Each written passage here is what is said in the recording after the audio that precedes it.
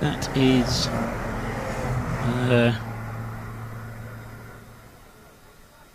one of the cars a bit further down than the 356. Paul Brown so it's Paul Brown in the pits in car 356. He's a bit further down. Alex McEwen 497 back out again, having spent 8 minutes in the pit. Oh no, total of 3 minutes 52 in the pits on that stop, and 317 back out of the pits again in the hands of Jay Ayling.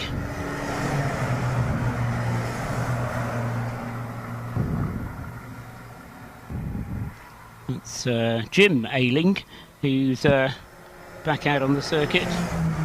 So a few pit stops beginning to happen, and a personal best lap having been set there by Max Watt in the 521 Auto Farm car. Max having had a off during the unofficial test session on Friday morning, but now getting to grips with the circuit and doing his best of 3 minutes 1.400 on that last time around.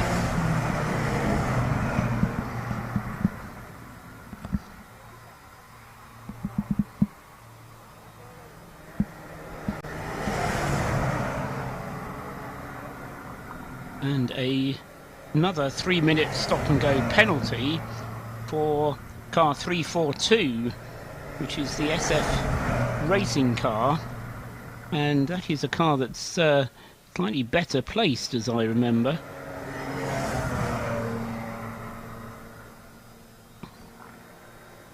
No, 342 actually is outside of the top 30.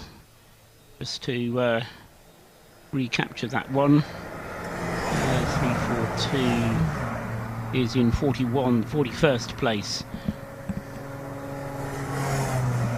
The SF racing car currently with John Wall driving, and that's another car in the pits at the moment. It's actually them taking their 3 minute penalty already.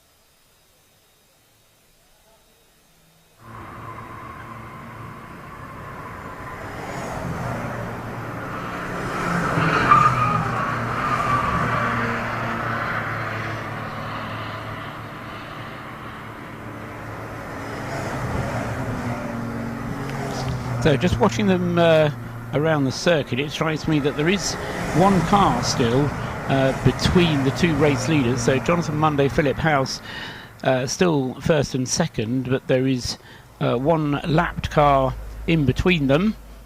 But nevertheless, there's still only half a second separating the Trojan car from the JW Bird car in second place. 41 and 347 still first and second. Sylvain Rubio in third place still with 375. Then it's Frank Clayton in fourth. Andy Mollison in fifth place. And ABC Motorsport behind that, as it was a little while ago. Just check back to see when... Yes, it was some 5 laps ago that the 394 car got overtaken by 318. Frank Andy Morrison having got past Stuart Simmons. Frank Clayton has been going well there in fourth place for at least the last 10 laps.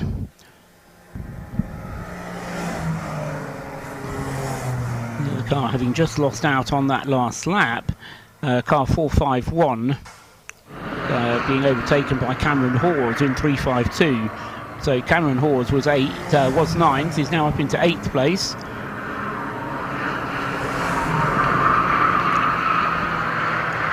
And so that's the Cameron Hawes ahead of Luke Harberman. Cameron now trying to chase down Max Watt. He's not going as fast as Max Watt, but he was going quicker than Luke Haberman. Stuart Ratcliffe is also a man on the move. He's closing in on Luke Haberman as well. So Luke Haberman going backwards at the moment, dropping from 9th and earning a matter of time before he drops down to 10th as well, I think. 337 is our latest pit caller, and it's the Burton Power car of Andy Burton, who was in 20th place and has now made 2 pit stops, and he's the leading runner who has made 2 pit stops.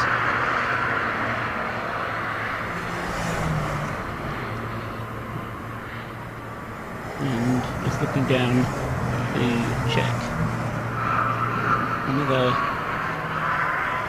well, somewhere at least 12 laps, I would say, for Jonathan Monday, and anything up to 20 laps for Philip House still to go, if they can get the same mileage as they got with their first drivers.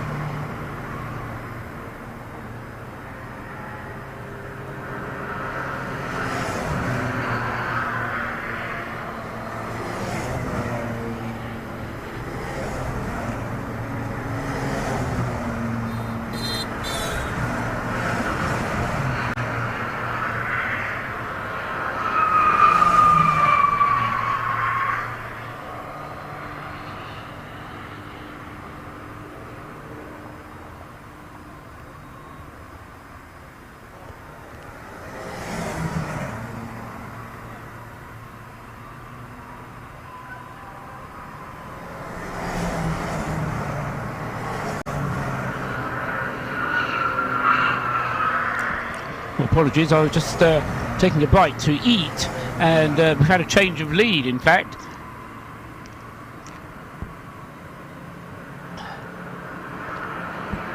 With 78 laps now completed for the race leaders. Philip House has gone through and taken the lead of the race from Jonathan Monday on the last lap. So it is now 347 leading the way from 421. Still Sylvain Rubio in third place, but then another change behind that, because Andy Mollison has been gaining, has now got past Frank Claydon. So Andy Mollison in 318 is up into fourth place now, ahead of the 310 car of Frank Claydon in the Scuderia Polo Rosso. So that's back to fifth place. Still Stuart Simmons in sixth, and with now nearly 4¼ hours gone. I'm reminded that I never gave you the order at 4 hours, if there is anybody out there making a note of the race positions. At 4 hours, 74 laps were completed, and the race was being led by Trojan Motorsport, 421, with Jonathan Monday at the wheel. Philip House in the 347 JW Bird Motorsport car was second. In third place was 375, as it is now, Sylvain Rubio for BPC Motorsport. In fourth place, car 310, the Scuderia Polo Rosso car of Frank Claydon, except that's now been overtaken by Andy Mollison in the WRC developments with CB Auto Services team car. That's 318. So that has moved up to fourth place now. Frank Claydon back to fifth place with 310. In sixth place at 4 hours was 394, the AB Motorsport car. In seventh place 521, the Auto Farm car. In eighth place 451, MLP Developments. In ninth place 352, the ABC1 car. And in 10th place was 346, the Emax Motorsport car. And those last four cars still in the positions that they were at 4 hours completed. So the position's getting a little bit more stable now, although now into the pits has come Jonathan Monday. Now I'm tempted to say that this is a wee bit early for that car. Let's just have a check. 441. He's done 35 laps, has Jonathan Monday, and Chris Freeman did 44. So either Jonathan Monday using more fuel, or there's a problem. We'll keep an eye on the time in the pits, and for that I need this screen. So make sure it is a regular pit stop from the Jonathan Monday Trojan Motorsport car, but that might have been a little bit early, I would say, at just over 4 hours into the race. Second pit stop already in the books for Jonathan Monday.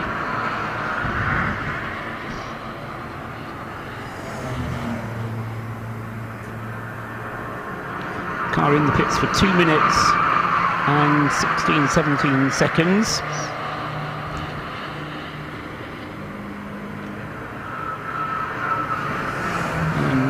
See as well whether or not we're due a driver change on that 421 car. Trojan Motorsport, and they do have 5 drivers at their disposal. So it's really time to hand it over to Austin Monday. Charlie Bingham and Adam Willis, the other drivers of the car.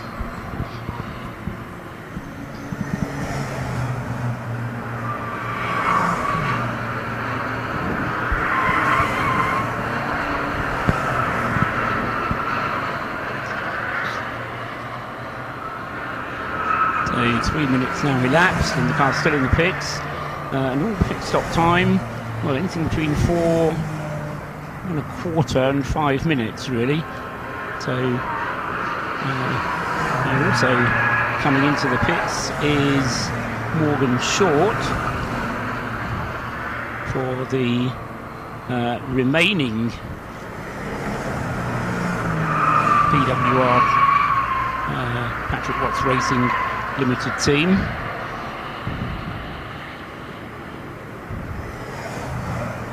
And again, a little bit early possibly for Morgan. Has the stint been 41 laps? Oh, actually, that's more than Morgan went, so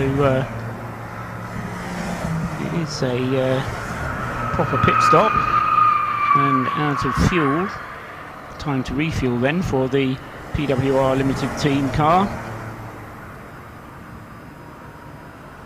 Trojan Motorsports up to 4 minutes now, 4.5 minutes coming up. Just looking down the pit lane to see if I can see anything from up here, and I think going all the way up there is a little bit too far to see at the moment.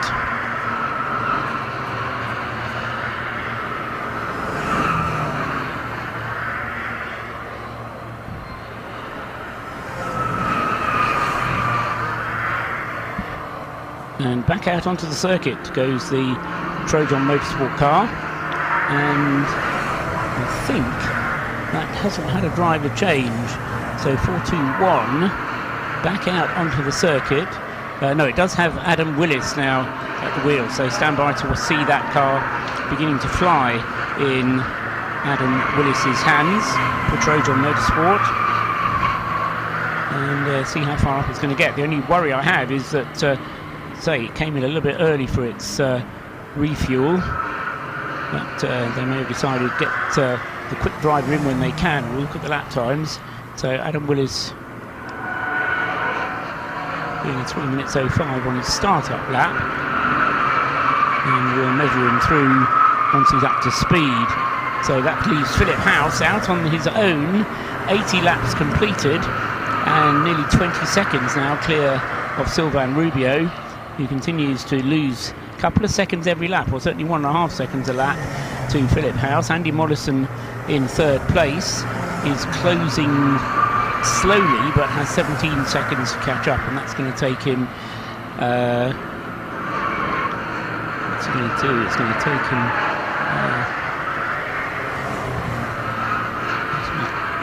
15 laps or so to get that time back.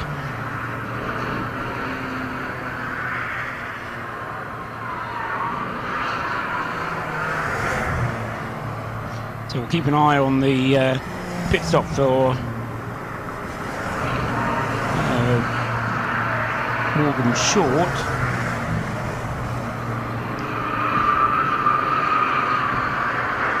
For Marcus Short, I beg your pardon. Morgan started the car, Marcus got in second, and now he's losing ground. We'll see who they put in the car next.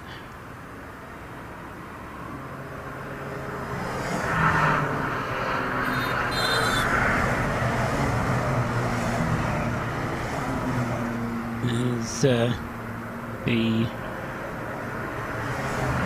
top few cars reassert themselves. Andy Mollison going as fast as he's been all race. In fact, that car now being in Andy Mollison's hand, going as fast as it has all race. That's a 3 minutes 01.071 personal best lap for that car. Not just for the personal best for the driver, but personal best for the car. 3 minutes 01.071, and personal best for Frank Claydon. That's not the best for the car, but best that Frank Claydon has managed at 3 minutes 01.149. And the car has already managed a 3 minutes 0.349 earlier on, whilst being driven by James Matthews in the early stages of the race.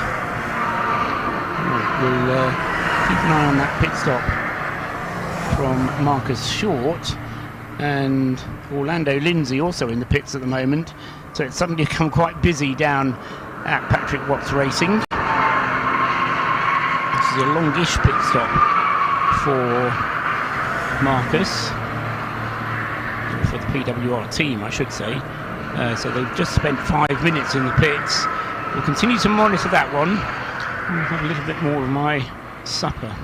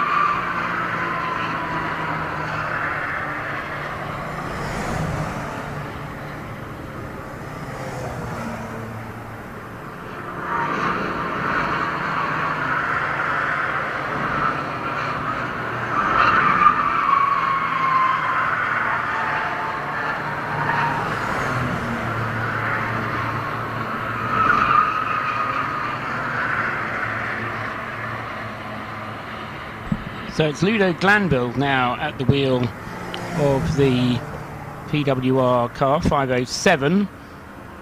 Orlando Lindsay, his car still in the pits. And whether that's going to be a driver change or not, wait and see. It's really time for Patrick to get in and have a drive by now.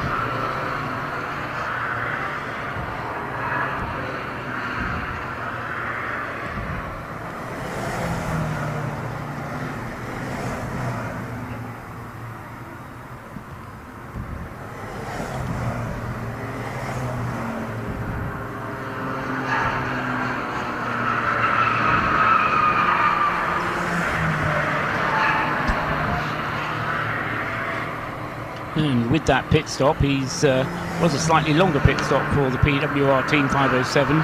Just dropped off the top screen of timing down into 31st place. 80 laps completed now for that car. And Philip House still going strongly in the JW Bird car. Of course, the longer he goes, the better it is for him. Because say Matthew Wilson having done 49 laps, Philip House has now done 34 laps, and that pit stop from the 421 car has dropped him down the lists quite a little bit. 421 now in 22nd place, but heading on his way once again. And that is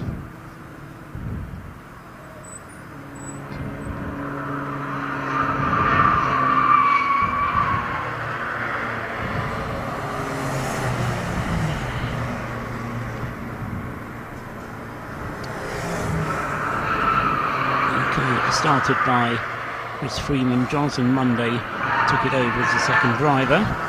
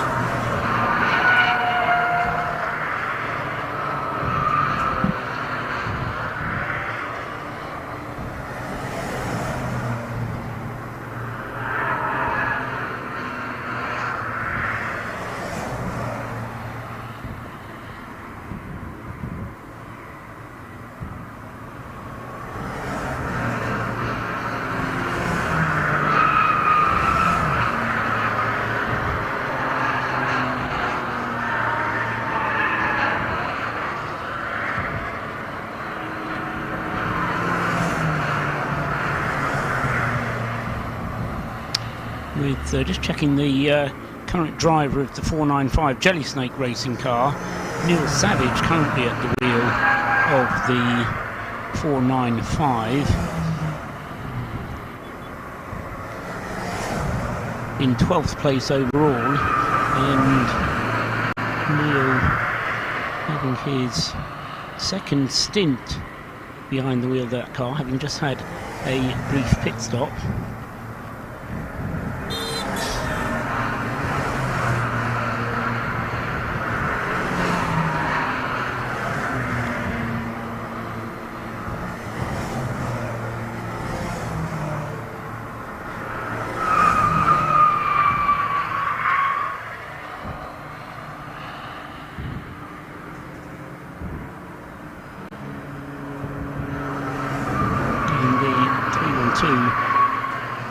Dark and Taylor car, Matthew Maxted having completed the second stint.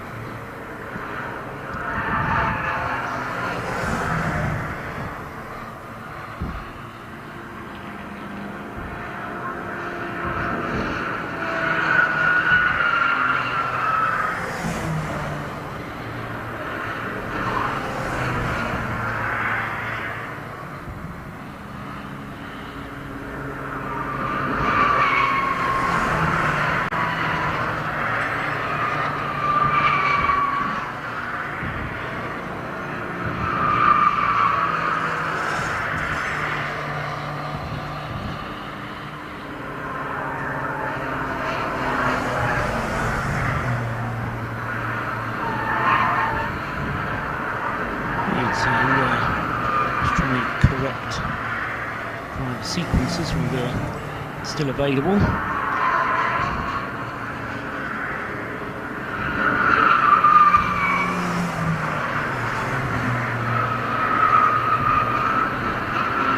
And 3, 4, 5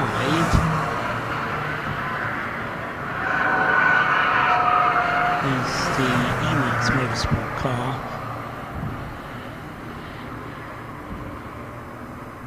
which Murdo McLeod is currently driving.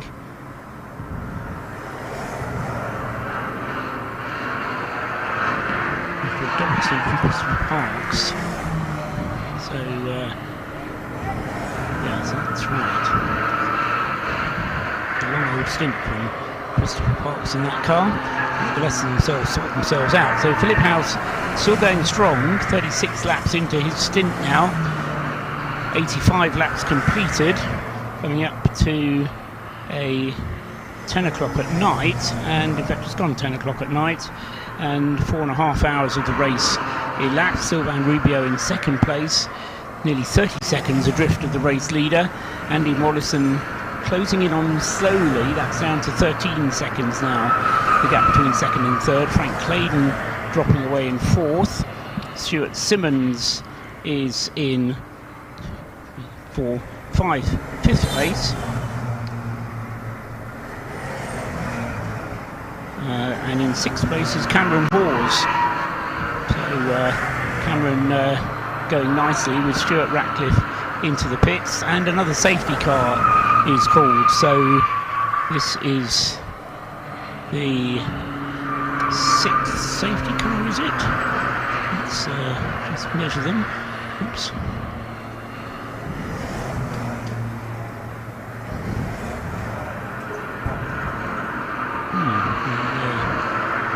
Isn't going to tell me, so we need to switch to this one. 1, 2, 3, 4, 5. So this is the sixth safety car then, and in these conditions I'm afraid it's going to be very unlikely I can tell you why at all, but we go under safety car. It's going to depend now whom the safety car picks up, but an opportunity for Philip House to make a pit stop under the yellow flag conditions. Also Sylvain Rubio, it would be useful for him to come in, and Stuart Simmons is fairly far into his stint as well, so Frank Claydon. So stand by for a bit of a rush to the pit lane, for it has been a while since some of them have made that visit.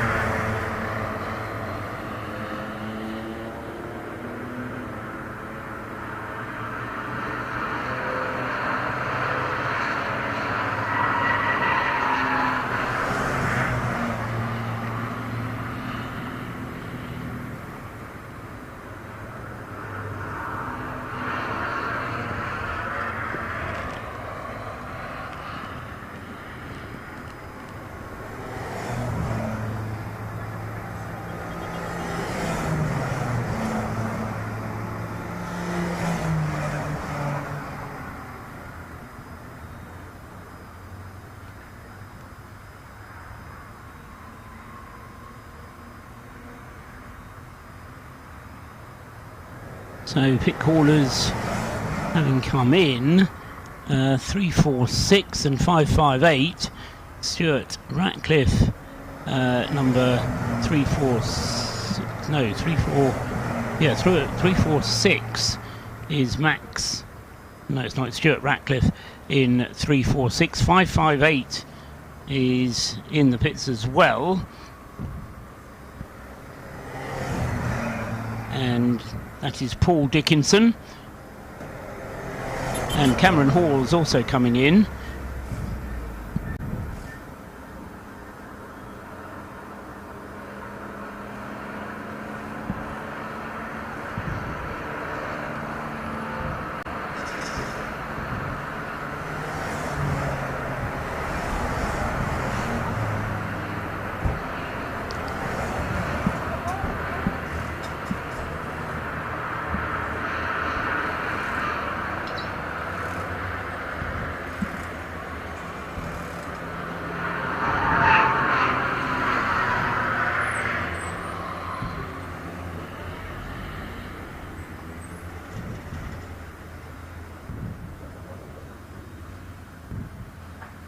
And Cameron Hawes up into 6th place then as he comes into the pits.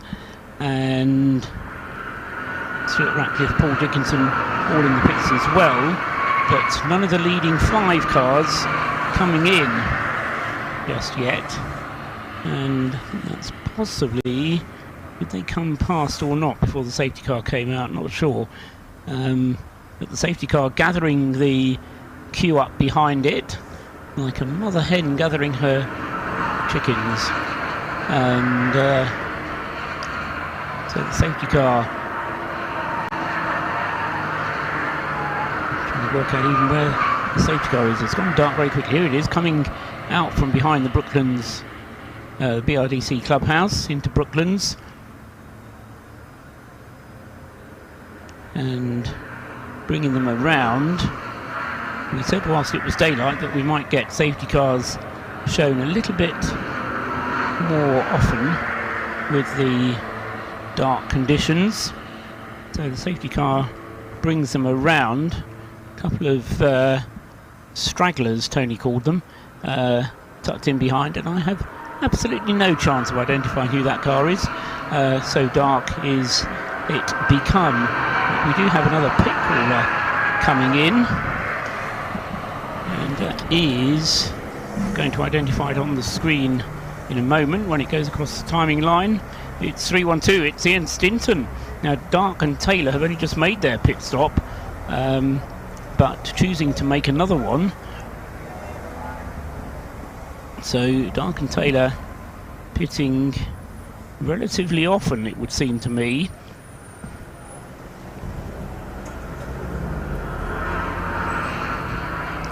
It's the 312 car. Now we get the rest of the top runners coming in. Andy Mollison comes in, Frank Claydon, Stuart Simmons. That's good timing from them to make their pit stop.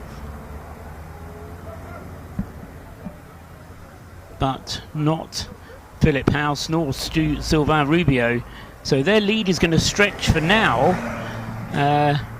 How much longer are they going to stay out? I think Philip House is probably going to stay out until the fuel light tells him to come in.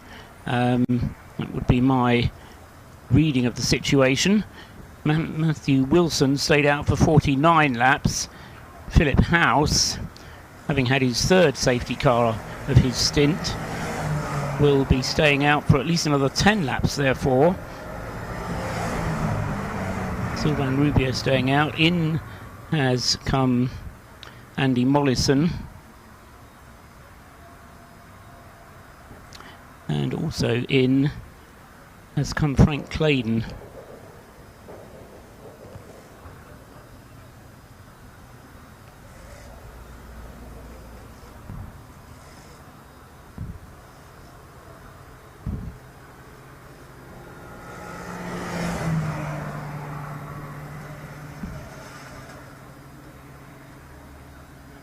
So the safety car remaining out for the moment. And I think what we'll do, I'll go back to me sandwich and we'll record what happens when the safety car comes in and those cars that have made pit stops are back out, and this whole situation has unwound itself again.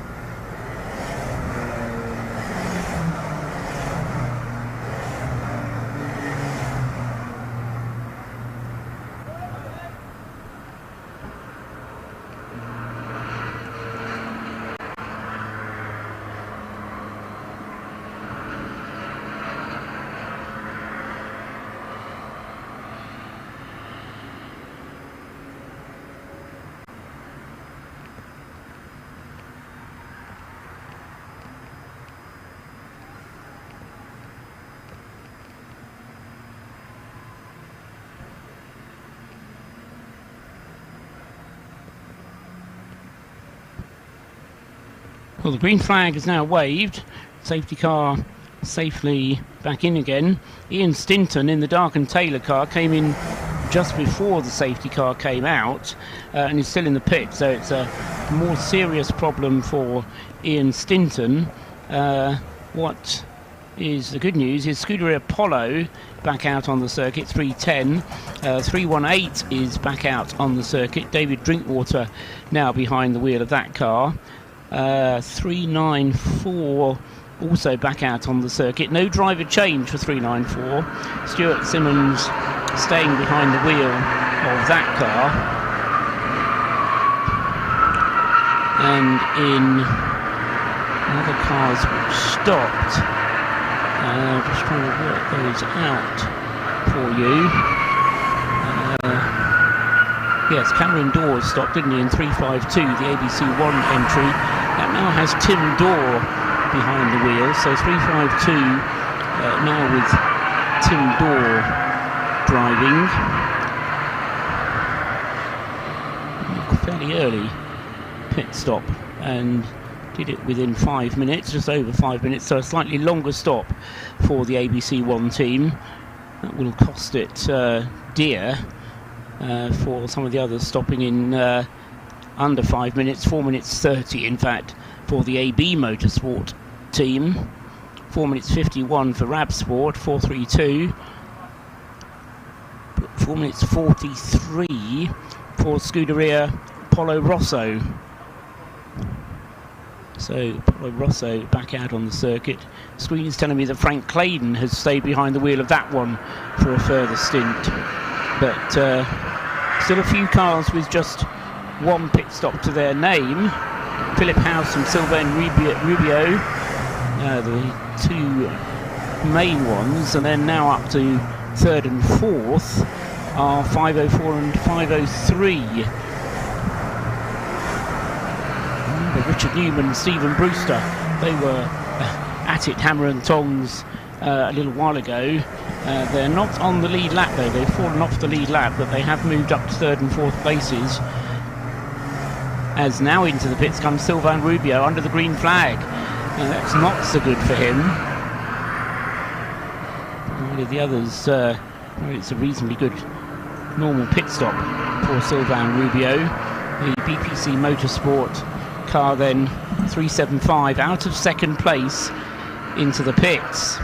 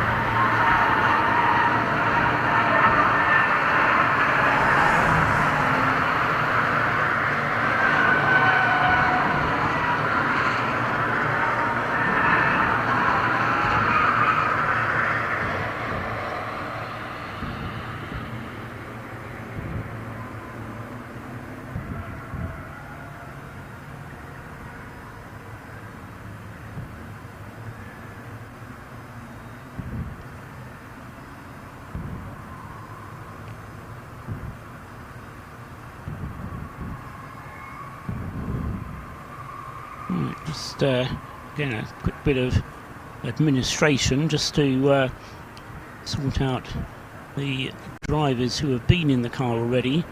451 is the next one, which had Luke Harberman in it most recently.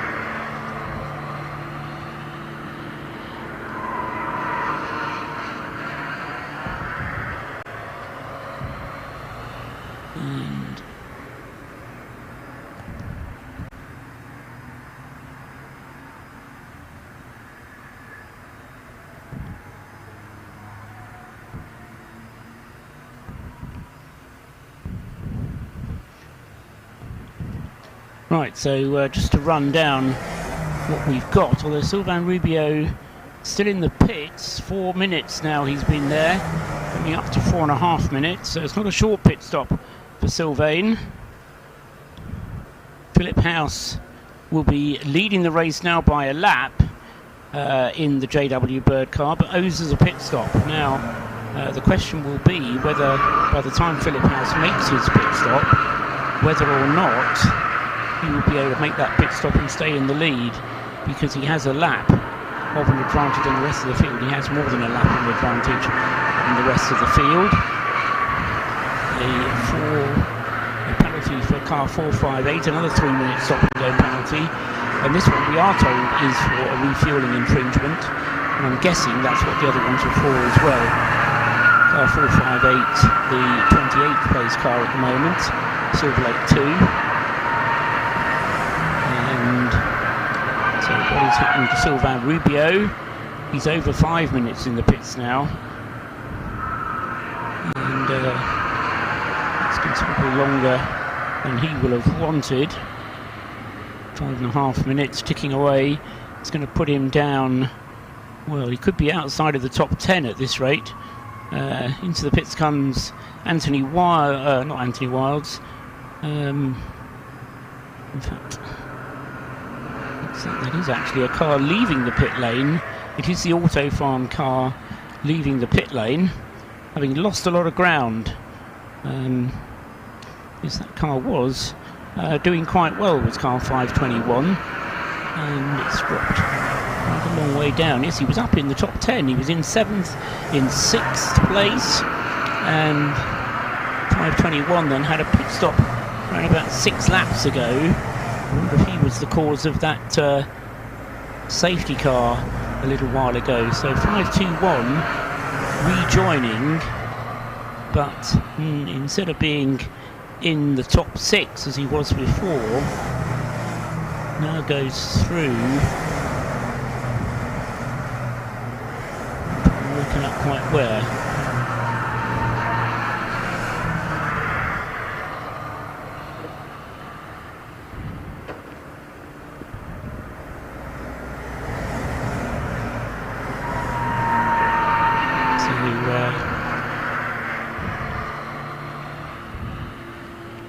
House is in the pits himself now, so he ran it long, not quite as long as that Matthew Wilson ran in the car, but still it was a good long stint from Philip House, and he's now in the pits. Just looking down for the pit stop of Sylvain Rubio. It was very nearly 6 minutes in the pits for Sylvain, and Philip House now in the pit lane, and we need to work out where that's going to leave him after his stop.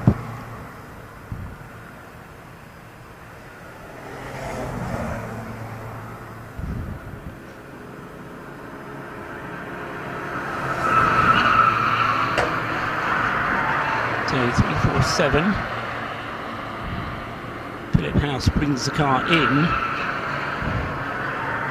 and into second place then. In fact, the question is going to be, is he going to be able to take the lead before Philip House, or whoever takes the car over, gets back out onto the circuit. So already 2 minutes have elapsed since Philip House came in. Stephen Brewster and Richard Newman following through in second and third places. Nose to tail they are at the moment, the two SCK Motorsport entered cars.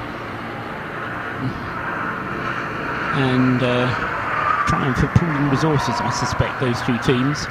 And we'll just stay.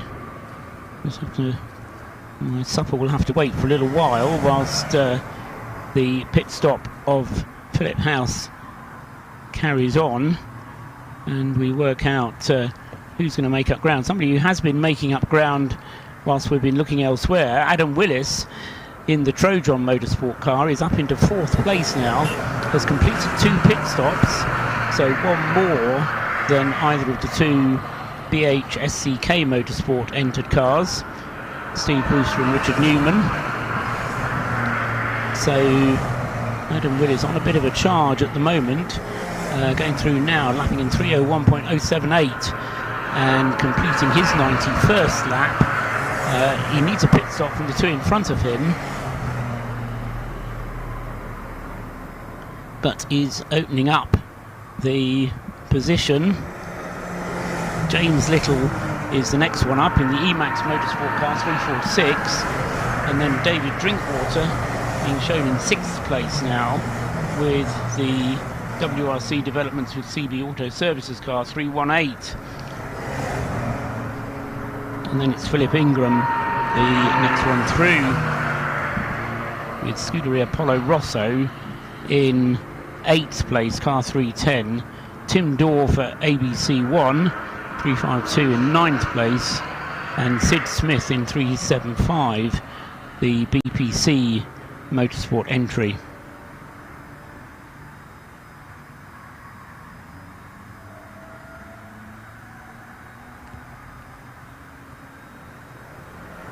So I reckon Stephen Brewster and Richard Newman have now gone through and therefore are ahead, as Anthony Prendergast comes out in the 347. So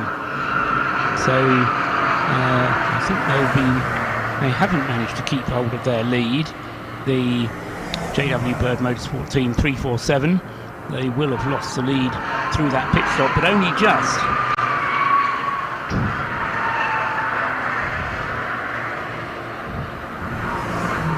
So Anthony Prendergast then going through, or coming out of the pits. He's starting his out lap. It was a 4.5 minute pit stop, 4 minutes 36.5. That's good. Certainly nothing wrong with that. The Motorsport car 497 also in the pits at the moment, but most of the cars out on the circuit.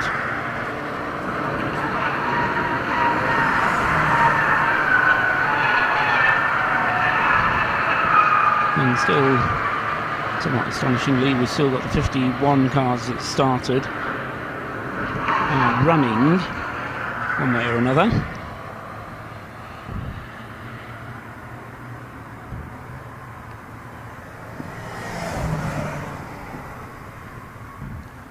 So, just checking the tracker to see where Philip House is on the circuit. He's just gone through. No, he's not yet gone through.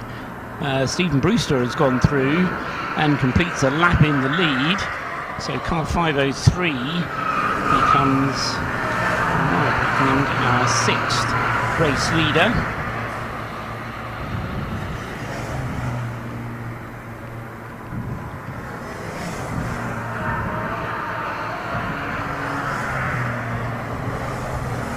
Yes, he is indeed our 6th race leader. It will be for as long as he can stay out on the fuel, really. Richard Newman, as I say, having brought his car into the pits for, what am I I assume is going to be a routine stop.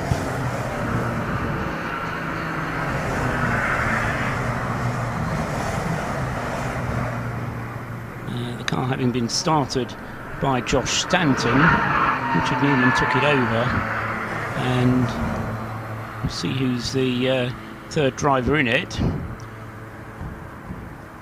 So Stephen Brewster leads for, as I say, many laps as he can stay out there as long as the fuel lasts. And it depends a little bit now how quickly the Brscc Motorsport team can turn their car around in the pits.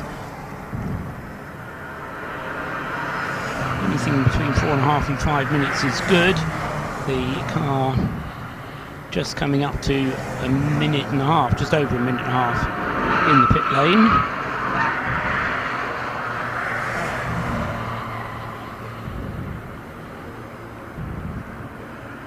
As we're just over 5 hours into the race, so let's give you a quick rundown of the order, although it will change due to the pit stops. But rundown of the order at 5 hours. 5:03 leading the way, Stephen Brewster at the wheel. 5:04 in second place, both for SCK Motorsport stroke BH Motorsport. Richard Newman in the pits at the moment, in second place in 5:04. In third place is 421 for Trojan Motorsport, Adam Willis at the wheel. In fourth place 346 Emax Motorsport, and that's James Little at the wheel of 346. In fifth place 318 is David Drinkwater in the WRC Developments with CB Auto Services car. In sixth place is 394 Philip Ingram, AB Motorsport. In seventh place is 310 Scuderia Polo Rosso. In eighth place is 352 ABC1. In ninth place is 347 JW Bird Motorsport, having just finished its pit stop. And in 10th place 375 BPC Motorsport with Sid Smith at the wheel. Now there's a car off. Where is that? It's at Beckett's, isn't it? Beckett's S's, I can see a car off, and it might be 347. So brightly is the yellow light flashing, it's a bit difficult to pick out. I think that is 347, which is off at Beckett's.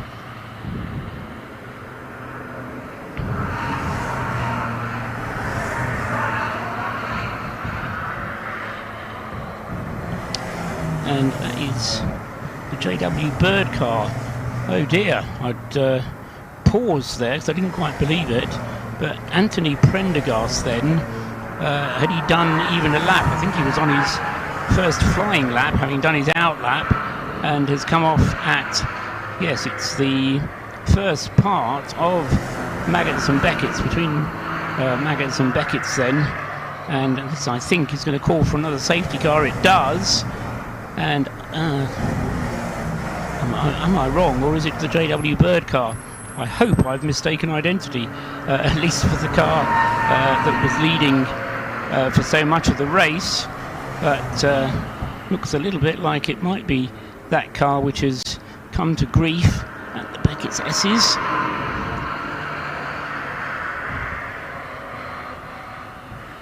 And the safety car then preventing any overtaking, demanding that drivers slow down. And there'll now be a brief interlude whilst that car is retrieved, and we'll have a look at the screen and see whether Anthony Prendergast continues to circulate or not.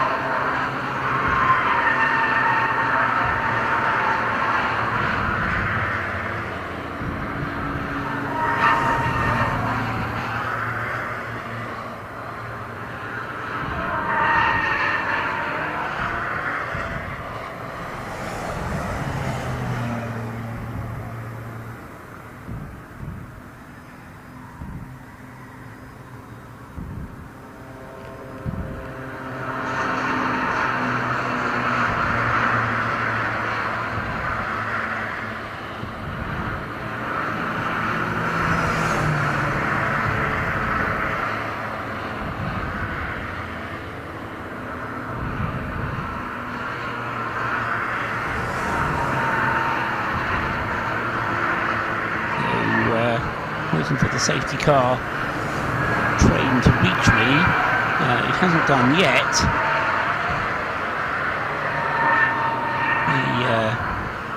The field still circulating at reduced speed as we wait for the safety car train to form up. And 503, Stephen Brewster chooses this moment to come into the pits. So this is good timing for Stephen Brewster. Means that he can do his pit stop under the safety car. This is very convenient timing indeed for 503. Adam Willis is being shown on the screen in second place, but there is still a pit stop to unravel itself there as well. Still waiting for Richard Newman to come through as well. He hasn't done yet, and nor has Anthony Prendergast.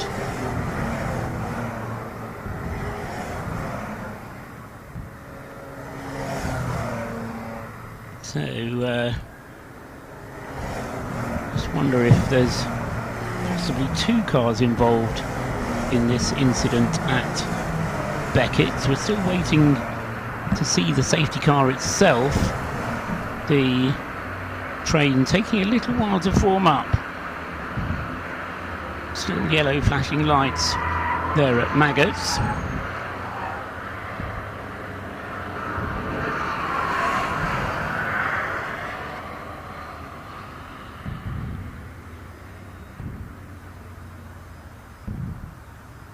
Need to see down the Wellington Straight really to be able to see where the safety car is. We do have locked off camera on the start finish line. I've also got a locked off camera at the end of the Hamilton Straight, the Grand Prix circuit start finish line.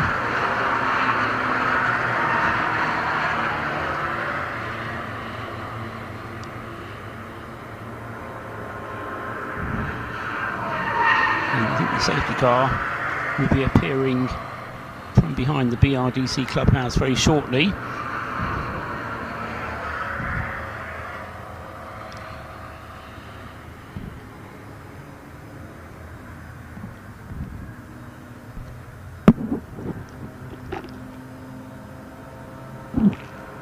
Yes, it does. So here comes the safety car. Now is Anthony Prendergast tucked in behind it, or is he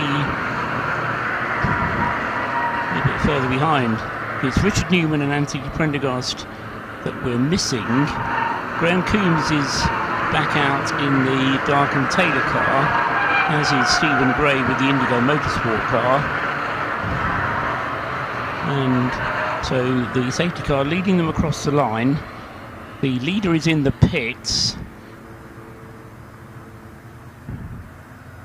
and it's Tim Dorr who is the first car behind the safety car.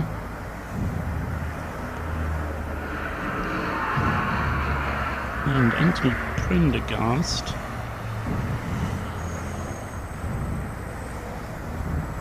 isn't coming through. So it is indeed the JW Bird Motorsport car that is off the circuit, and the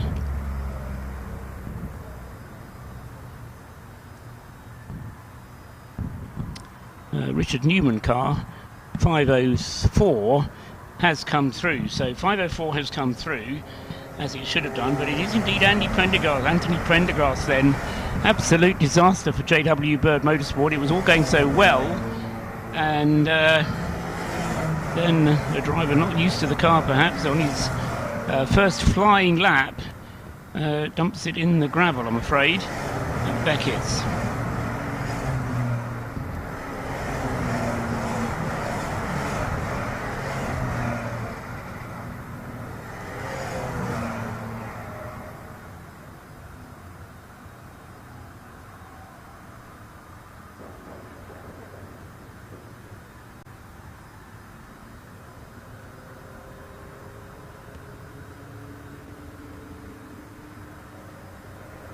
So it's not the end necessarily of the race for them, because the car can be brought back, but at the moment it's going to need outside assistance to do so, and hence is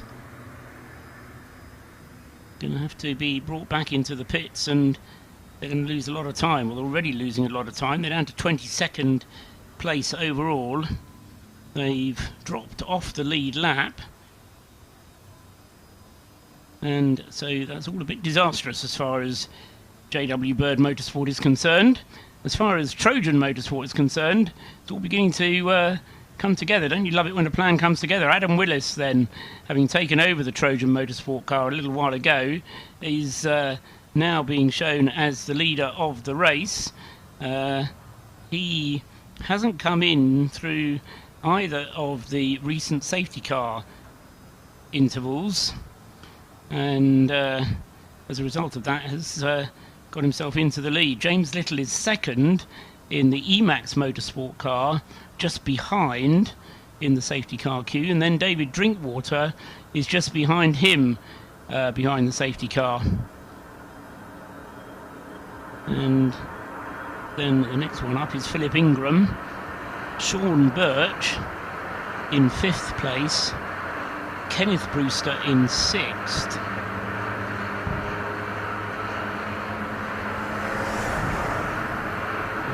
Yes, it will be Kenneth Brewster in the 503, just getting going again after his pit stop, for he was leading the race before his pit stop. So Kenneth Brewster now at the wheel of the 503 in 6th place, and then Tim Dorr in 352 in 7th place, and then in 8th place 375 is now Sid Smith, and no longer Sylvain Rubio.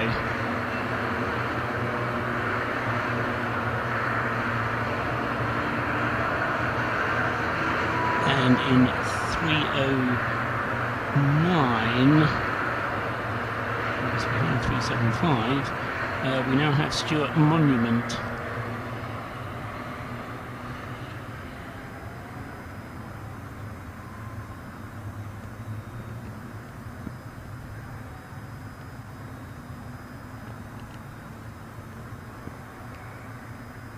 With in 451 behind him, Max Walsh. So those drivers are correct on my list, and that's the top 10 with 5 hours and 13 minutes on the clock.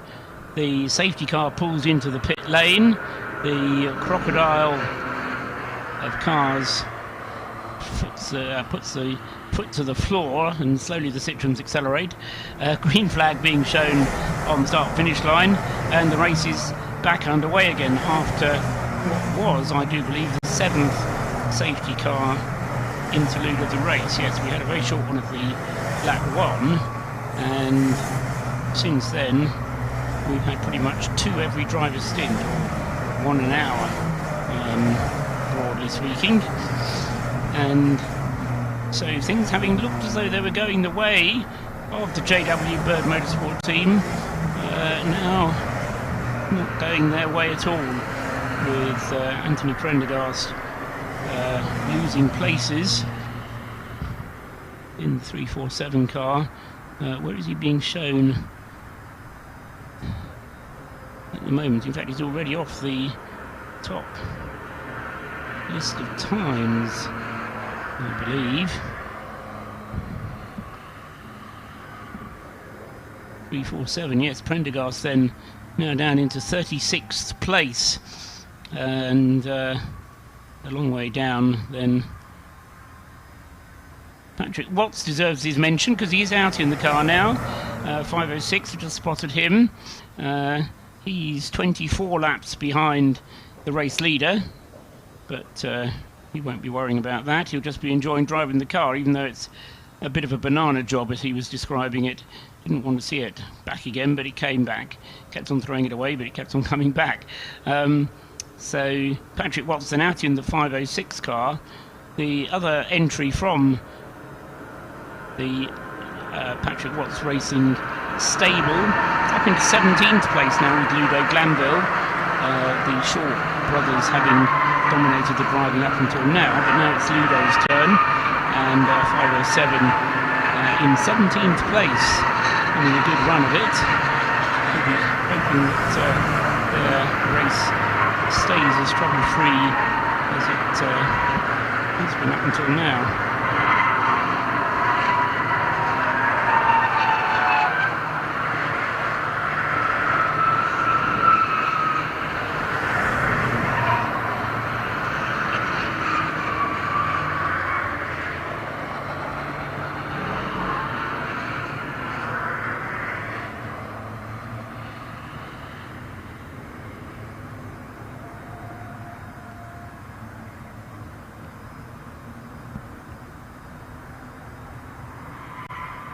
So hopefully now we can get some green flag running.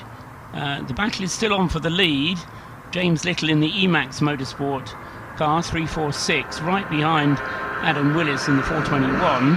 And well, they still nose to tail.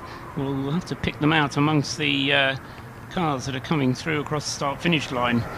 The leader is now right at the back of a train of cars, because he was not tucked in behind the safety car, but right at the back of the Crocodile. Another car making its way down the pit lane, and that is Ludo Glanville, out of 17th place, so 507. This is slightly short. 507. Yes, Ludo having only done 16 laps.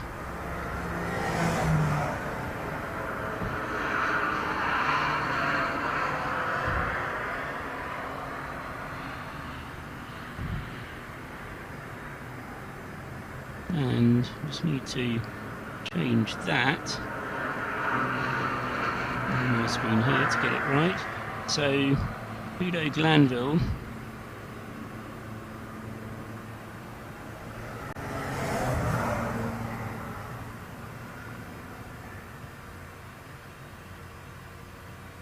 then out of the PWR team car, but a rather short pit stop from them.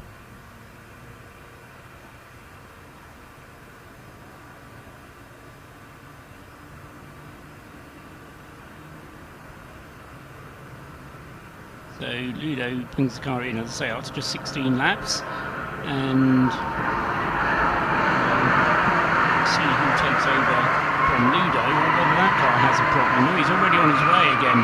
It was only a minute and a half pit stop, so whatever it was quickly rectified, and hopefully without losing too many places, the PWR team will be back underway again. And still being shown on the screen with Ludo behind the wheel. So meanwhile we're talking about the drivers at the front. Adam Willis pulling away from James Little in the Emax car.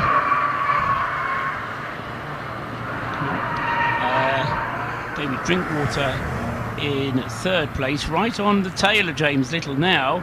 He's been got himself nicely out from behind the safety car, and David Drinkwater now putting the pressure on James Little, and it looks even as if Drinkwater might be taking over in second place next time around.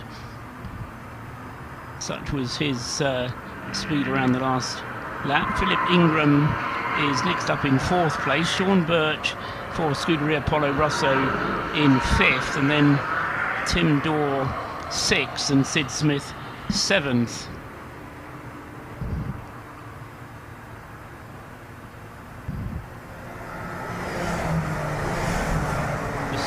Waiting until David Drinkwater comes through next time around, and the gap is 1.1 seconds, so it's actually a slower lap that time from David Drinkwater. So there's two though, James Little and David Drinkwater in amongst the traffic, but having great fun.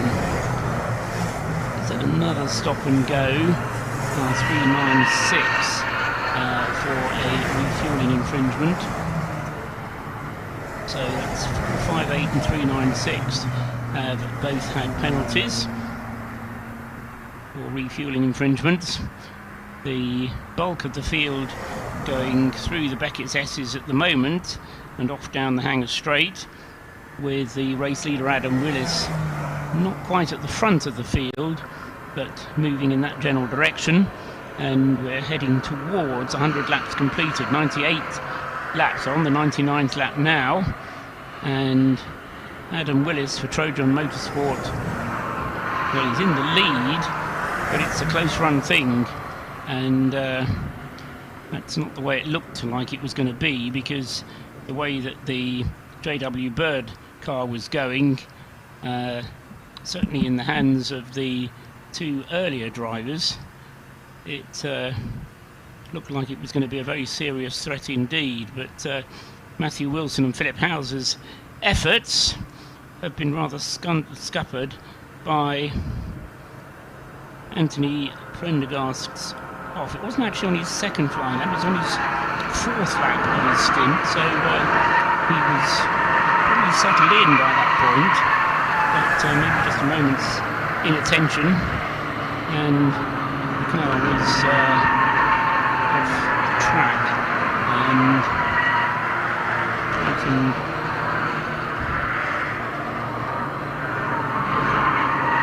so he's circulating again as far as I can see. Let's just check. Scoreboard 347.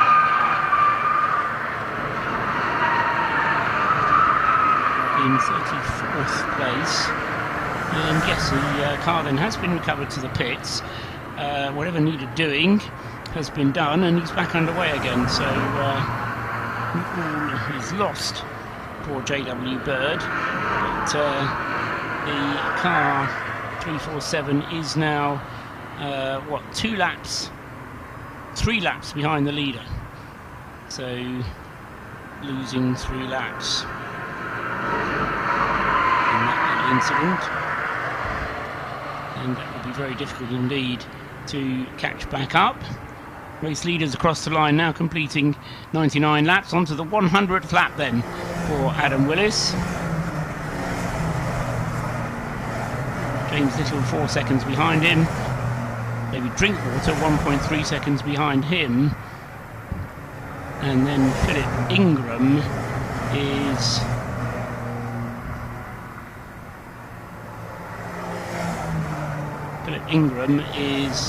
a further 13 seconds, a further 7 seconds behind, and then a further 7 seconds behind him is Sean Birch in the Scuderia Polo Rosso car.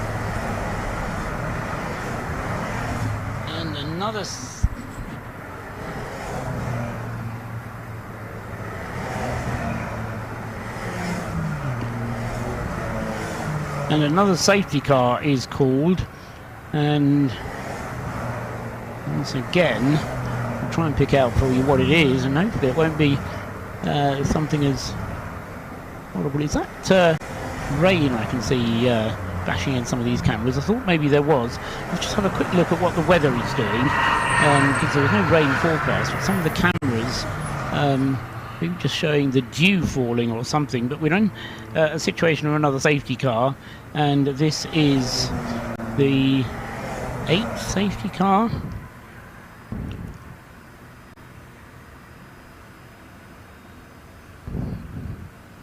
Seventh safety car. No, the 8th safety car, that's right. So we're into the 8th safety car of the race, and I'm just going to check the weather.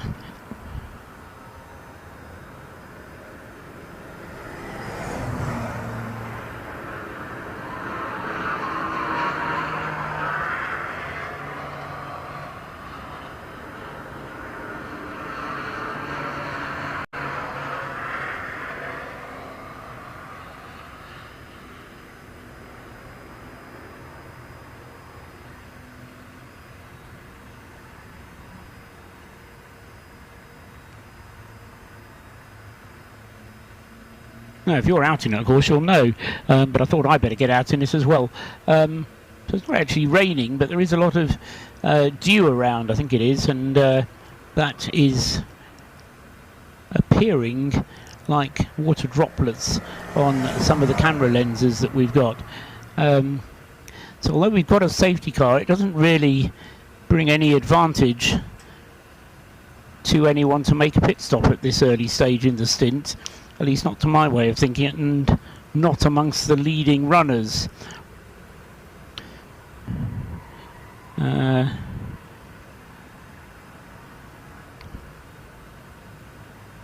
No, certainly maybe Tom Webb is probably the man most likely to in car 537, and that car is all the way down in 24th place, is Tom Webb.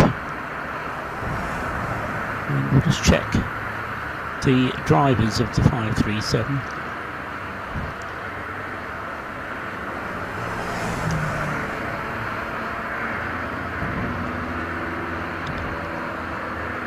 Car that was started by Craig Wilkins and then taken over by James Webb, now has Tom Webb behind the wheel of the car.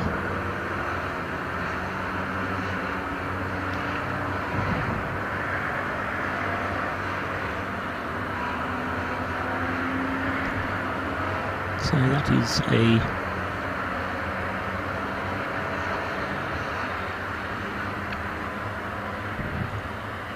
just a change of driver sequence that I need to make a note of, because I've noted it down wrongly in the past. So car 537 in 24th place overall.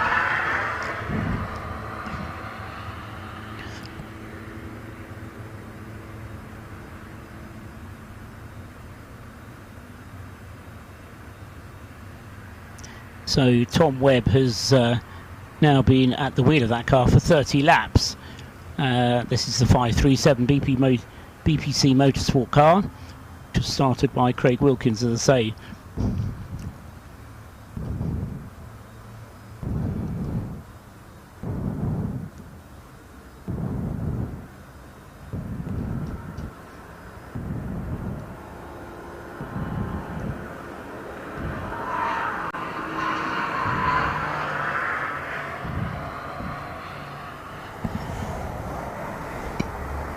So safety car continues to circulate, and say nobody taking the opportunity to come into the pits. It doesn't really make sense to do so. So at the moment they're just going to have to be content to play follow my leader.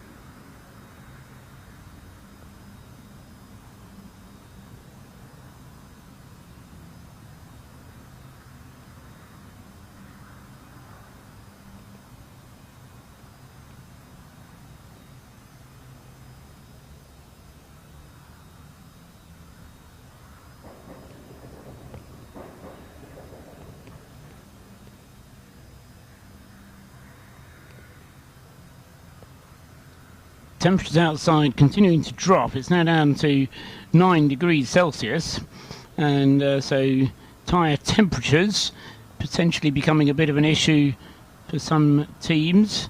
The car that's being shown with a yellow triangle on it at the moment is 345, one of the Emax motorsport cars, and 345 currently in the hands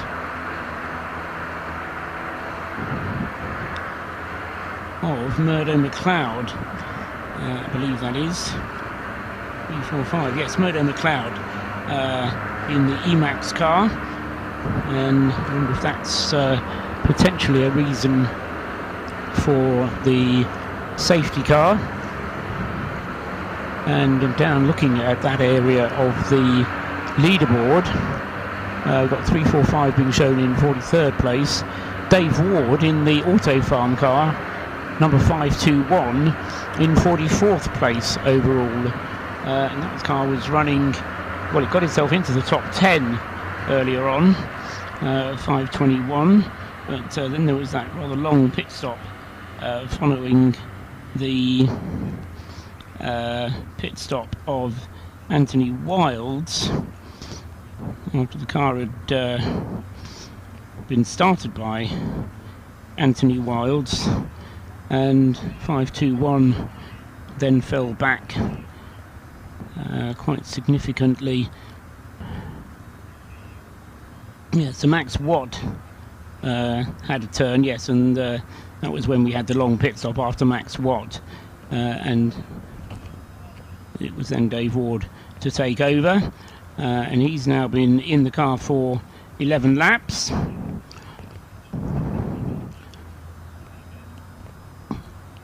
Safety car continuing to circulate and building up the train behind it.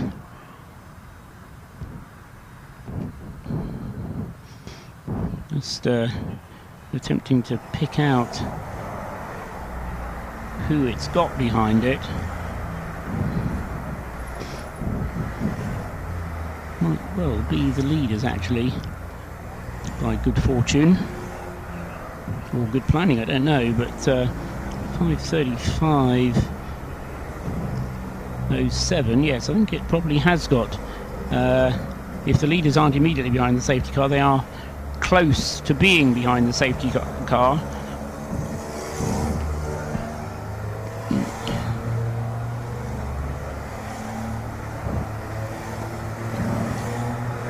So going around another lap, it's now 102 laps completed. The leader being still the Trojan Motorsport car of Adam Willis, James Little in the Emax Motorsport car in second place, David Drinkwater in third place with the WRC developments, and then Phil Ingram in fourth place, Sean Birch fifth for Scuderia Polo Rosso, 375 Sid Smith is sixth, and Stuart Monument, car 309, is seventh in the Fighting Torque car, with Tim Dorr in eighth place for ABC1, car 352. The car's still going well.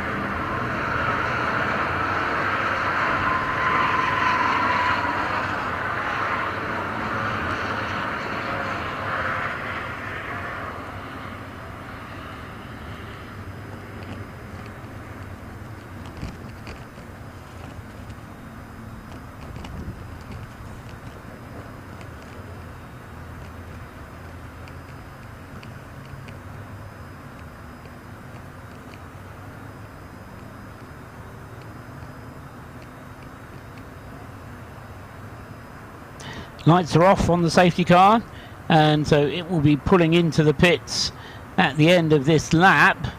And so as it pulls off, you can't race until you go across the start finish line, but as soon as you are over the start finish line, then racing is back underway again. And somewhere amongst that little leading pack is Adam Willis, and he goes through already and is 3.4 seconds clear of James Little, who is himself 2.3 seconds clear of David Drinkwater, and he is a mere 2.8 seconds clear of Phil Ingram, and then it's Sean Birch a further 2.2 seconds behind him. So that's the leading group, all behind the safety car, and they are in total separated by just 10 seconds. It's the top 5, and they are all on the lead lap. So if you're not in the top 5, you're not on the lead lap. And Sid Smith in 6th place, the 375 car, is one of those that is no longer on the lead lap. Former leader of the race, but has dropped off the lead lap now. So not impossible to get back on the lead lap, of course. We've seen that happen, but it depends on what happens to the cars in front. We've also got the 309 Fighting Torque car a lap behind. Stuart Monument at the wheel, Tim Dorr with the 352, and Max Walsh with the 451. In fact, all the cars back to 13th place. Kenneth Brewster being in 13th place, and he's the last of the runners who is a lap behind the race leader. Beyond that, they're 2 laps behind. So what are we, 5 hours and 41 minutes into the race, and so we have just 5 cars left on the lead lap. Say by 12 hours, you might say, we might have a lap advantage established. Let's stay up and watch and find out.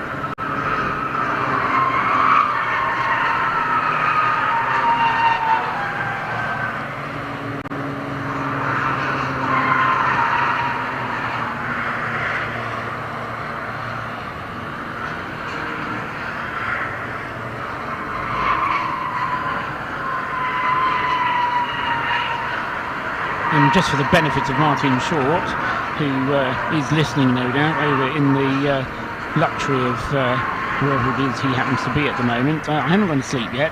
I was just having a little break while I grabbed some food to keep my strength up, because I am not as strong as I used to be. Doing these 24-hour races, it does take it out on you. And as I was saying to Tony earlier on, I've now done more than 100 24-hour races, so it does, as I say, take some of the energy out of you. But because it's Martin, I'll tell you that 507 car, number 507, the Patrick Watt Racing Limited entered car, Ludo Glanville still at the wheel. I wouldn't say he's doing a double stint, but he came into the pits earlier on, had a short pit stop, and then came out again. What we don't know is quite what the problem was. Now, whether Martin knows, and he can send me a text message and let me know. I'll wait and see. So 507 in 20th place overall, and there's nothing to be ashamed of in that. He's 2 laps off the race lead. They've had 3 pit stops, as I say, 2 to change driver, and 1 for Ludo to just have a quick piece of investigative work done or something. I'm tempted to ask the Short brothers, the sons, what they might be up to, because they probably need to be getting some sleep at some point. We are told that Amy Watts is going to be driving that second Patrick Watts car, the 507 car as well, in which case she's probably due out next.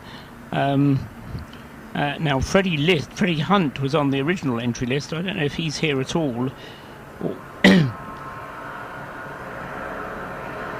whether he's going to be driving tomorrow, but he is listed as the 5th driver of the 507 car, having had a little shuffle around of drivers from the original list.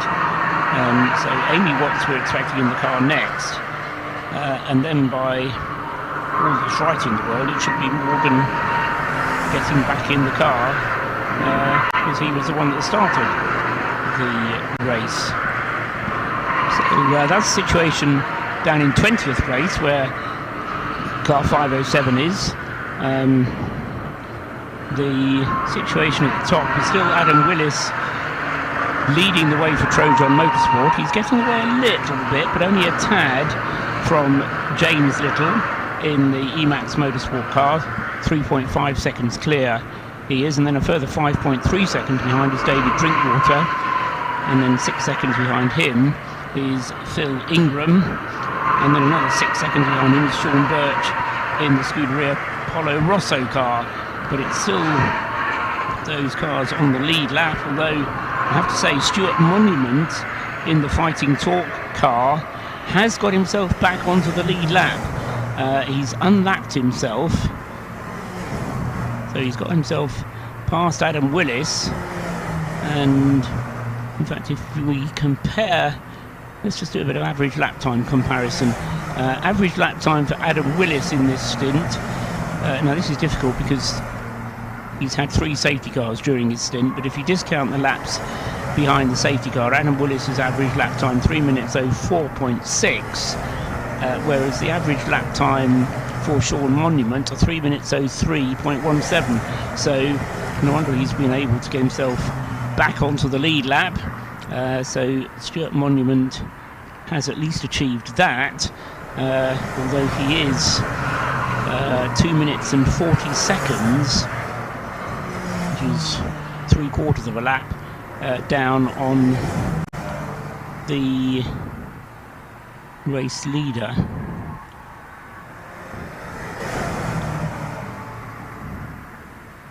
So we'll keep an eye on that, actually, because he is being shown a lap down.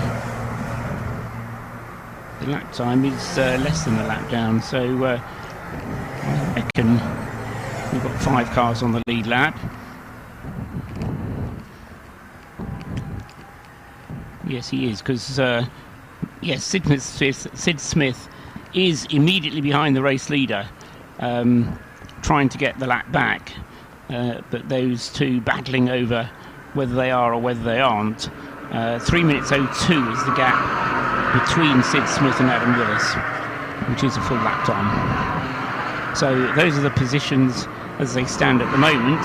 We're 5 hours and 53 minutes into the race, and so we'll give you another update at the 6 hour mark.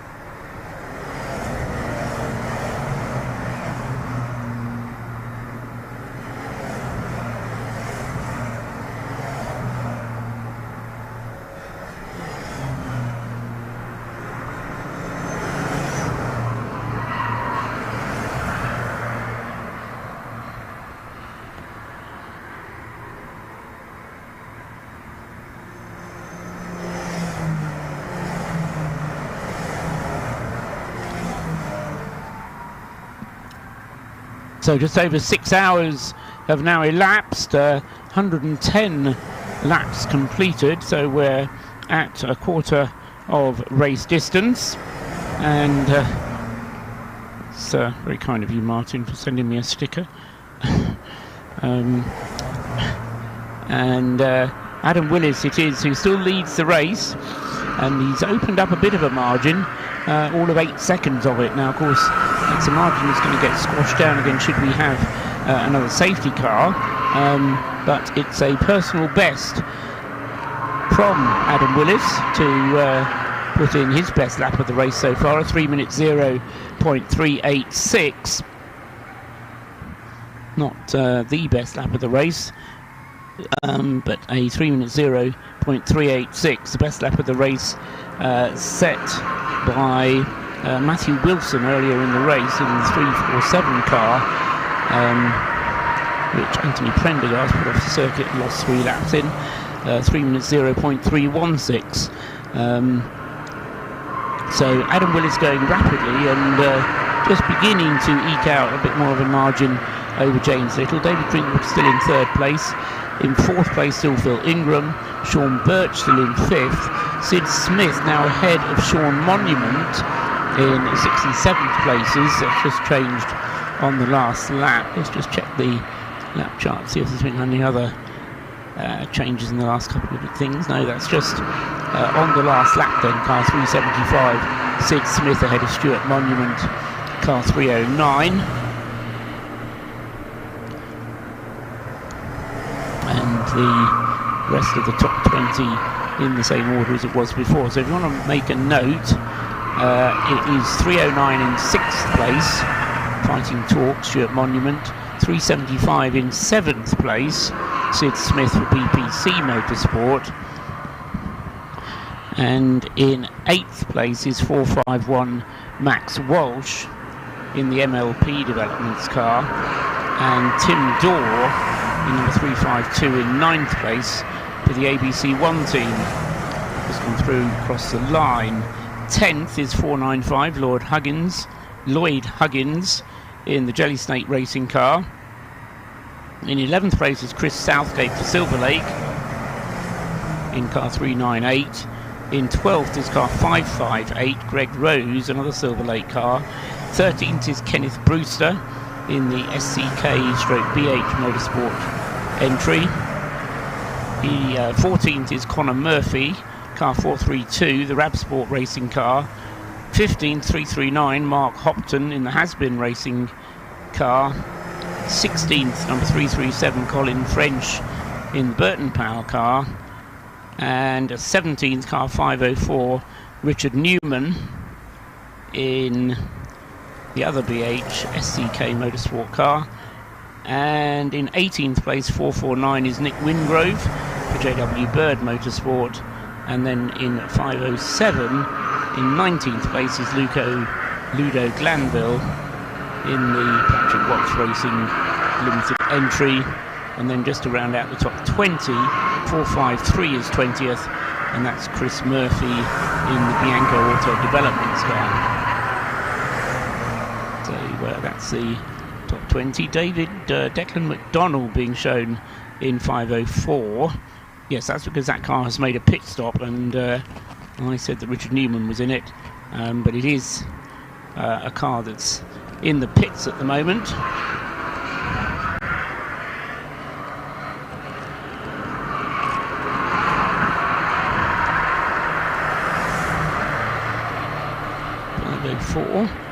And it's only just made a pit stop, so it's actually a worry for my money. The car was in the pits at 10:30. It's been up for an hour.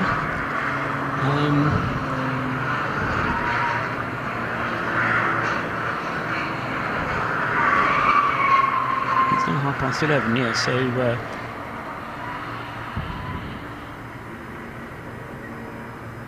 504 on a slightly shorter pattern than some of the rest.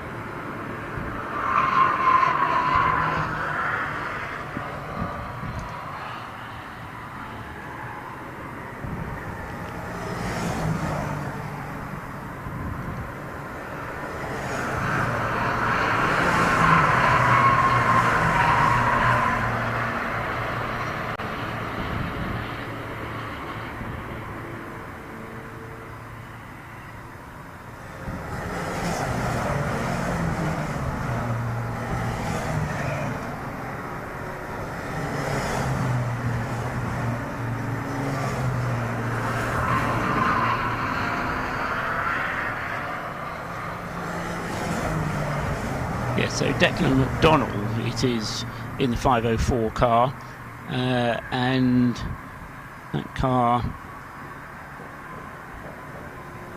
out for an hour, but that really is 17 laps, whereas Josh Stanton in the first stint of the race did 47 laps, Richard Newman did 45, and so Declan McDonald on 17 is significantly shorter.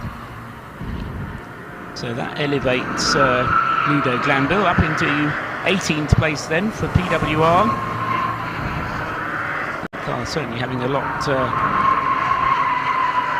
less trouble to run than its stablemate. Fingers crossed it stays that way.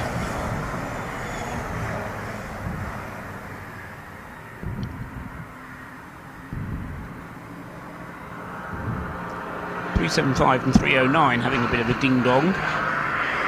Swap places on the previous lap, swapping places again on that one. Sid Smith now back ahead of Stuart Monument.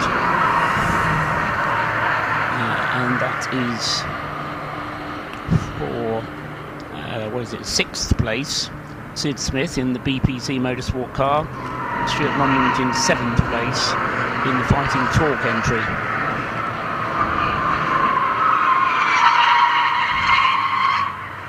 .112 laps now completed for the race leader, and the gap 11 seconds between Adam Willis and James Little. David Drinkwater still 4 seconds behind, but lapping in very comparable times to James Little. Philip Ingram 5th, Sean Birch in 6th, Sid Smith in 7th, Stuart Monument in 8th, Max Walsh in 9th, Max Walsh in 8th, Tim Dorr in 9th, and Lloyd Huggins in 10th. Other drivers at the moment, and still Sid Smith just off the lead lap. And Willis pulling away slowly from him. So we still just have the 5 cars on the lead lap, and they've all 5 gone through now. Sid Smith, Stuart Monument and Max Walsh behind them on the road, but they're a lap behind. So although they're kind of lined up behind, in line astern, they are all a lap behind the leading cars, the leading 5 cars.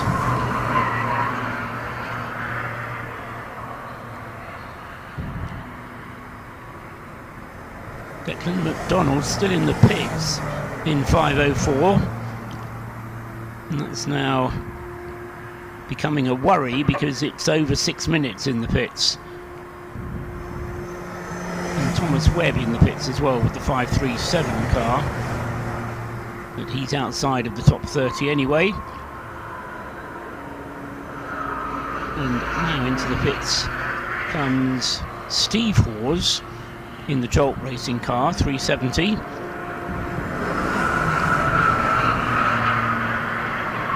So as the racing continues through the night, so there are still pit stops to be completed, refuelling to be done, tyres to be changed, and in comes Ludo Glanville again.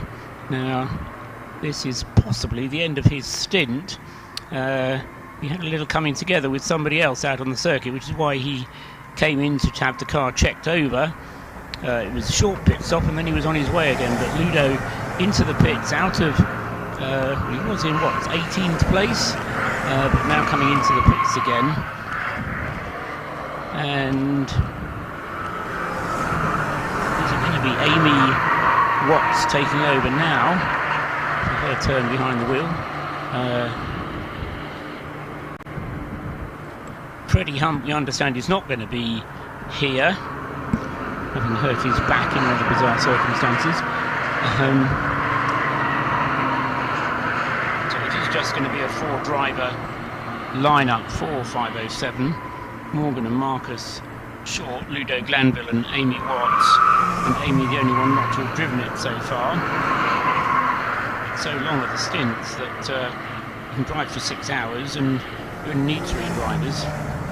as most of the teams have proved, completing their first 6 hours of the race with just 3 drivers. All of the, let's say the top 10, because those are the ones I can read, but certainly more than that as well. Now those with just 3 drivers will be beginning to cycle through their order. Those with more than 3 will have to start using their 4th driver. Which, in the case of the Patrick Watts car, will bring Amy Watts into the equation.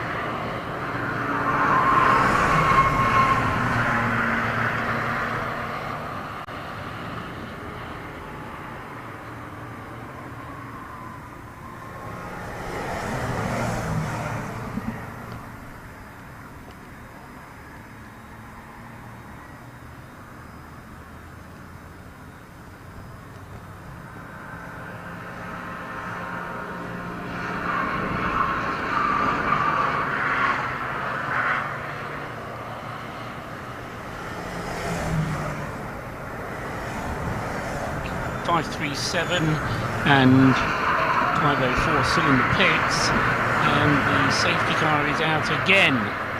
So this is going to be the 4th safety car for Adam Willis' stint. We're getting fed up with it.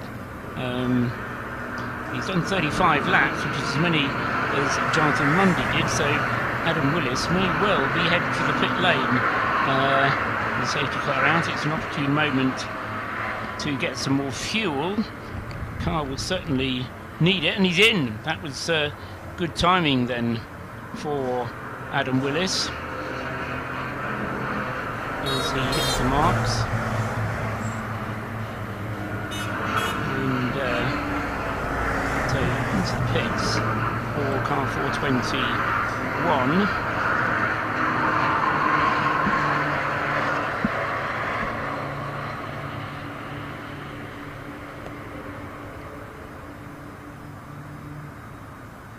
Wait for the rest of the cars to catch up with the safety car.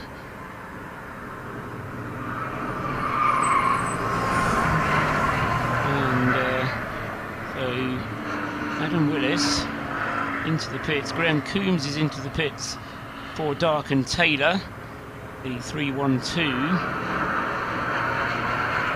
getting some more fuel. And Ludo Glanville, 5 minutes now in the pits for him. And the time continuing to tick onwards. It will help the fact the safety cars come out, provided it's a routine stop for Ludo.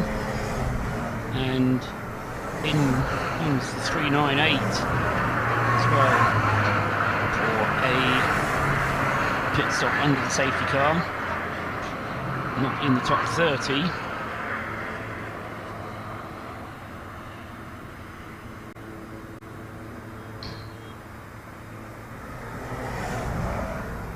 Just have a quick look around the CCTV pictures, but it's very rare that whatever it is that causes the safety car is within sight of one of my preset pictures. And that is the case again this time.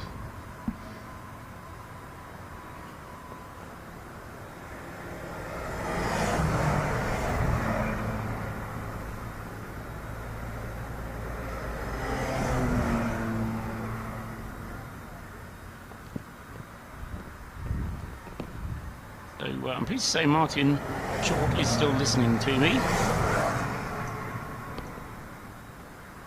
And Amy Watts is going to be getting into the car, tells me Martin. And the pit stop not pleasing for Martin Short. On his way again at 6 minutes and 46 seconds for the pit stop. That's pit in, pit out, not just the time spent stationary in front of the box, but pit in to pit out 6 minutes and 46 seconds. Second half of which was behind the safety car while the safety car was out, so not having quite such a heavy impact. Adam Willis, meanwhile, has been in the pits. 21, he's still there. 3 minutes and 20 seconds. The time counting upwards there.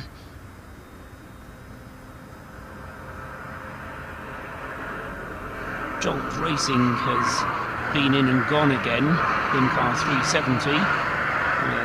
And that was Stephen Hawes who brought the car in.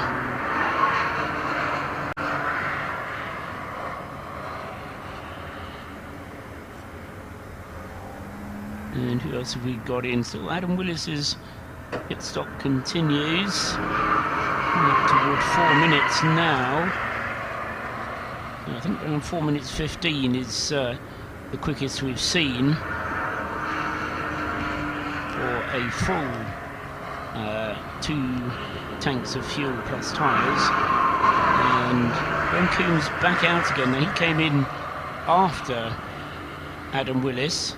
So the Darkin Taylor car, 312, pitting in 3 minutes and 44 seconds. Now on his way is the Trojan car. Adam Willis turning the car around in 4 minutes and 19.1, and that's now Charlie Bingham. So 4:21 now with Charlie Bingham at the wheel. And 115 laps completed for him. Safety car stays out for another lap, leading them round. So, wanting to check. So, 21 has lost the lead as a result of that pit stop to hand over to Charlie Bingham. The gap's so close and the pit stop's relatively long at over 4 minutes that it's going to be a significant pit stop indeed, where the leader is able to come in, make a pit stop and then get on his way again, because it means that in effect the leader is going to have to be over 4.5 minutes ahead when he comes in for his pit stop, which is an advantage which the 347 nearly had. The JW Bird car of Matthew Wilson, Philip House, until Anthony Pendergrass lost it at Beckett's. So Charlie Bingham out in the 421. Stuart Monument still in the pits with the Fighting Torque car, 309. Safety car still out.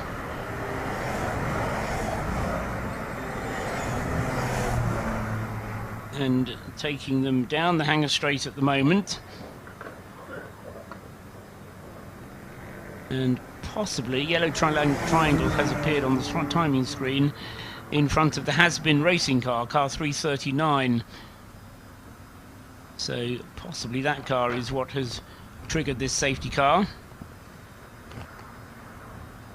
Field pretty well spread around the circuit as the safety car tries to gather them all up together, and the race leader is not quite at the back of the safety car queue, but certainly towards the end of it.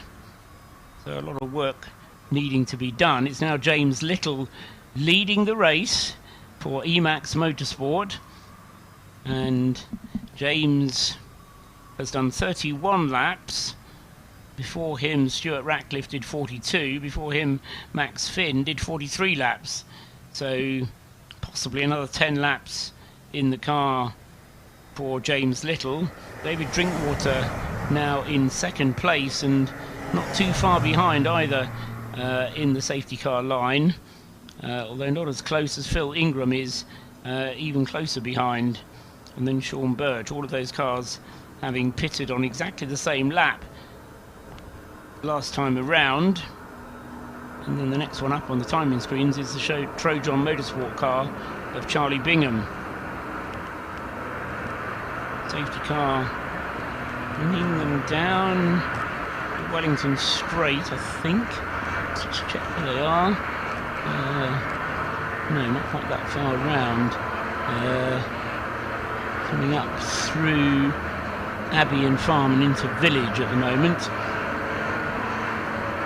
So yes, here comes the safety car through Village and up to the loop. Lights still on as they turn through the loop. They're going to turn them off coming down the Wellington Straight. We'll pick them up on the closed circuit TV, see if we've got a further lap behind the safety car or not. So coming down the Wellington Straight, the leaders on their 117th lap with 6 hours 24.5 minutes gone.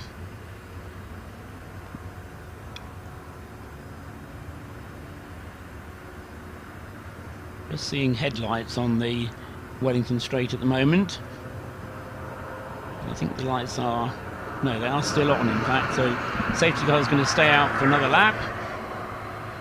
And so we'll let you know when the safety car is ready. At least one more lap then to go behind the safety car.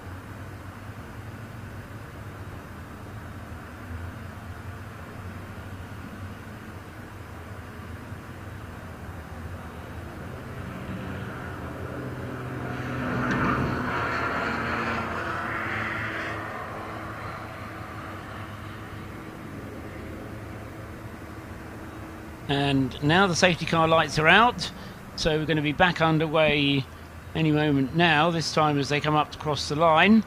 Although I'll remind you that the race leader is a long way back in the train behind the safety car, so it'll be a while until James Little ticks up and completes his 118th lap, as there's still this massive field of Citroen C1s circulating, and everybody wants to hold out the pit board. And you can understand now why drivers miss the pit board, because when you've got so many cars so close together, it doesn't bear thinking about what would happen if the driver took his eyes off the car in front of him. So we don't really want him peering across at a pit board that he may not even be able to see very well anyway. So the leaders have gone through, nothing to choose at all. In fact, a change, because James Little has been, well, he's been bounced, pushed down. In fact, he's not come through. It's under James Little. He was in the lead, but he's not yet come through and completed his 118th lap. David Drinkwater has come through and taken the lead of the race, and so car 318 has led the race before, so he doesn't become another leader, because that car, the WRC Developments with CB Auto Services, has been in the lead of the race earlier on, and I mean a long time earlier on, when Chris Chadwick was leading just for one lap. But David Drinkwater now leads by 0.2 of a second from Phil Ingram in the AB Motorsport car. Sean Birch has gone through. Charlie Bingham has gone through. And James Little hasn't come round at all. And so... and he wasn't in the early queue behind the safety car. Now my tracker is showing him as out on the circuit still, just not in the queue behind what was the safety car, Crocodile.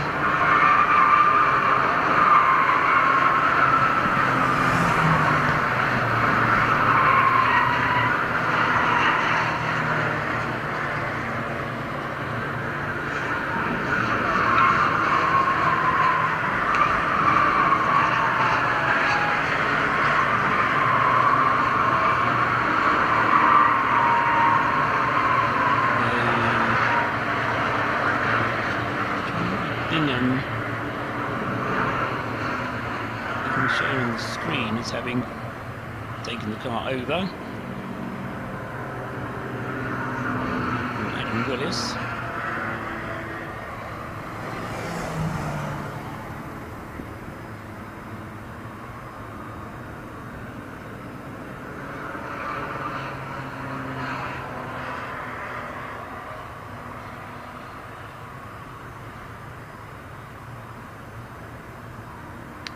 And then in 346, immediately behind, James Little. I see what's happened. Or has he? No, James Little hasn't come into the pits. He has gone through, though. So he kind of dropped back to avoid... I'm not quite sure what the point was there, but I think James Little was probably trying to get caught by the safety car, but didn't manage it. And so whatever James Little was trying to do didn't work for him, because he's dropped down to 5th place. Seems like a good idea gone wrong, that one, unless he had a problem out on the circuit, which he then had to rectify. Anyway, so it's David Drinkwater now leading the way. The field still very closely bunched, and still with 5 cars on the lead lap, but only just, because James Little has very nearly been caught by the rest of the field, and Sid Smith is the next one through. Is 1 lap behind.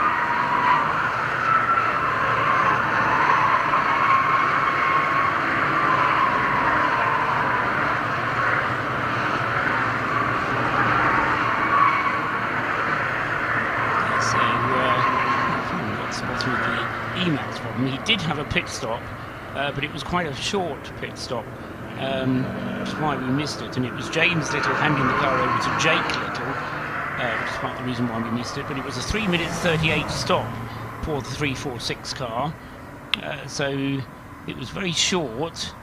And I don't know whether they will have got 2 churns of fuel in, but deciding to do that whilst the safety car was out, got the pit stop done whilst the safety car was out, as did 421 Trojan Motorsport. So both Trojan and Emax getting their pit stops out of the way under the safety car,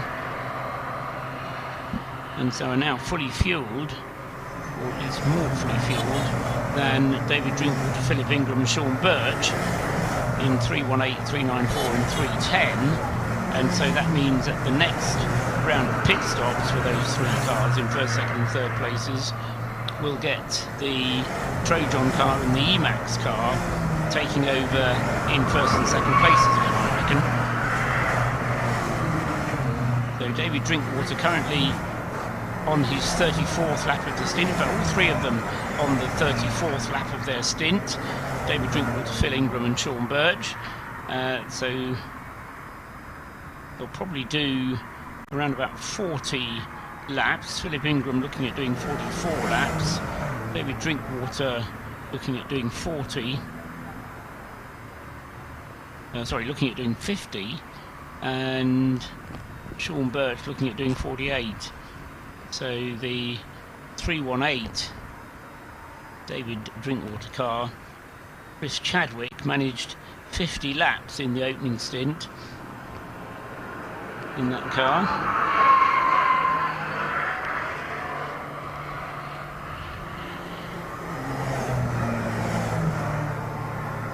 And so it's still a very finely balanced race, and we're not yet in a position where we can start counting back towards the end of the race and seeing who's going to have to make more pit stops or not. But interesting that we've got the first 3 cars pretty much on the same strategy, and then the Trojan car in 4th on a slightly different strategy. It's about 6 laps earlier, his pit stop, due largely to Jonathan Monday having come out a bit early and pitting under green flag conditions. Adam Willis doing just 1 lap more to pit under the safety car.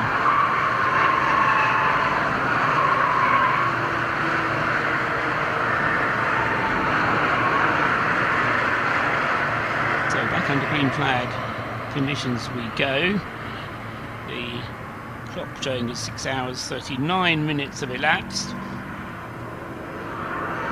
Amy Watts has indeed taken over now in the 507, and the Patrick Watts car then with daughter Amy at the wheel down into 30th place, and the other car, Patrick Watts, was at the wheel of a moment ago, but he might have had pit stop in the meantime. Just check.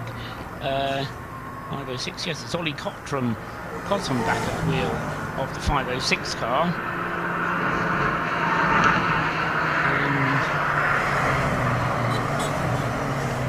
And 501 possibly no longer circulating. He told me he's going to be our race's first official retirement. Got through 6 hours of this race without any retirements at all, but the 501 SEM racing car has not been seen for more than an hour, so I'm beginning to wonder whether or not we might have seen the last of the SEM car. But who knows, stranger things have happened. But the SEM car at the moment is not circulating, and nor is 339 just at the moment, and that is the Mark Hopton car, and he hasn't been around for 25 minutes.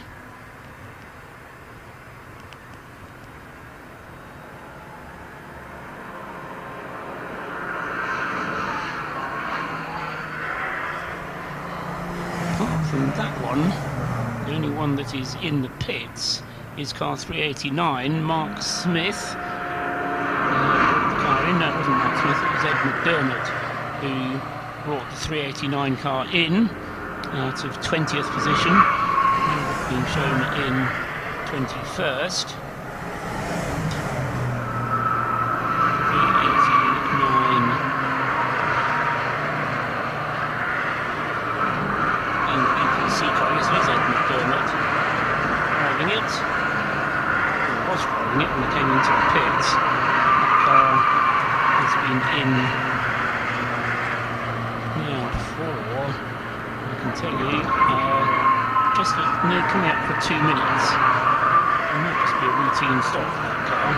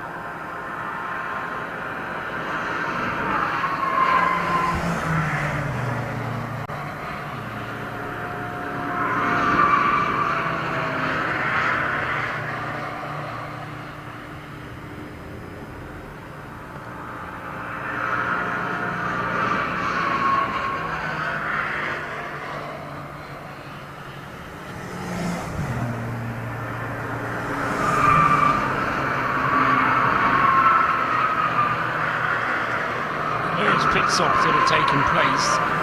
Left 6 cars now on the lead lap. Sid Smith in the 375, having lost a position in the previous lap, but has got himself onto the lead lap. And Greg Rose is the first of our lap runners in 7th place.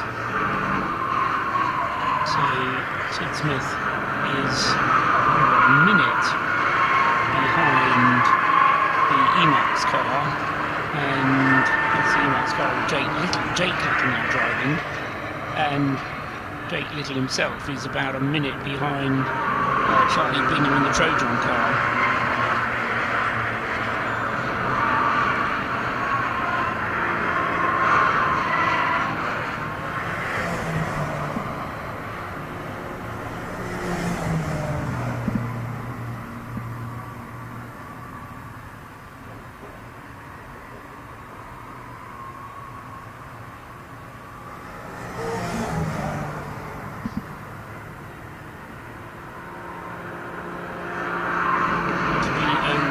.096 for David Drinkwater is as quick as David has gone in this stint.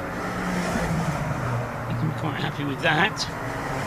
The fuel load lightning, of course, and so David Drinkwater getting quicker and quicker. And looking like being in the lead of the race to help you improve your lap times as well.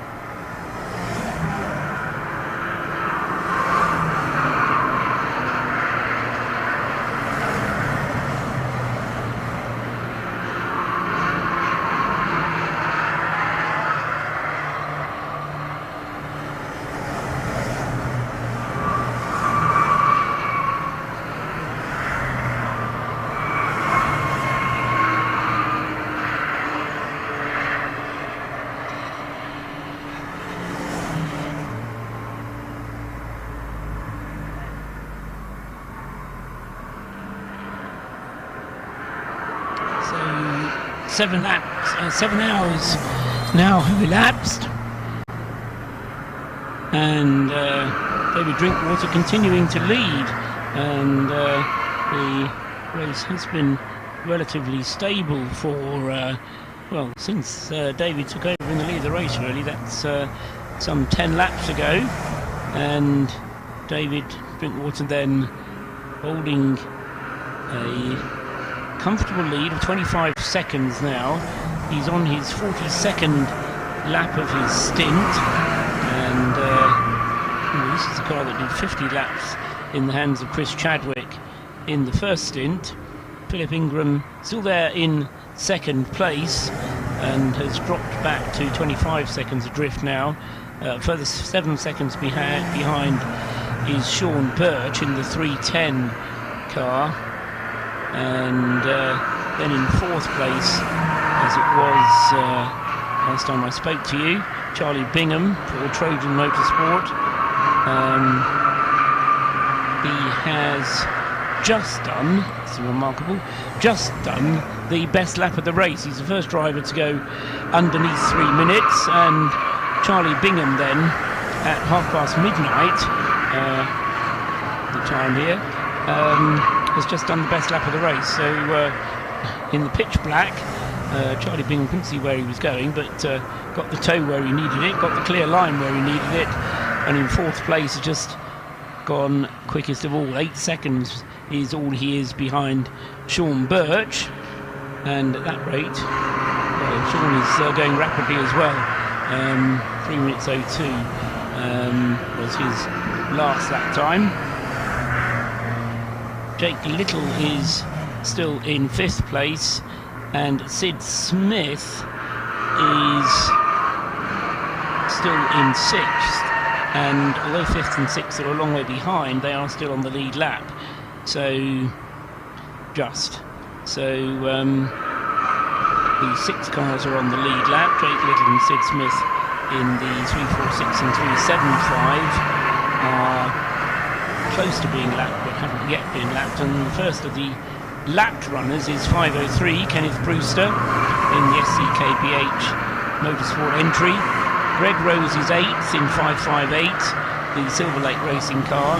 9th is 495 Neil Savage in the Jelly Snakes racing car, and 10th is Tim Dorr in the ABC1 car. And those 4 cars in 7th, 8th and 9th and 10th places, 4 cars in 7th, 8th, 9th and 10th are all 1 lap behind the leader. 2 laps behind the leader we have in 11th place car 451 MLP Developments, Anthony Harberman at the wheel. In 12th place 309 Michael Russell in the Fighting Torque car, 2 laps behind. In 13th place car 432 Connor Murphy in the Rabsport racing car, 2 laps behind, and then Chris Murphy in 453 the Bianca Auto Developments car is also 2 laps behind the race leader. And then the last car to be 2 laps behind is Michael Harris, car 398 in 15th place overall. 3 laps behind the race leader is Anthony Prendergast in the JW Bird Motorsport car 347. Tommy Valentine in number 337, who's 17th fastest in the Burton Power entered car. Tommy Field back in the 312 Dark and Taylor car, 3 laps behind the race leader. Tom Mill, 427, the AF Racing entry, 3 laps behind the race leader. 393 Michael LaRusso in the Scuderia Potenza car number 20, is also 3 laps behind the race leader. And then 21st and 22nd we have James Semple 598 in the Calamity Motorsport car, and Jonathan Salem in 418 the other WRC Developments car. They're also 3 laps behind the race leader. So that's the top 22 cars, and all the cars that are within 3 laps of the race leader. Still no sign of the SEM racing car resuming. I told you half an hour ago when I last spoke to you that that car hadn't been seen for a little while. Well, it now hasn't been seen for an hour and a half, and also missing for coming up to an hour is the 339 has-been racing car. So those are the two cars which are in serious strife, and they're not being shown on the screen as being in the pits either. They're stuck out on the circuit. So 339 and 501, if they're not official retirements, are a long way back. And just in case Martin Short is still listening to us, car 507 with Amy Watts now behind the wheel.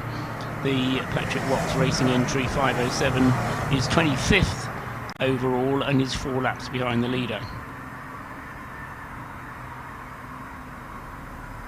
And given that there are only 4 drivers in that car, we would be expecting to see Morgan as the next one out in that car after Amy, and that will then start to cycle through their driver list.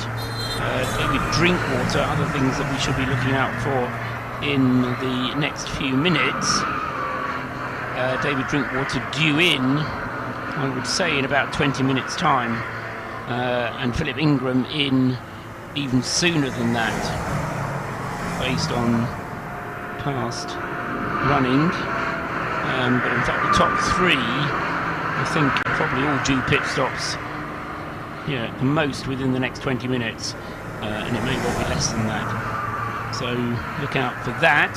That's 318, 394 and 310 in first, second and third places at the moment, and that will elevate Charlie Bingham in the 421 Trojan Motorsport car into the lead of the race, because he's close enough behind so that when those cars ahead do stop, then Charlie Bingham will be taking over the lead of the race again.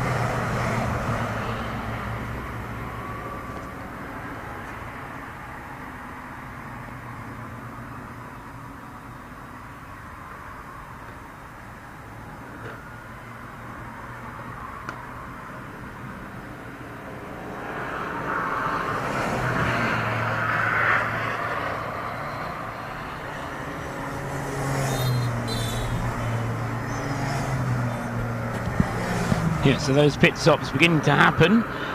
Phil Ingram in the pits with the 394 car, and also in the pits is the 310 Scuderia Polo Rosso. Sean Birch coming into the pits, and also in is Sid Smith in 375.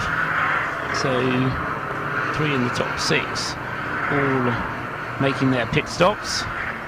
We'll switch the screens around so we can tell you what the time spent in the pits is.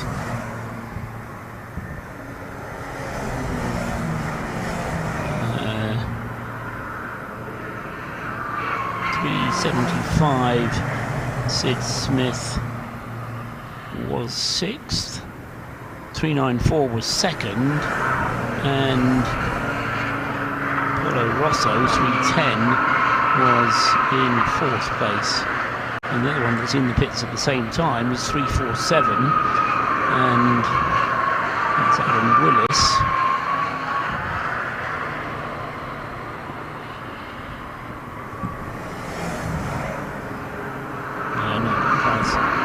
Modelled 347. Is outside of the top 30 now, of course. Having lost. No, it is in the top 30. 347. Yes, Anthony Prendergast in 347, 16th. 3 laps behind the race leader.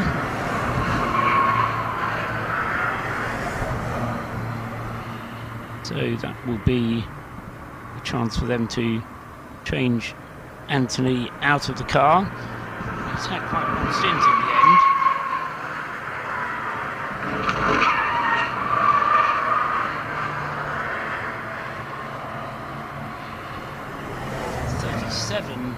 Laps. Car having done 49 laps in Matthew Wilson, 2 with Philip House and Anthony Prendergast there with 7 laps under his belt.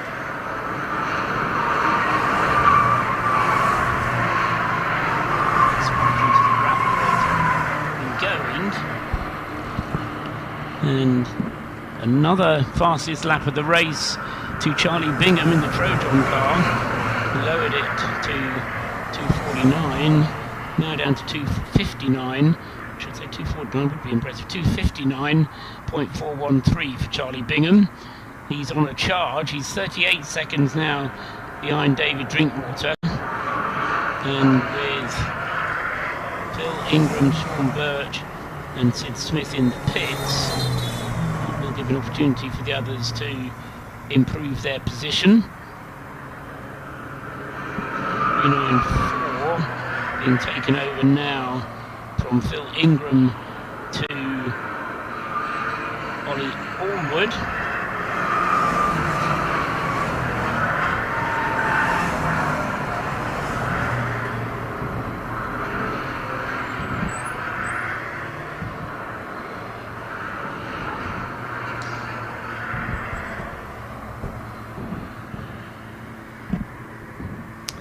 And Ollie Allwood is in the 394, which is the next one to check whether that corrects itself on my screen of its own accord. 310 is also now in the pits for Subaru Apollo Rosso and has rejoined. 310 with a relatively short pit stop, I thought. No, 4 minutes 38 it was. And has been racing, is now back out on the circuit after something like 2.5 hours in the pits. So has been racing, maybe has-beens, but they don't give up yet. And so it's good to see that car back out. The Subaru Apollo Rosso pit stop was a 4 minutes 38. The Ingram AB Motorsport pit stop was a 3 minutes 56. That was very rapid for them. And the BPC car, Sid Smith, 375, they took 4 minutes and 39 seconds. So they were all good pit stops, which are very good pit stop from Phil Ingram, which makes me think that it wasn't a full service. Either they missed some fuel or they didn't change the tyres. Could be they didn't change the tyres actually in the night time. The tyres possibly providing a little bit better longevity.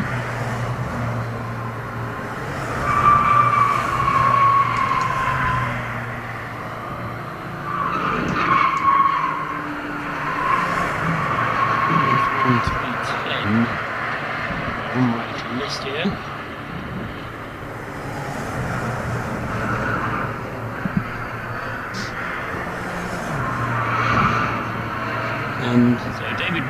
Drinkwater stays out. Charlie Bingham therefore moves up to second place behind David Drinkwater. Jake Little in 346, the Emax car, moves up into third place, and up into fourth place moves 503 Ken Brewster with the Silverlake car, the SCK car, and in 558 is the next one up, which is Greg Rose at the wheel of the Silverlake racing car 558, and then Oliver Allwood in number 394 is the one we need to check in the AB Motorsport car, is in sixth place. Tim Dorr is seventh for ABC1, and then in car 310 is Graham Wilkins in the Scuderia Polo Rosso car in 8th. 9th is Michael Russell in 309, Fighting Torque. And then 10th should be 432, Connor Murphy with the Rab Sport racing car 432. That's top 10. With 7 hours and 18 minutes now completed. TSL helpfully tells me it's 30% of the race elapsed. So it's amazing how we seem to have a long way to go. We still do have a long way to go, over 16 and a half hours to go, and still an awful lot can happen, especially when you get safety cars at awkward times, like now. The safety car out again for the, feels like the 9th time. I should just check before I confirm that. 1, 2, 3, 4, 5, 6, 7, 8, 9. For the 10th time it was. So this is for the 10th time of asking safety car.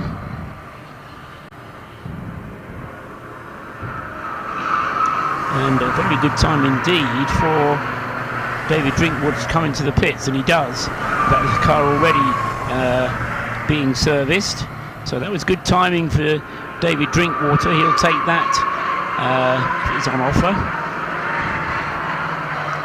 So David Drinkwater in 318. Silverlake Racing 558 is in from 4th place, Greg Rose, and 432, the Rab Sport car, is also in from 10th place. That's Connor Murphy.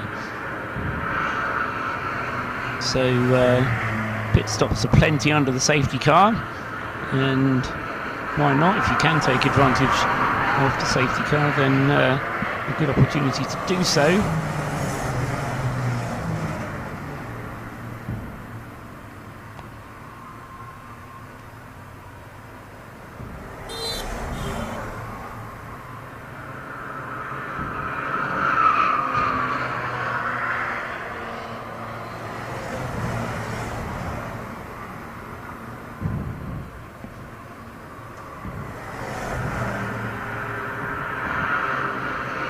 And I would expect it now to be Toby Ward's turn to drive in the car that came in from the lead. David Drinkwater's WRC Developments with CB Auto Services entry. So car 318.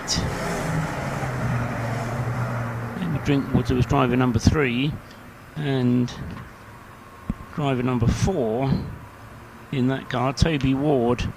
So it'll be his turn to get in. Trojan Motorsport staying out will take the lead when that car comes round next time. And it's in the lead of the race now in any case, but the screen will show it taking the lead when it comes round next time. Jake Little will be through into second place, and then I reckon Ollie Allwood will be through into third place when he comes around in the AB Motorsport car 394.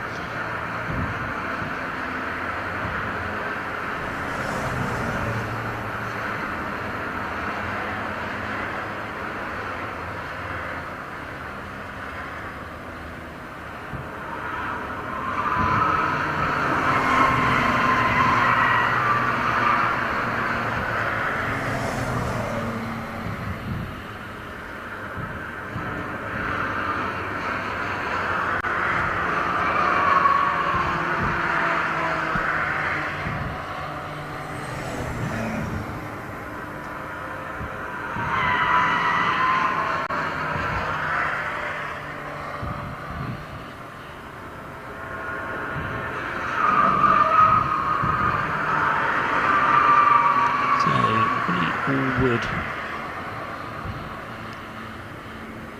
back at the wheel of the 394 car.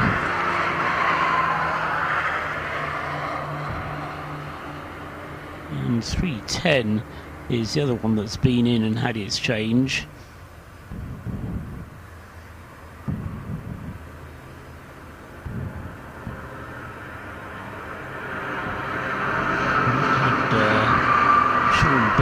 In most recently.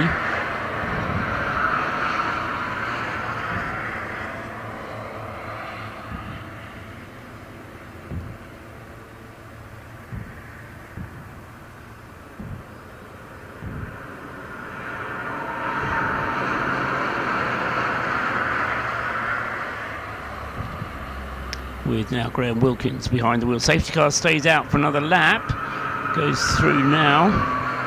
And that means that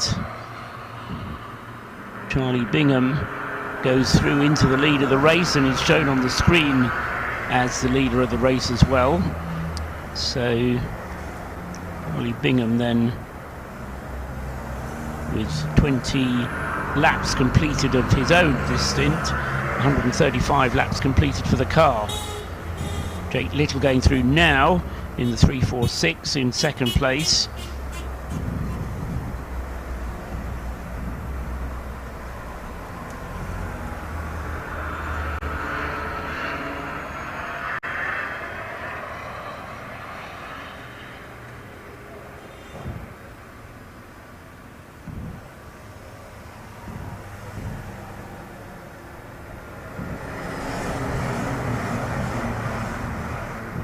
So the top 10, just to read through the drivers: Charlie Bingham leading the way, Jake Little in second place, David Drinkwater in the pits in third, Oliver Allwood in fourth, in fifth is Tim Dorr, sixth is Greg Rose, seventh is Graham Wilkins, except those two have just swapped places. Graham Wilkins now sixth, Greg Rose now seventh, Michael Russell in eighth. In ninth is Anthony Harberman, and in 10th place Adam Sharp. Michael Harris in 11th. Ken Brewster in 12th. But Ken Brewster has the dreaded yellow triangle beside his name and is dropping down the list now. So Conor Murphy dropping down with him now. I wonder if those two have come off together.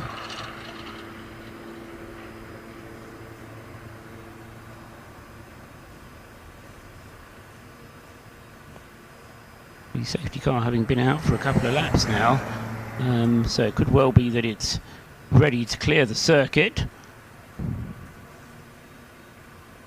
The train is just coming past the international pits at the moment, the Hamilton Straight. Coming up the Hamilton Straight now with the lights still on.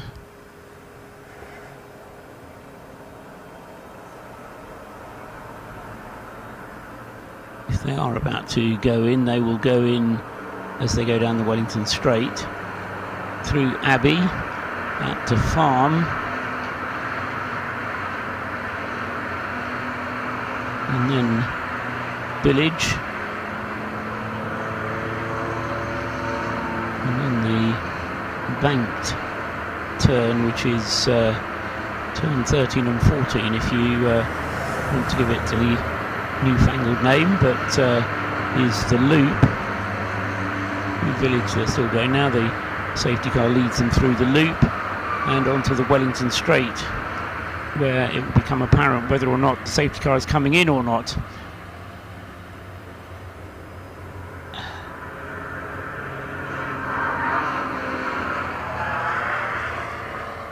From our view of Brooklands,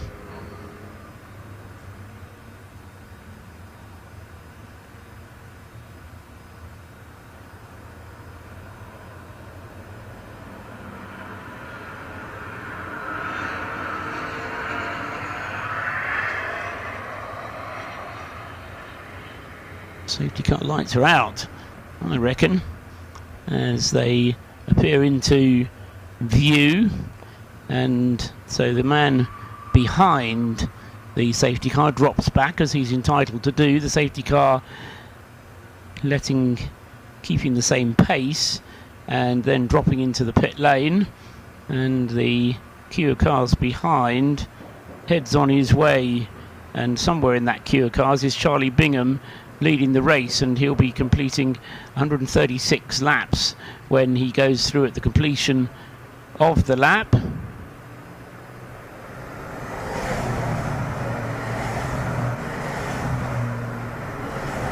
Safety car drives into the pit lane, and our locked off camera shows him doing just that. This is the Citroen safety car in the pit lane, and a couple of cars following him in.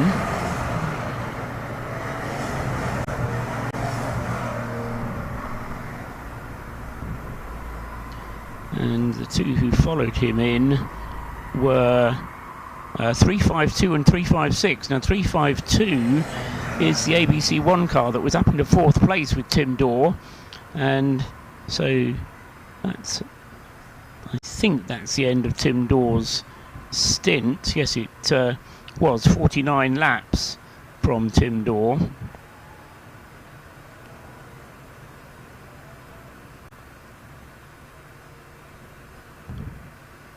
That's a team with just the 3 drivers, so that will cycle back to the driver who started that car, in the shape of Luke Pullen now. So 49 laps for Tim Dorr. Luke Pullen will be the next one in.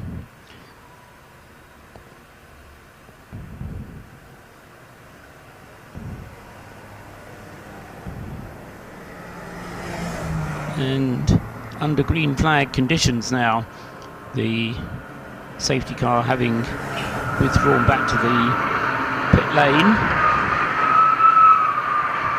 and Charlie Bingham is, I reckon, about halfway through his stint now, so about another hour for Charlie Bingham at the wheel of his car. See him coming into the pits. So Jake Little will be able to go a little bit further than that, and then in 3rd place, 394, Oliver Allwood will be able to go, well, he's only been out for 4 laps, so a little under 2 hours for him. Tim Dorr then will be losing places whilst he's in the pits, but car running very well with just the 3 drivers, Luke Pullen, Cameron Hawes and Tim the drivers. And David Drinkwater, having lost the lead of the race now in 318, is now back out on the circuit, and it's Chris Chadwick at the wheel.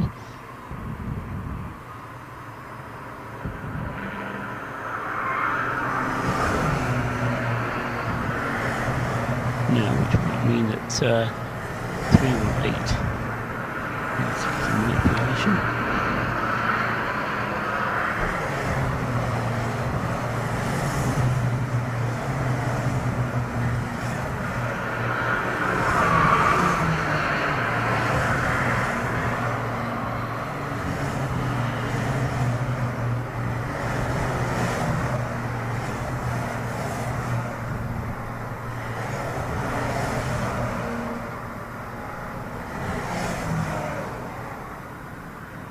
So whether that would have adjusted itself, we'll have to wait and see. So Chris Chadwick then in 4th place from the lead, and that's what the pit stop has done.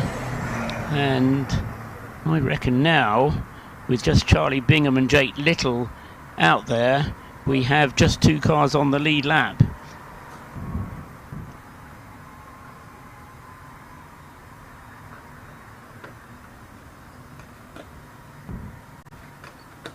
And 3 pit stops having been completed by all of the top 9.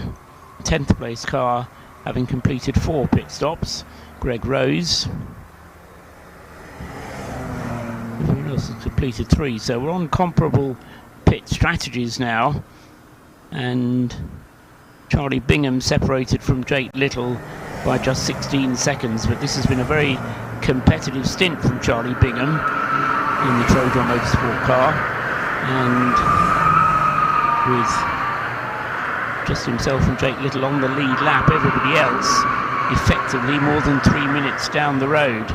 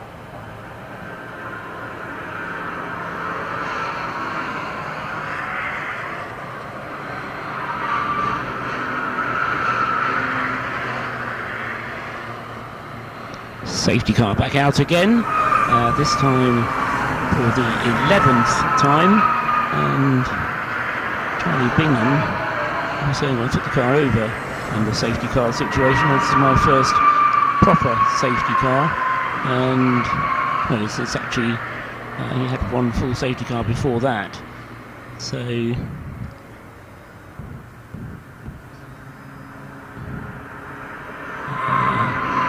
was due to be staying out until about 8.5 hours had elapsed, so around about 2 o'clock in the morning. Jake Little very similar. Rory Allwood lapping consistently in 3rd place, and then Chris Chadwick in 4th at the moment. He's looking to see if we've had any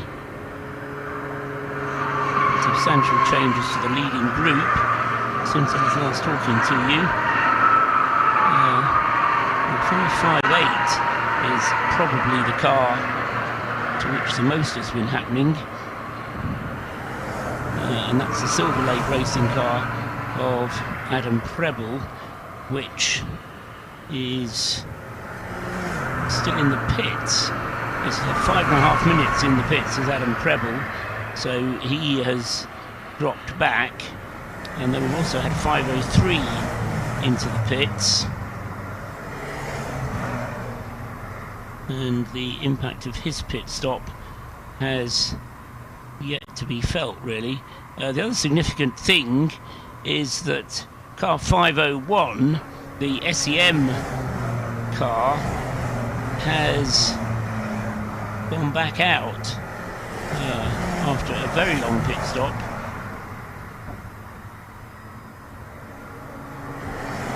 The 501 car of Shane Warne, Lee Flinton, Rob Bingworth and Araminta Polly Suki Ward has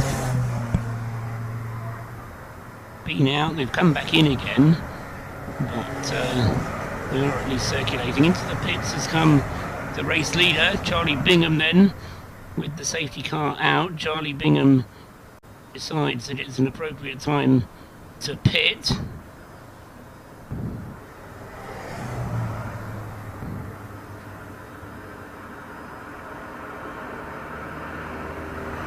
It's a 28-lap stint for Charlie, in which he set the best lap of the race. So this is an interesting, it's only short now. They're going to do a driver change or leave Charlie in for a double stint. They'll be giving him more fuel, and they do have both, well, they do have Austin Monday still left in their driver sequence. Let's talk about having 5 drivers, is that you get to be 8 hours into the race before you get your 5th driver into the car.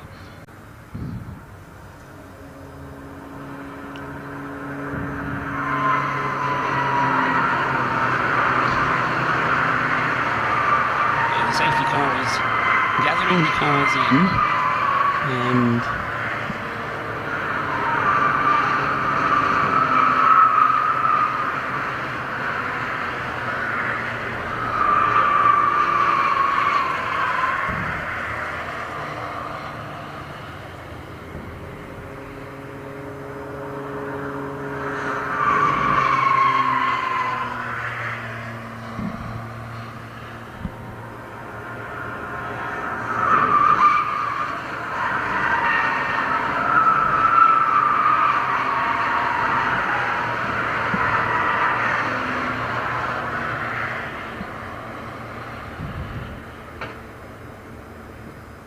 waiting for it to come through. Here he is now, just turning into Luffield at the moment, the safety car, with the field slowly beginning to form up behind him. 2 cars left on the lead lap, and one of them is in the pit lane, so that will leave Jake Little with a lap's advantage on the field, I reckon. and potentially still with half an hour's fuel aboard the car. There's a car in the pit lane as I speak, and that is coming up to the pit entry lane now. It's the car 484, so got 337 in.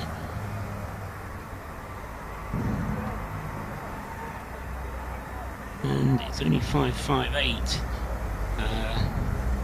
We've also got Amy Watts coming in 507.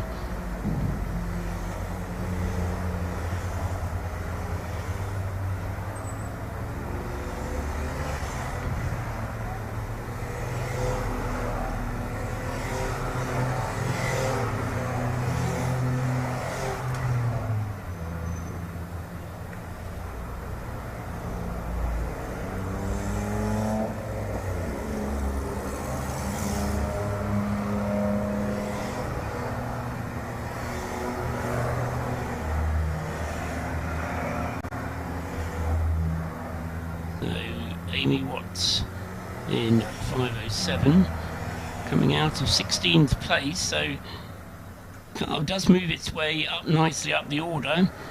Patrick Watts' team.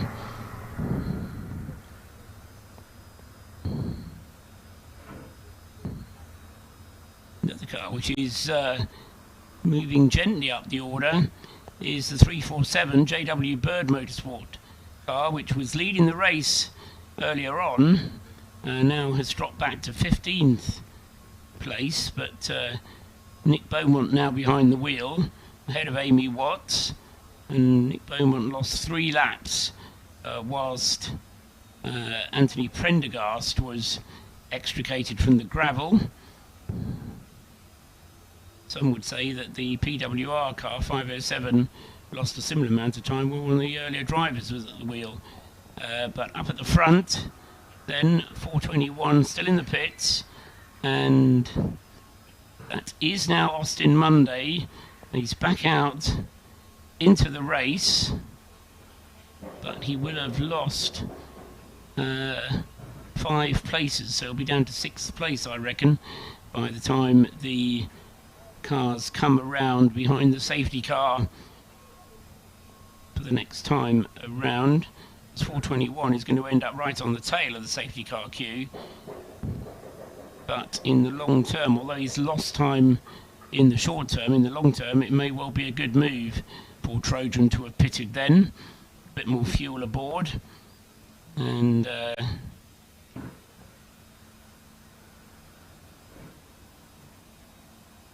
enable Charlie Bingham to set some very respectable lap times whilst he was out on the circuit as well. That's now the car that has set the fastest lap with a 2:59.413.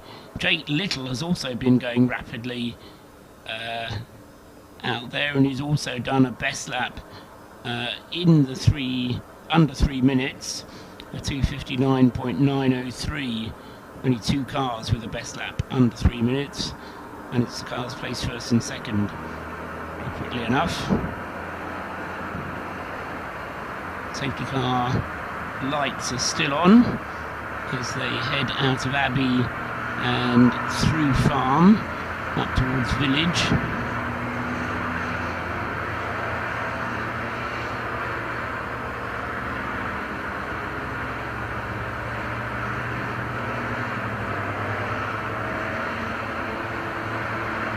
And then clear of Village into the banking at the loop, and then out onto the Wellington Straight. Still no clue why the safety car may have been called in the first place, but whilst that is happening, so 421 is gaining on the tail of the Crocodile.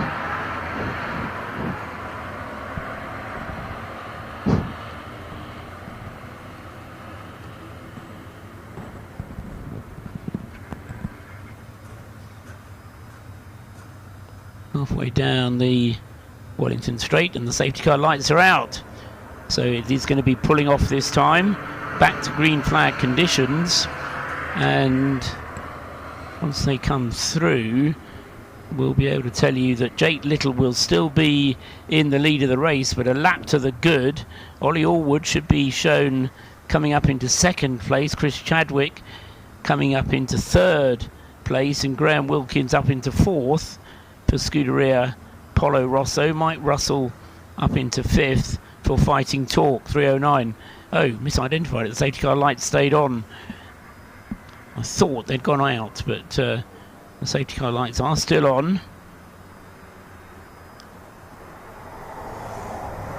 I think possibly from the angle at which I was looking at it, the gantry on top of the safety car was pointing in the wrong direction for me.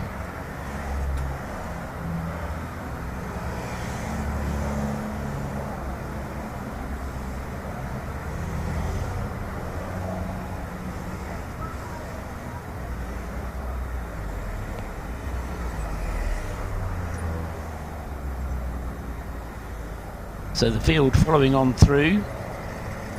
Amy Watts, having made her pit stop, is now back out and has stayed at the wheel. So the positions at the front are that Jake Little leads by a lap. Ollie Allwood then is in second place, as I said. Chris Chadwick up into third. Austin Monday only back as far as fourth place. And then Graham Wilkins has stayed in fifth.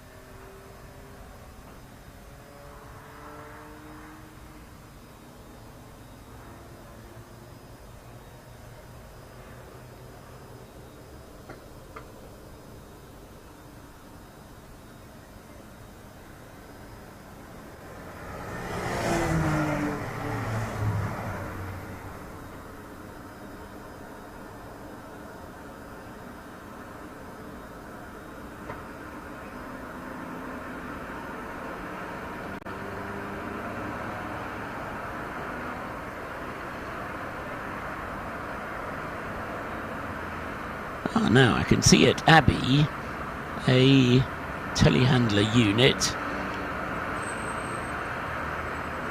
on the circuit, heading, either having just completed a rescue operation,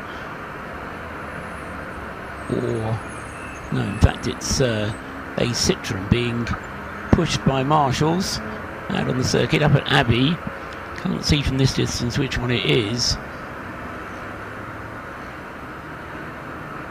The hazard warning lights flashing on the car, and they're going to push it behind the barrier on the outside of Abbey, the outside of the right-hander.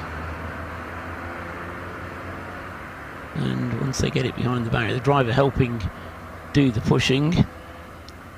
We can just zoom in there, we might be able to read the number on the car.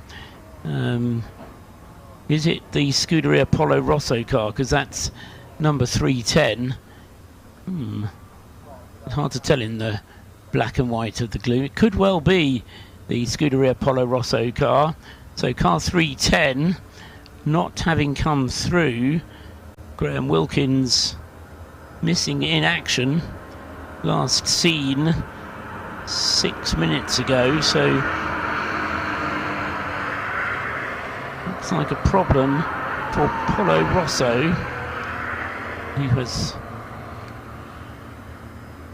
still being shown in 5th place on the lists, and now the safety car pulls in.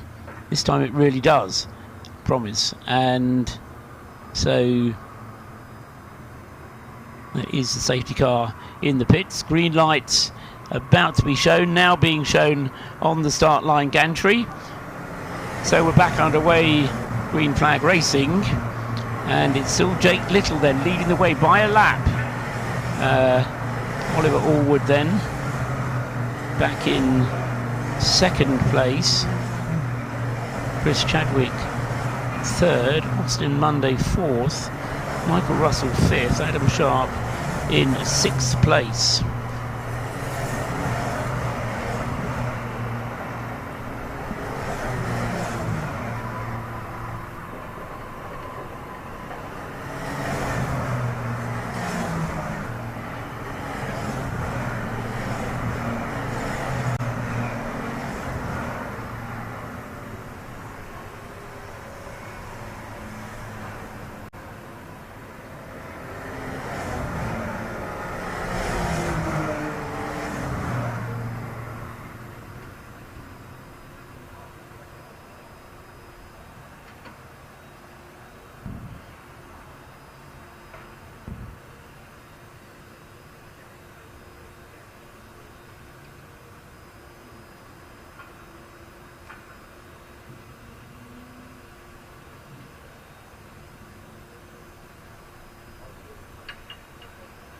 So just to recap, that was the 11th safety car period, and Graham Wilkins has not come through in the Scuderia Polo Rosso car, number 310.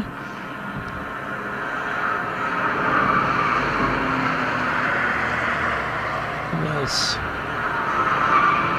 has not been seen recently? Alan Preble in the Silverlake car, 558.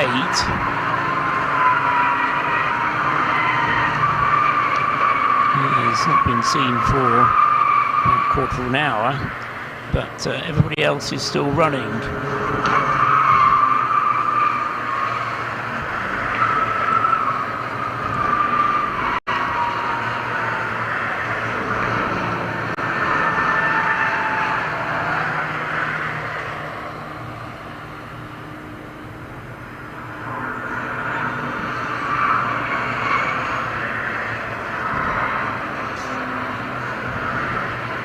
So the majority of the cars down in the Vale. Out of Club Corner now, and it's where the mass of the pack is, including the new race leader Jake Little.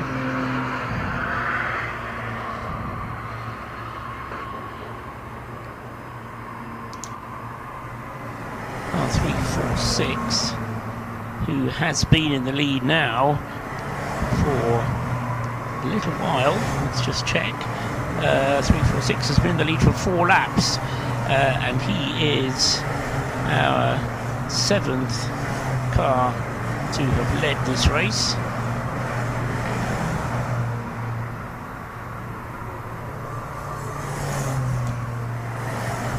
I don't think how many changes of lead we've had in that time, for have been very many indeed. Safety car coming out regularly, and that's kept bunching the field up, which of course is a slightly artificial situation. So we now have green flag racing. We've got Jake Little a lap ahead of the field, and in real terms that means that he has a gap of just over 3 minutes, because the race Second place man, Oliver Allwood, is right behind him, but as I say, a lap behind. Actually, he's just ahead of him, I think. So Oliver Allwood just ahead of the race leader, so he is theoretically just on the same lap as the leader. Then three cars are one lap behind the race leader, being Chris Chadwick in the WRC car, number 318, Austin Monday in the Trojan car, number 421, and Michael Russell in the Fighting Talk car, 309. Those cars third, fourth and fifth, and one lap down. And then we have six cars, 2 laps down, one positions from 6th down to 11th place, with Tommy Field in the 11th place, car 312 being the 11th place runner. And one of them 2 laps behind.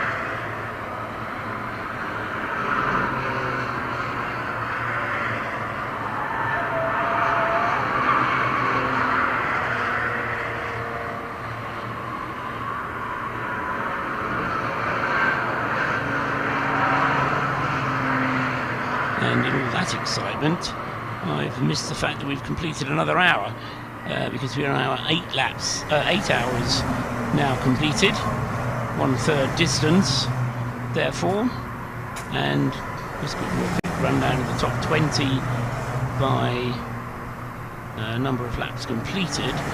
Leading the race car 346, Jake Little in the Emax Motorsport car, 148 laps completed. Second is Ollie Allwood, 394 in the AB Motorsport car, 147 laps completed.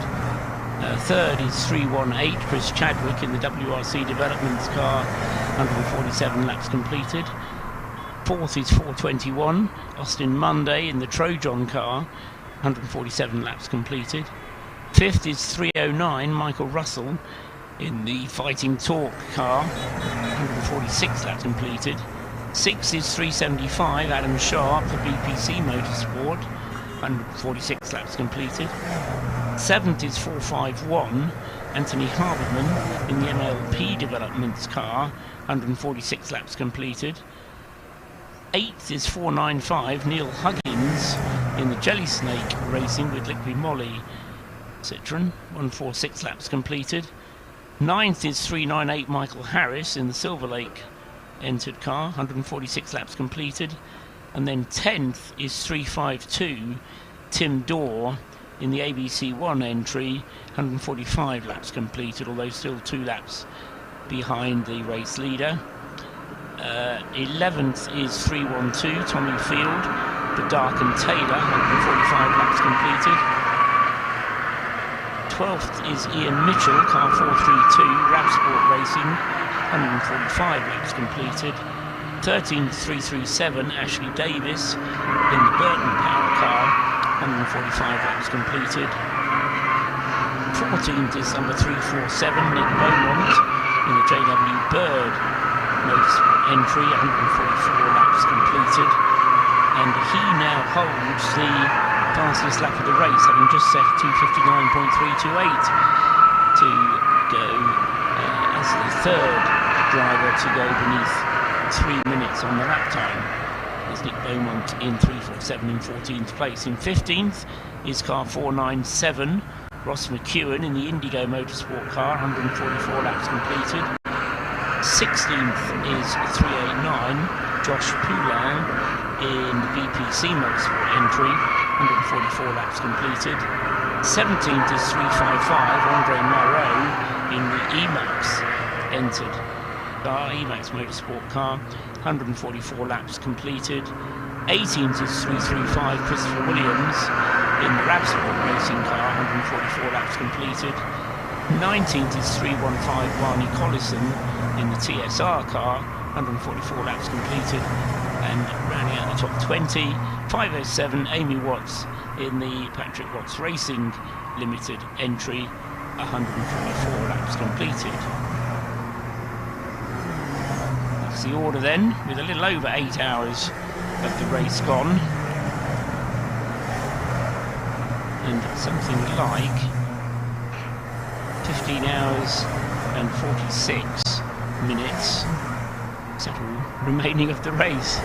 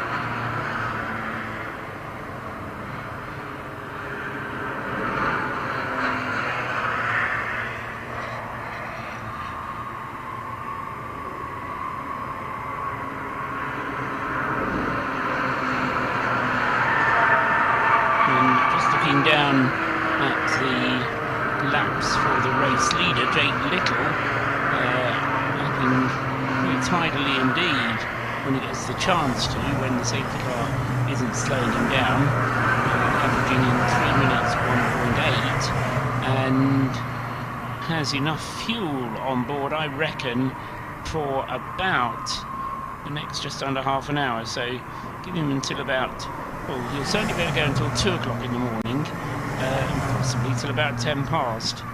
So Jake Little then, with enough fuel for another 10 laps, and so that will take him 20 minutes, and if he can do a little bit more, then he'd obviously like to. So somewhere, say between 5 past and 10 past 2, I reckon, we'll see Jake Little coming in to the pits. And that should be the full cycle, but again, the lead of Jake Little, although it's a lap, isn't quite enough for him to complete a pit stop and get back out again without losing the lead of the race. So we'll come back and talk to you in about 20 minutes when Jake Little makes his pit stop.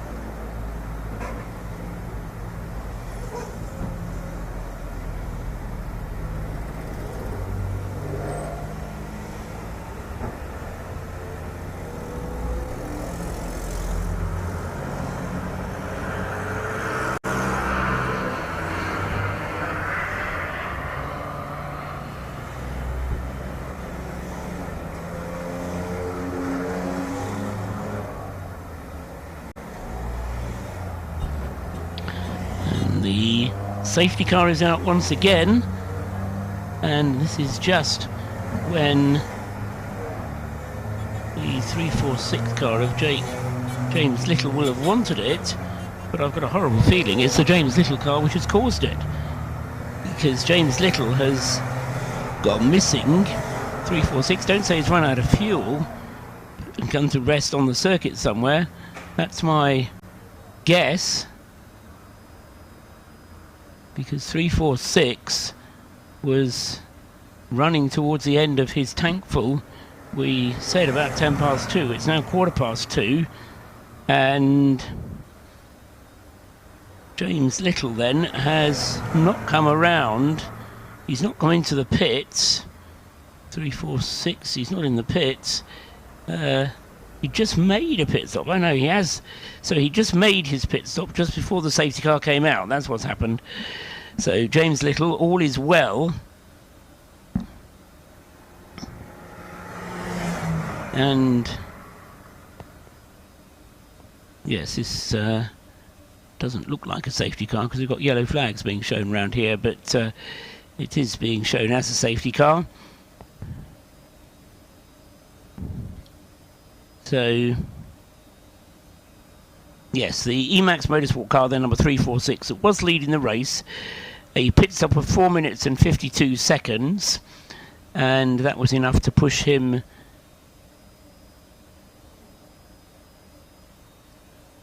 down to second place. Max Finn has now taken over.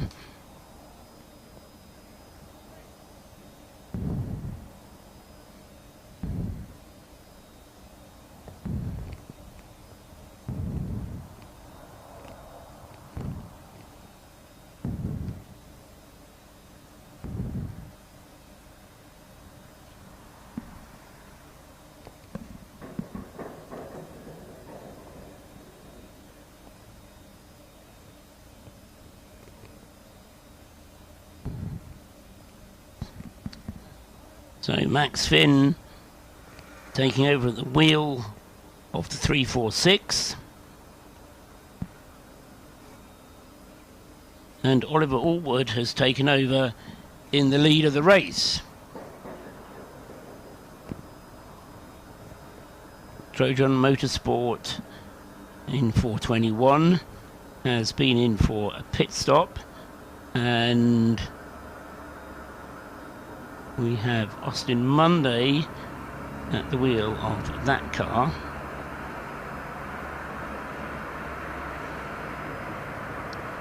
And Chris Chadwick in fourth place in number 318.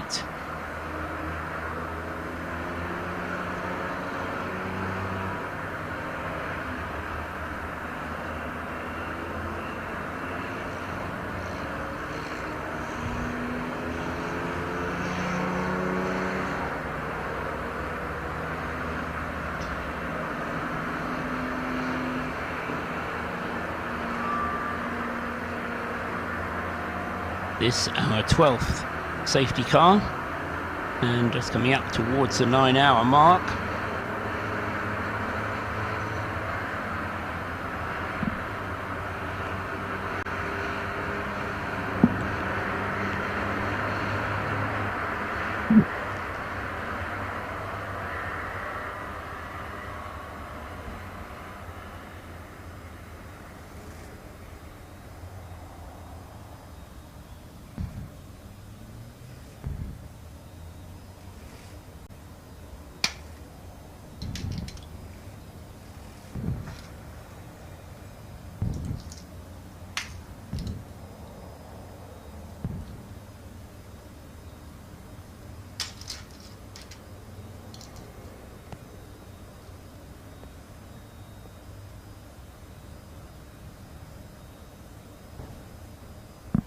And the safety car bringing the cars around out of Brooklands now.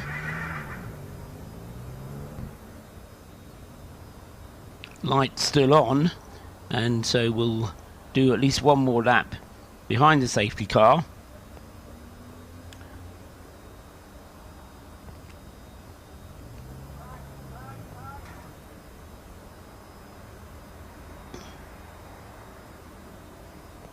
And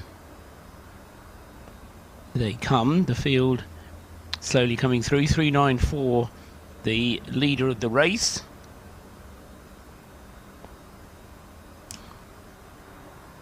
Becoming the 8th such car to lead the race, actually. 394.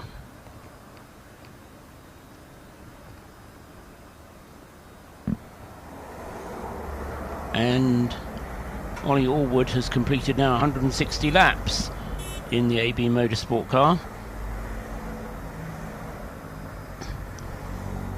And with the pit stops, we now would seem to have a 4 car on the lead lap. Yeah, 4 cars on the lead lap, 2 cars 1 lap behind. So AB Motorsport leading the race.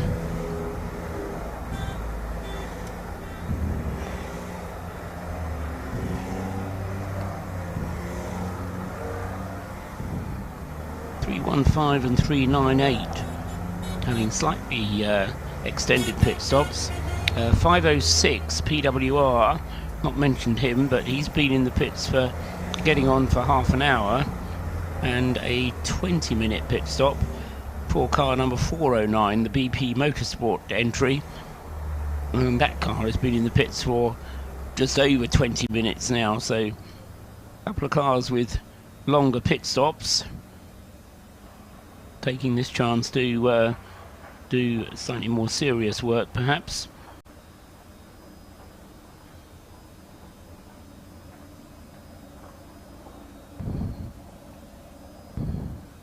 And the race leader, Oliver Allwood, very close to the back of the train behind the safety car. So he's not going to lose much by coming into the pits, if he would do so. And he's done 30 laps. So would have said that might have been a possible reason to call him in.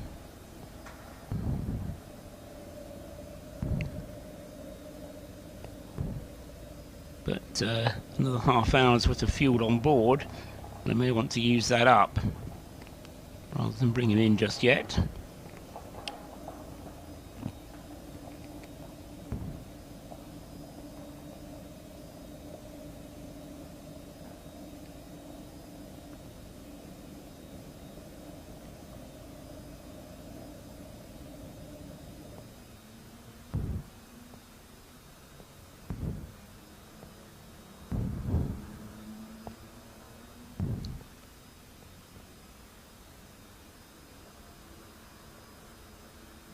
And whilst I was on my last break, I noticed that we now have 6 cars actually, that have broken into the underneath the 3-minute barrier, broken the 3-minute barrier. They being 394, 346, 421, and then 375. 347, of course Nick Beaumont's a very rapid driver. 309 has got into the 259s, and also into 259s is 312. So circuit very rapid in these dark conditions. A lot of drivers going faster than they have been thus far. Safety car going through Abbey at the moment, up towards Farm. And we'll tell you whether he turns his lights off, and then you'll know anyway when the car pulls off a few hundred yards later.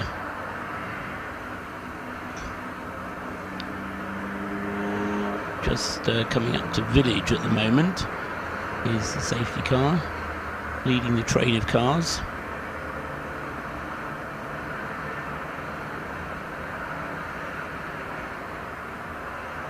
Now through the loop, and then up towards Aintree and into sight at the end of the Wellington Straight.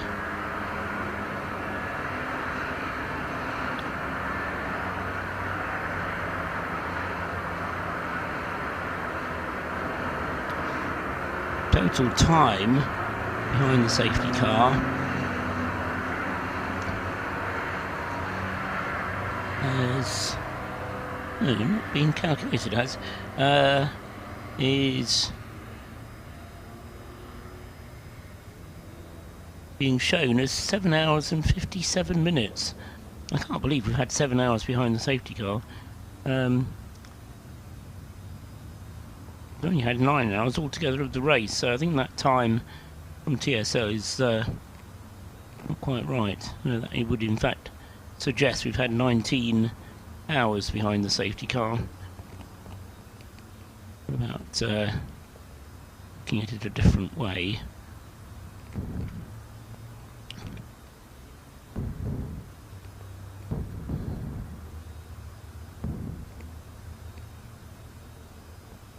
And safety car lap staying on.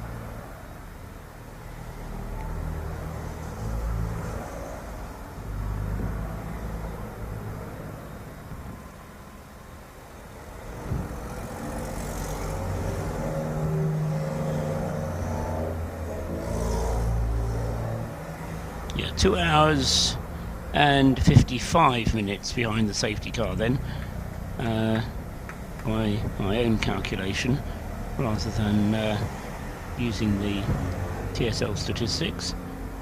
2 hours 55 minutes, coming up towards 3 hours out of the 9, therefore, that have been behind the safety car. How does James Muscat calculation work? 2 hours 17 according to James, so we'll go with that one, but yeah,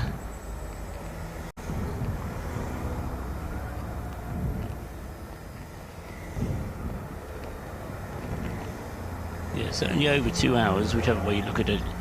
The safety car has been out.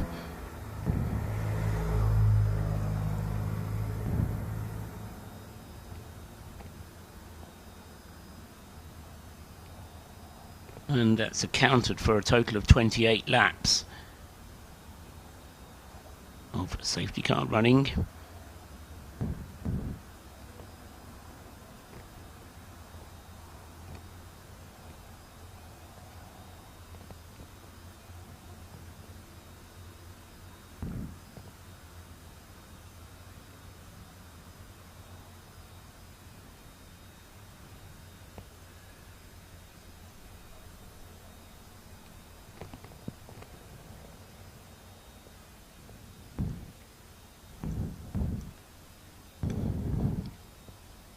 So the safety car bringing them down the hanger straight and into Stowe Corner on this lap, down into the Vale, and running pretty slowly, it has to be said. Certainly not at any speed which is going to keep any temperature in the tyres.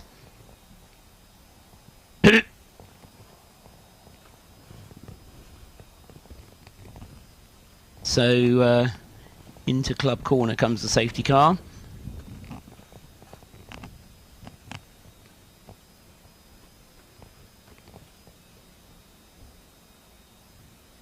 And the incident, whatever it is at Club Corner, because I can see rescue units up there at Club, and possibly 2 cars at Club Corner, sorry, at Cops.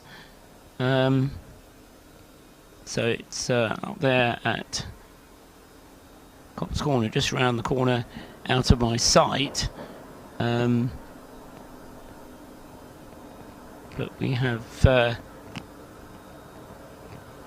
at least 1 car which has gone off there and needs to be rescued.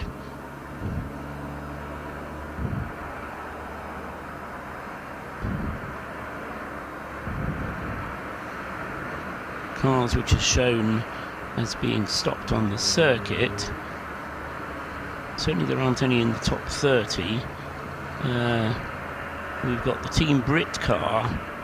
Now, if it is the Team Brit car, that may be a longer recovery, just because some of the drivers are less able to get out of the car themselves without assistance.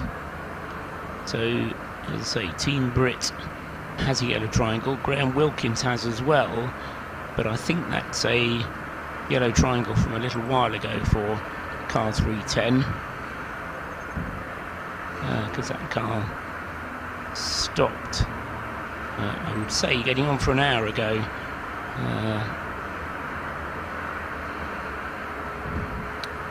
The Scuderia Polo Rosso car, yes, Graham Wilkins then hasn't been seen for the best part of an hour. That car went off at Abbey and hasn't been seen again.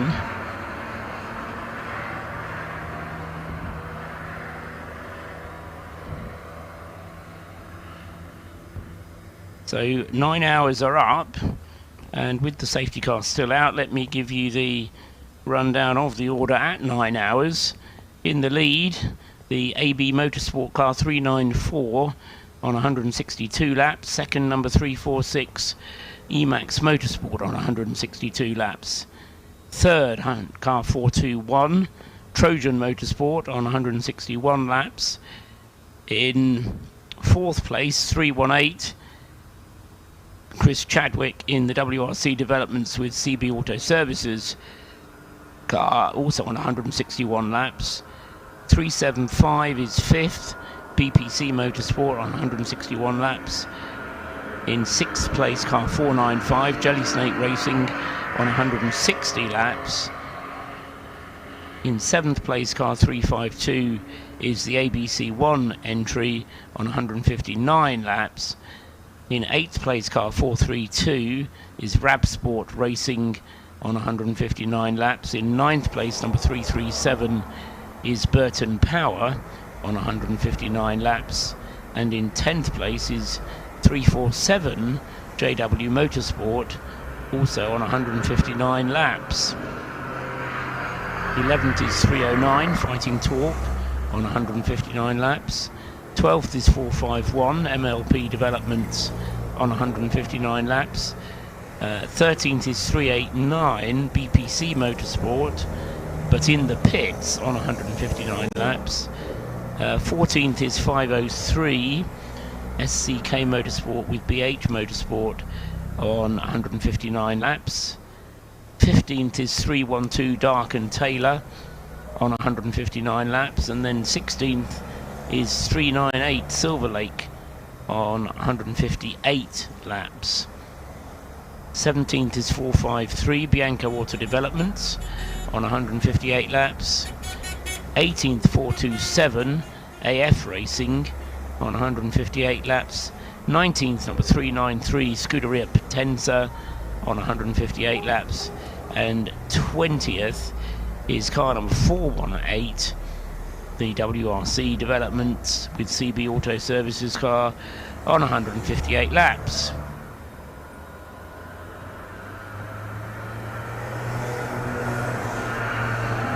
So that's your top 20.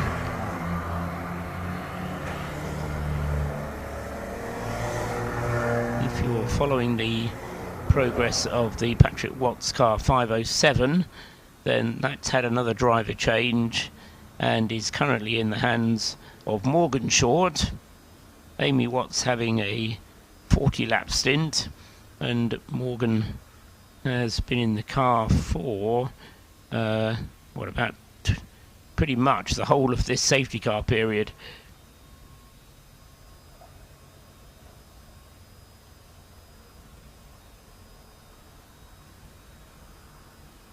But that car, with Morgan Short at the wheel, is now down in 27th place. Just looking at the comeback being staged by the 347, it lost 3 laps when it went off, with Anthony Prendergast at the wheel, and it is now only 2 laps behind the race leader, so he is staging something of a recovery, 347, with Nick Beaumont at the wheel.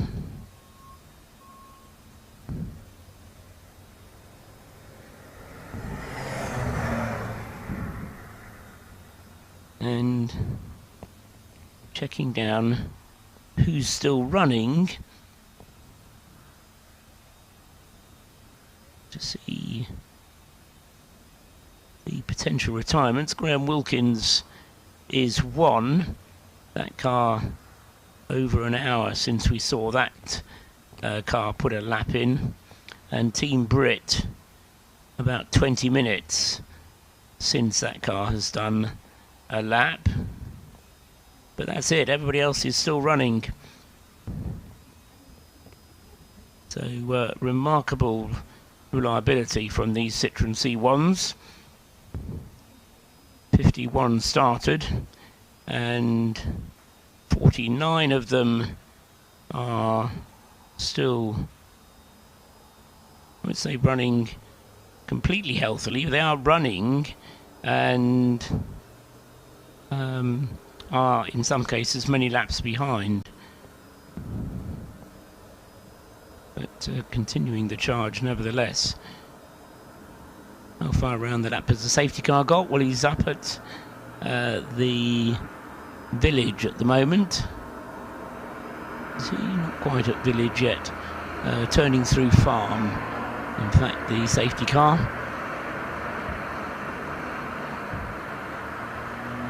Now turning through farm.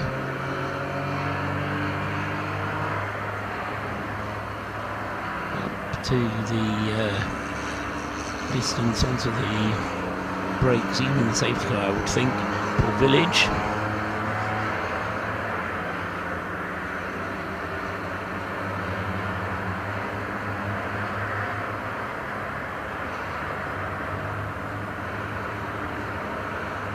In the loop, and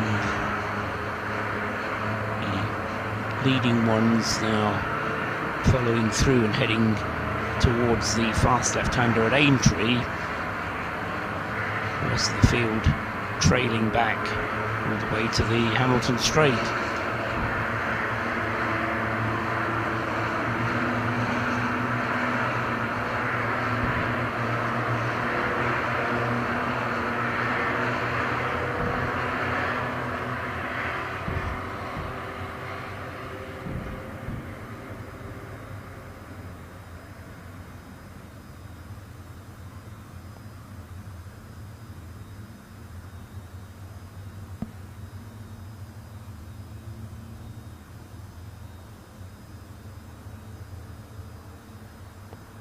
So, is that the safety car there with the lights out? Yes, it is.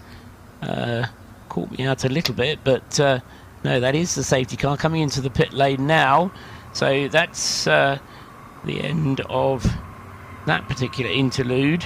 And what can we expect to see, apart from everybody going flat out once again, heading towards Copse Corner? Green lights being shown on the start-finish gantry. And Oliver Allwood completing his lap 163 with the AB Motorsport car, and he still has, well, it was 8 seconds at the beginning of the lap. We know that at that point he was behind the safety car, so we're still waiting for Ollie Allwood to come through. He wasn't at the front of the safety car train, he was at the back of it, so he'll be coming through now. 164, yes, there he goes. So yeah, even without the safety car, the gap is 9 seconds then, first to second. And then Austin Monday in the Trojan car, 421, is a lap behind. But in terms of those who have pit stops to offer us and those who have just been in, Oliver Allwood due to come in very shortly, I would suggest, whereas the Emax car, 346, Max Finn, has a long way to go. He's only done 5 laps in this current stint. Austin Monday potentially just over halfway through his stint, and Chris Chadwick in 4th place will be having us a pit stop again in about half an hour, I would suggest. So we're coming up towards another pit stop interval. Neil Huggins as well in 495 in 6th place is due a pit stop within the next half hour anyway, or 20 minutes, less than half an hour. In fact, 15 minutes before Neil Huggins needs to be headed pitwards. And our race leader similarly will be heading that way in about 20 minutes as well. So we'll go quiet again and then come back at around about 3 AM, I think, and see what has happened to the race order once those pit stops have taken place shortly after 3 o'clock.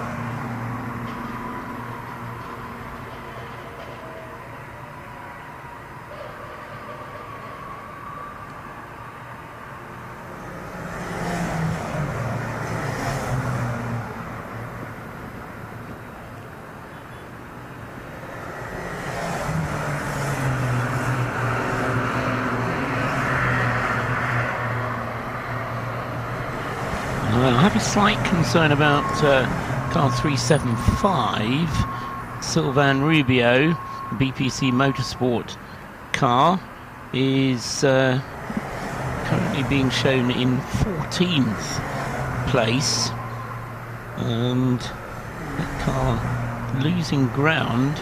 It was up in 5th place 3 laps ago, and hasn't been seen since.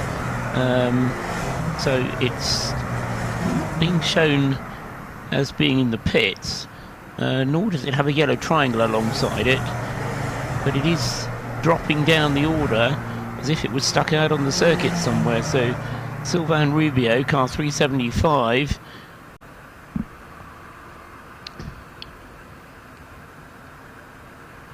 if it is Sylvain, then it must have had a pit stop, because the most recent driver was Sid Smith. So possibly Sylvain was on an out lap. Let's just see what we can get from James Muscat.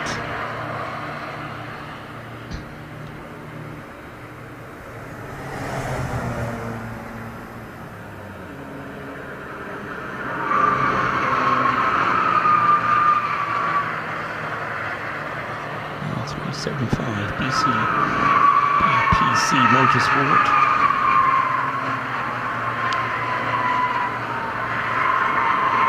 Yes, Sylvain Rubio, 165 laps he took the car over. And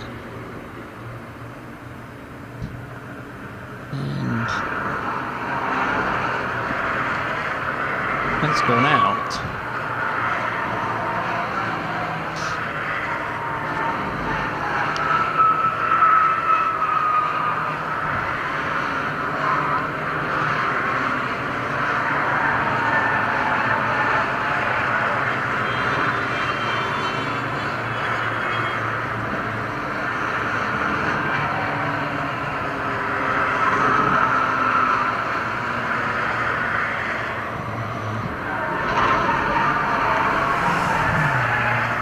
Is telling me that it's Adam Sharp still at the wheel of the car.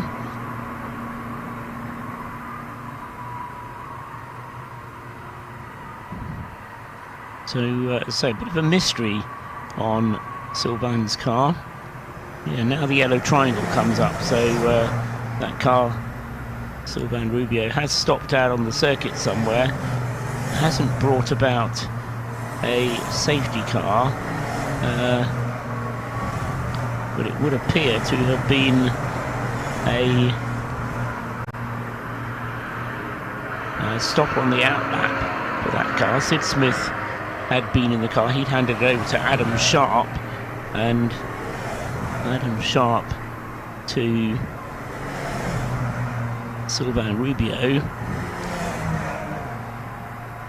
and then nothing more was seen of it.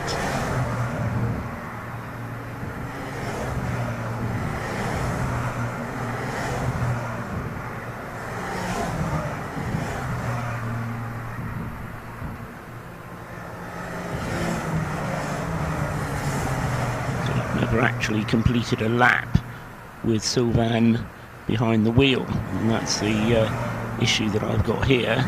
So I have Adam Sharp in the car, but no sign of Sylvain Rubio, and 375 continuing to drop down. So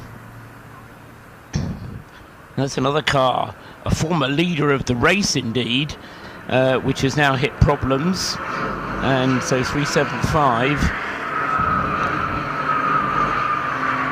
9.5 hours into the race, just after 3 o'clock.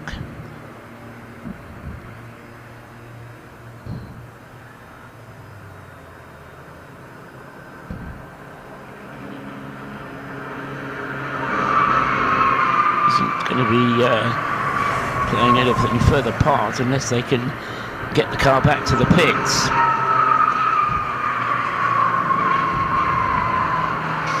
Which I'm sure they'll manage, but we are beginning now to build a list of cars that we haven't seen for a while, which are going on to a list of potential retirements, and we have the safety car out. So he's set to recover Sylvain's car. So it's been out there for quite a while, but they may have been covering it with a local yellow wherever it has come to grief. So cars all around the circuit, and it's at the loop, isn't it? There's somebody off on the outside of the circuit, very precariously poised, I would say, on the outside of the circuit at the loop, and that could well be the BPC Motorsport car 375 of Sylvain Rubio. It would be a bit of a shame for him if he did, because that car had been running well. As I said, it was leading the race at one point, and thanks to David Drinkwater. Good to know you're listening, David. I'm not talking to myself.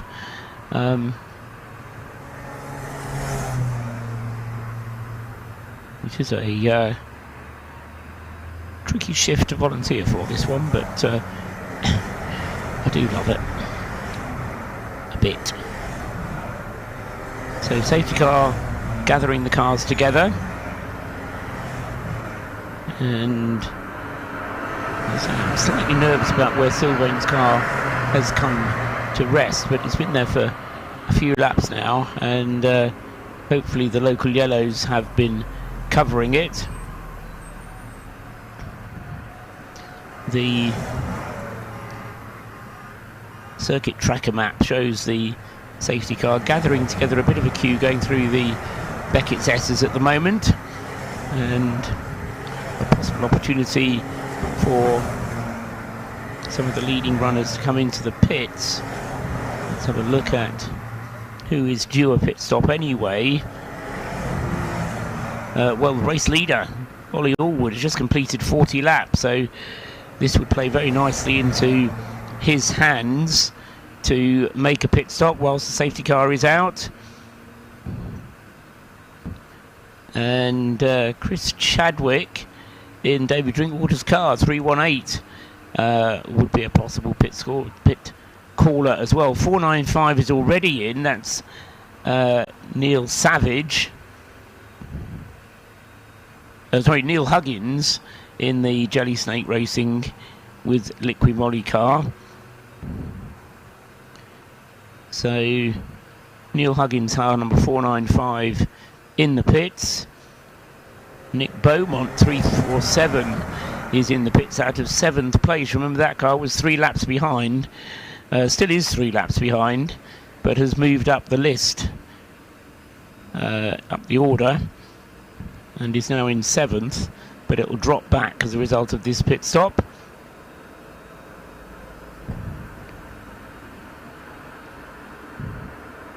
A couple of other cars just outside the top 20 also making pit stops as well.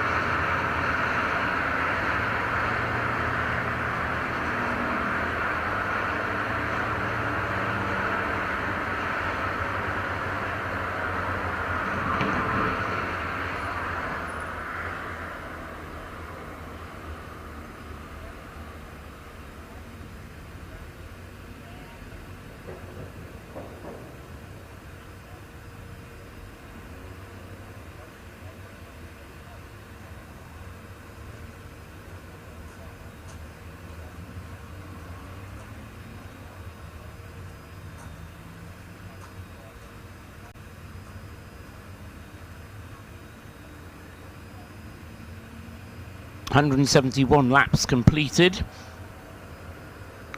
Looking at a total of around about 430 laps in total. We're 40% through the race. And in other words, that means we've completed 9 hours and 40 minutes. Here comes the safety car. popping into view here at Woodcote Corner, and it will make its way around. Lights still flashing on the safety car, and those cars behind will be tempted into the pits and will be hoping that they can get their pit stop done and dusted without losing a lap, basically, because the safety car laps are so long. If you are quick with the pit stop, then you can get out and get everything done before the safety car comes around again, and then you can get out of the pits, provided you get out of the pits early enough. So 1, 2, 3 cars coming in. Ollie Allwood does come in, yes, as I expected. Chris Chadwick comes in as well. So first and fourth place cars both coming into the pits to take advantage of this safety car period. Oliver Allwood having completed 41 laps and Chris Chadwick 37. So it's very much worth both of those coming in. 495 is already in the pits. That's the Neil Huggins car.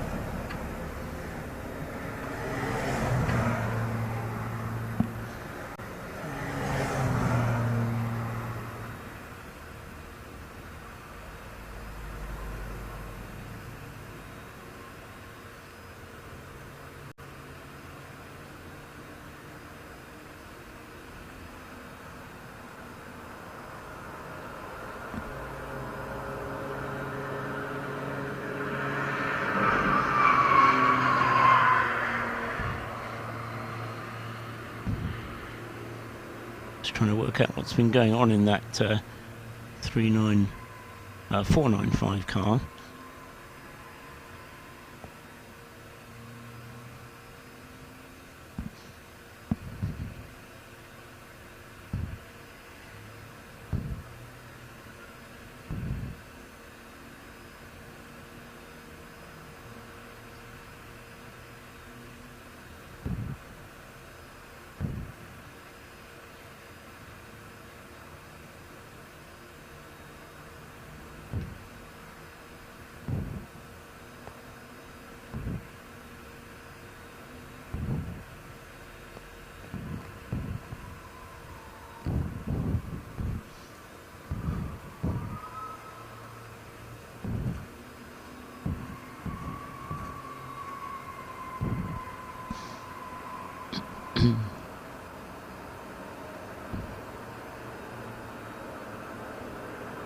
I think we're sorting out the Jelly Snake Racing then.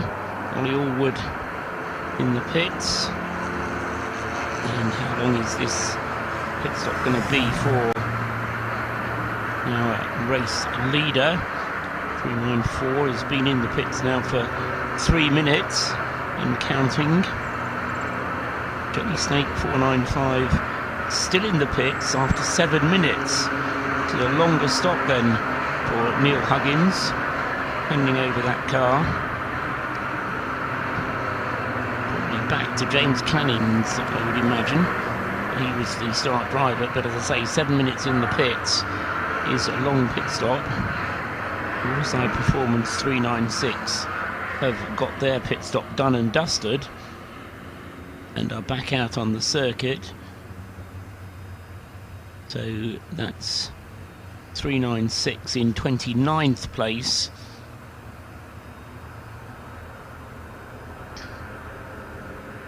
And that's the car being driven by Sam Brown. So that stop has been completed. We've also had a quick stop from 409, which wasn't enough to put fuel in, I wouldn't have thought. Safety car coming into view again, lights are out. We're going to go back to green flag. Relatively short period of safety car that time. And Oliver Allward caught in the pit lane, so Max Finn is going to return to the lead in the Emax car, 346. Stuart Simmons back out in the 394 car. And as I say, he is going to get overtaken whilst he's in the pit lane. So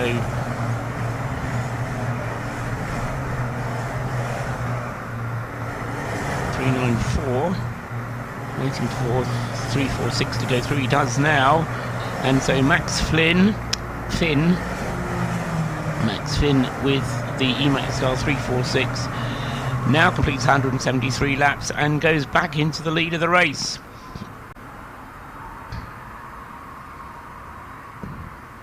And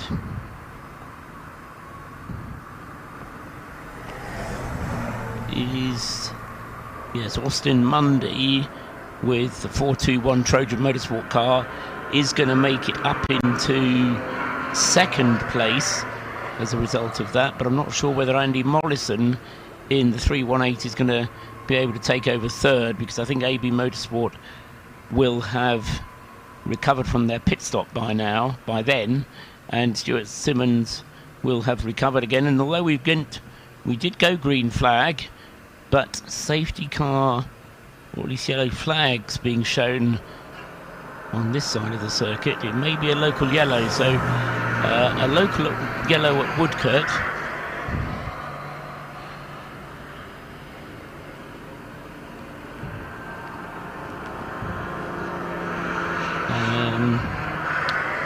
Not a safety car. So in front of me in the darkness is something that the marshals don't like and want to warn the drivers about. What that is, I'm afraid I can't tell you. So see down there at Cox Corner. Yes, it's a yellow flag at Cox Corner as well. So yellow at Woodcote, yellow at Cox. So the circuit is green, but the start-finish line has a local yellow on it.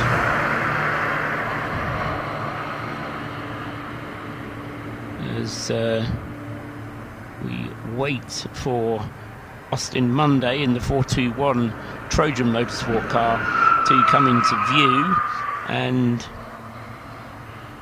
the screen tracker showing that he is down still at Club Corner and coming up the Hamilton Straight.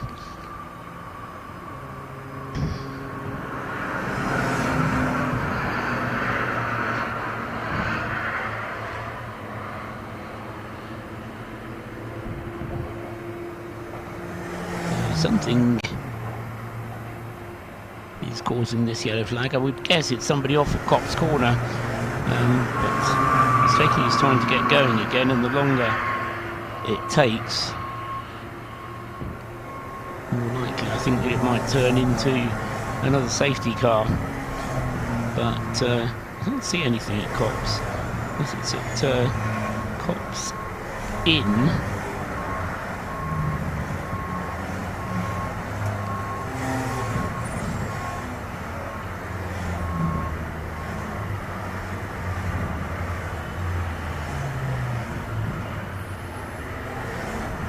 There he is. Yes, he's at actually at the exit of the pit lane.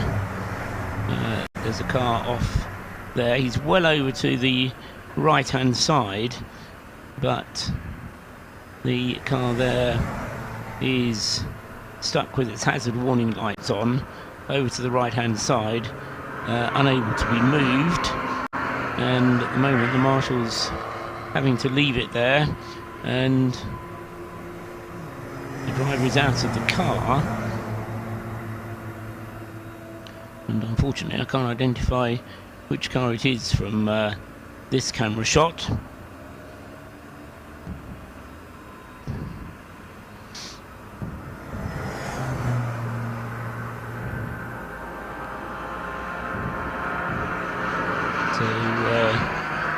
driver out of the car not going anywhere. I think as the situation has prevailed in the past, we're going to leave the car there under a local yellow and then go to a safety car when we get the rescue unit to it. It's a number beginning with 4, I can tell you that.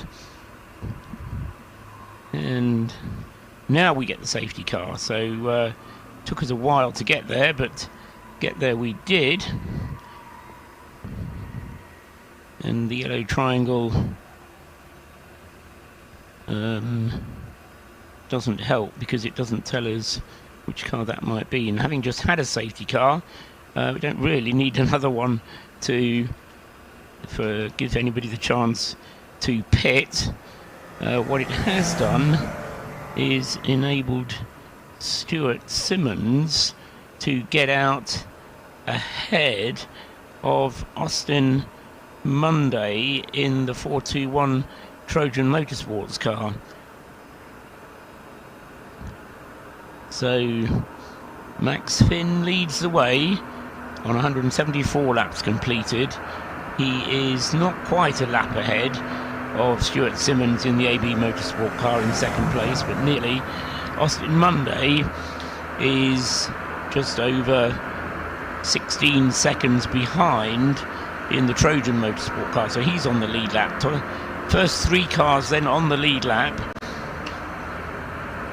Andy Mollison in the WRC car 318 has dropped off the lead lap now with his most recent pit stop, having been a little bit longer, I think. What happened? 318 in his last pit stop.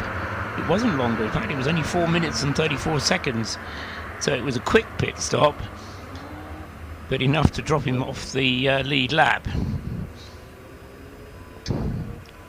And then in 5th place is number 352, the ABC1 entry, which is 2 laps behind the race leader now. So the rescue operation taking place for that car at the exit of Copse.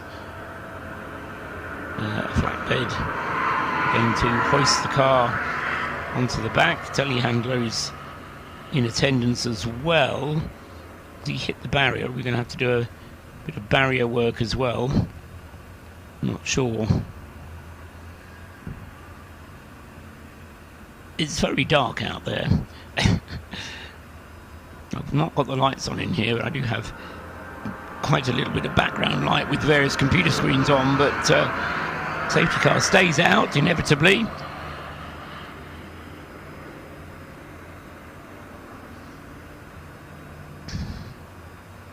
And leads the train of brightly coloured Citroen C1s through for another lap. And yes, for a moment we got the 3 cars on the lead lap being shown as being on the lead lap. So Stuart Simmons and Austin Monday going through in 2nd and 3rd places, and then further back in the train Max Finn will go through and go on to another lap again. So yes, he does that now. So it's 175 laps now completed for Max Finn, 174 laps for both Stuart Simmons and Austin Monday. And then Andy Mollison, who has completed 173 laps, is next up. Luke Pullen in the ABC car. How much longer has Luke got on this stint? Seems to have been in the car for quite a long time. 37 laps is the answer. So it was Pullen, Hawes, Door, and then Luke Pullen again.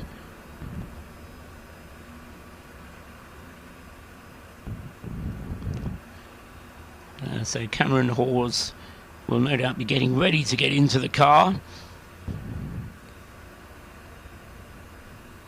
That's the 352 in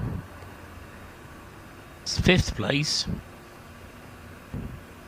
And then Ashley Davis in 337 for the Burton Power team. That's a car that's been quietly going about its business.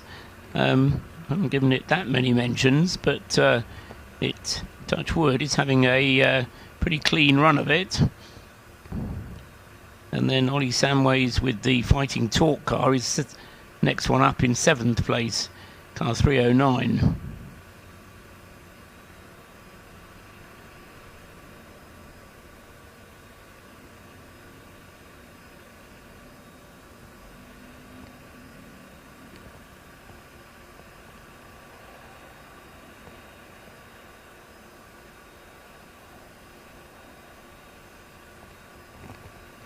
And I'm afraid there is some barrier repair work that needs to be done there on the inside of Copse Corner.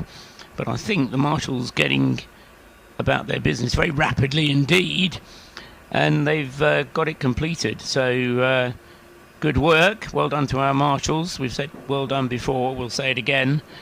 We'll say it in Den in Daylight when you can hear us more clearly as well. But they've pretty much done the job that needs to be done, and I don't see any reason why we shouldn't get the safety car in next time around.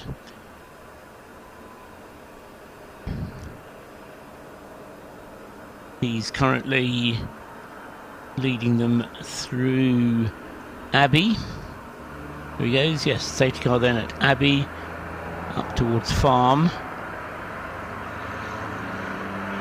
And be at Village, and as I say, by the time he gets halfway down the Wellington Straight, we should be able to get the green flag given. The errant car, whichever it was that went off at Copse, has now been dealt with.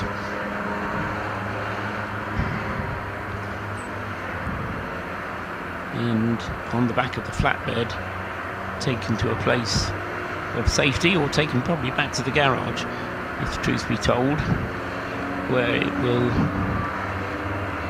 be repaired, and no doubt they'll want to try and get on with the race.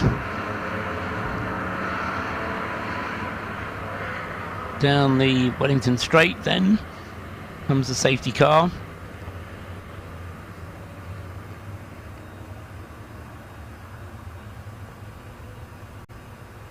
And past the point where the lights could be turned off,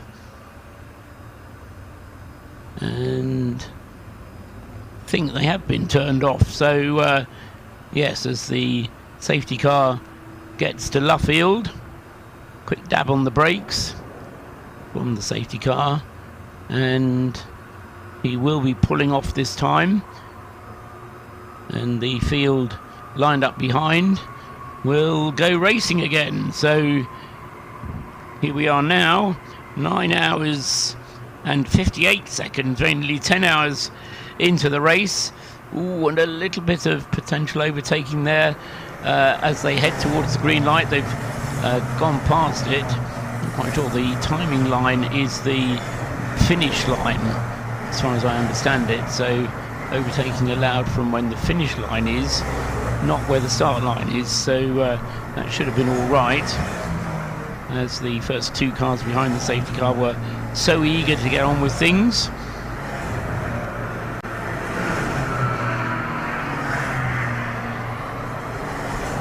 And Max Finn onto another lap then, ahead of Stuart Simmons in the AB car. 27 seconds is the gap between them, but Stuart Simmons has far more fuel aboard than does Max Finn.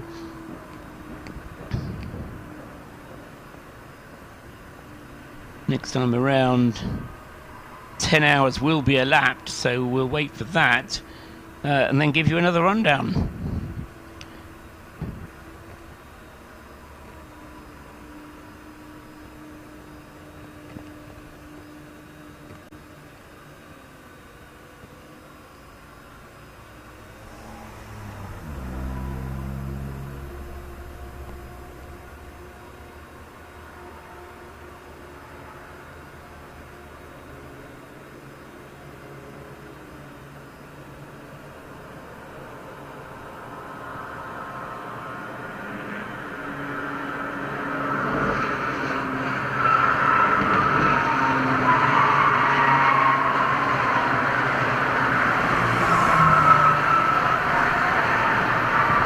Meanwhile, there's a car that's just exited the pits, which I think might have been the 375 BPC Motorsport car.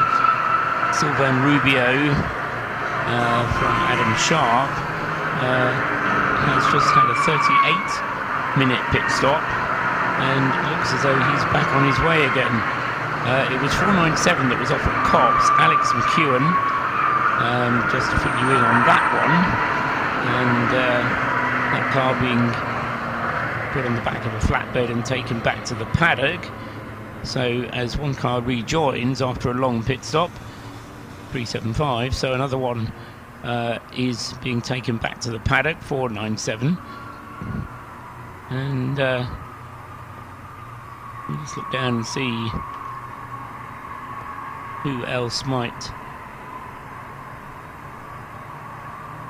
still be cars missing. The Scuderia Polo Rosso and Team Brit are both long-time absentees.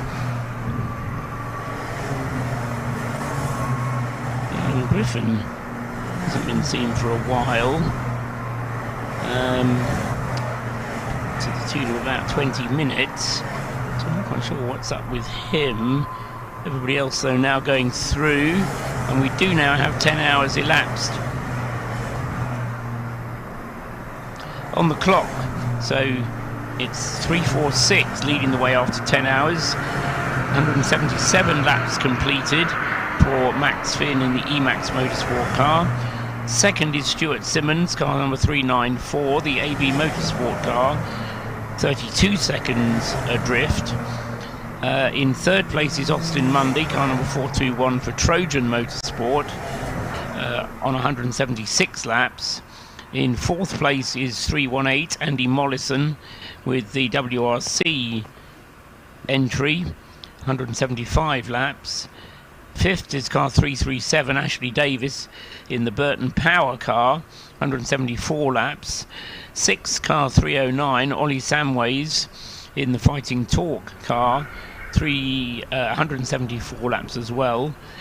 Seventh fastest, and seventh in the placings, is car 432, that's Ian Mitchell for Rabsport Racing.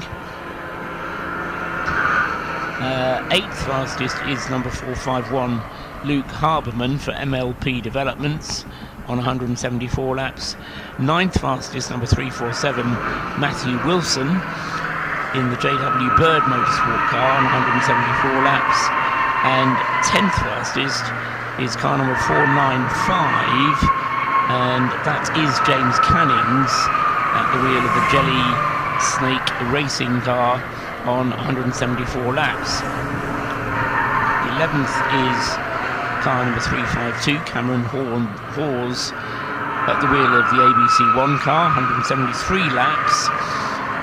In 11th place. 12th place is car 503 Kyle Reed with the SCK BH Motorsport car number 503 on 173 laps. 13th is car 312 Matthew Maxted, the Dark and Taylor car on 173 laps. 14th is 398 the Silverlake car, Gary Preble driving on 173 laps. 15th fastest is car 389 the BPC Motorsport car of Connor Kay on 173 laps, and then 16th is car 453 Callum Bates in the Bianco Auto Development car on 172 laps. 17th is 355 Ryan Bensley in that Emax Motorsport car, 172 laps completed. 18th is 335 Ethan Simmons in the Rabsport Racing car on 172 laps. 19th, number 393 Mark Skeggs in the Scuderia Potenza car, 172 laps. And then 20th, car 449, the JW Bird Motorsport entry from Joe Roach on 172 laps. That's the top 20 cars then, after 10 hours of the race, and just under 14 hours still to go.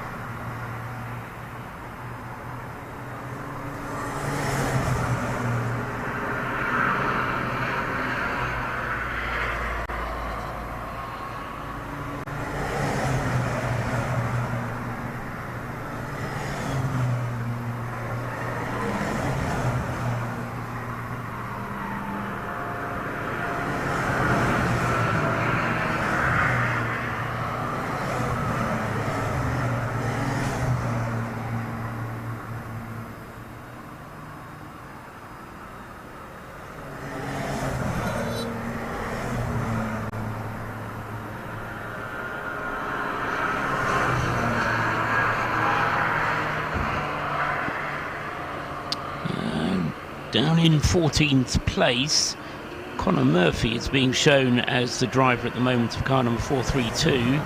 That car has been losing places whilst it's been out there, at least in recent times. That's 432. That's the car that Ian Mitchell was most recently driving, and 432 with Murphy back at the wheel of it for some reason. Here are Simonday, the start drivers, Conor Murphy, Ian Mitchell. Now it seems to be going back to Conor Murphy, according to what we're being told. So, yellow flags here at Woodcote once again. So is that a portent of another safety car about to be shown? Which means that we really won't have had very much racing through the night at all, as the safety car is...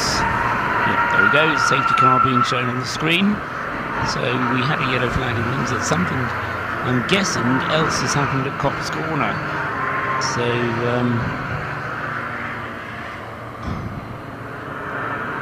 that's another problem. Copse seems to be the place that's catching them out and picking your moment for a pit stop. You might as well just stay out and wait for the next safety car, the way that the race is playing out at the moment. Max Finn has done 21 laps out there, but the majority of those, I would say, have been behind the safety car. Let's just have a look at the stints. Car 346. Take a little while to come up, but we'll do it because it's worth it. So Max Finn, 181 laps now completed. That's 20 laps since his last pit stop.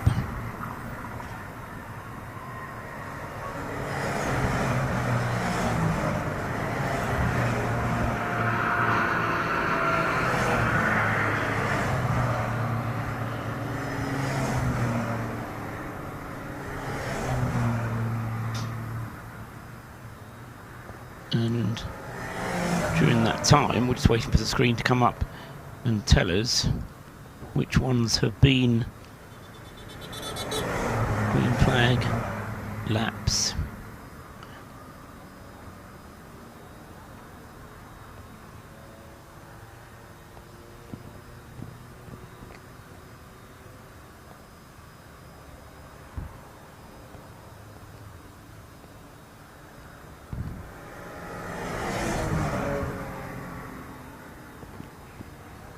Yeah, so since Max Finn has been in the car, he's had 10 green flag laps and 3, 4, 5, 11, 12 safety car laps.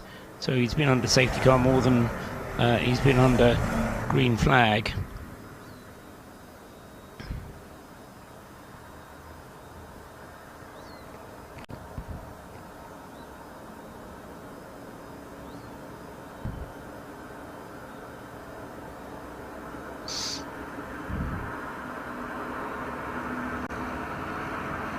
The safety car just coming through Abbey as it gathers up the train once again. Of course, with such frequent safety car periods, the train doesn't get so much time to get spread out, and the safety cars have been coming pretty frequently just recently.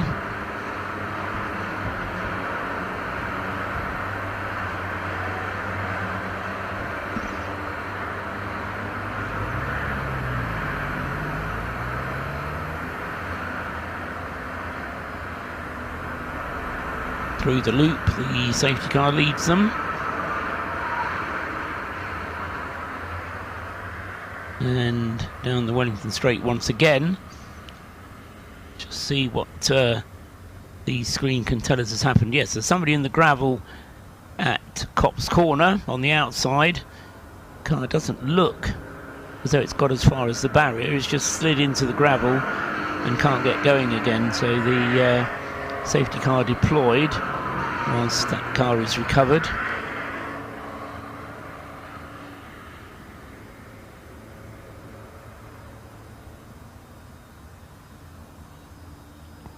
Marshals are in attendance, and I think I'm going to want to get the driver out, put the car on the hard standing, and then it may be able to just drive away.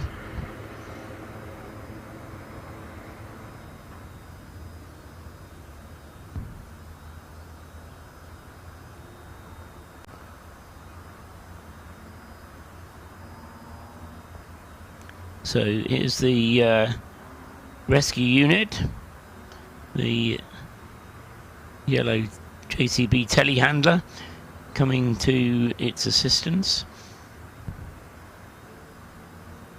Safety car goes through across the start finish line, and Max Finn in that train of cars will be topping up to 182 laps in the minute. Austin Monday's already gone through in third place and gone up to 181 laps. Now Max Finn goes through and completes his 182nd lap, and then in a few seconds time we'll get Stuart Simmons going through. It'll be about 30 seconds with the safety car speeds, going through actually after 20 seconds at safety car speeds. Stuart Simmons now in second place, or still in second place, and of those two,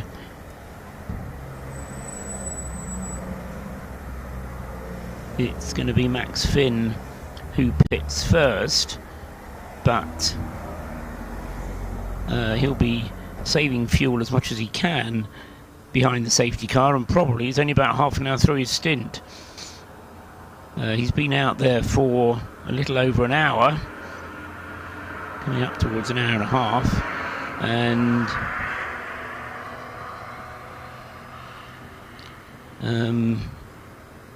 yeah, so Max will be able to go for another hour at this rate, depending how much fuel he saved, depending on how he's managing his fuel as well, whether there's somebody in the pits counting them for him and then they hold the pit board out, or whether Max is managing it according to the fuel gauge in the car.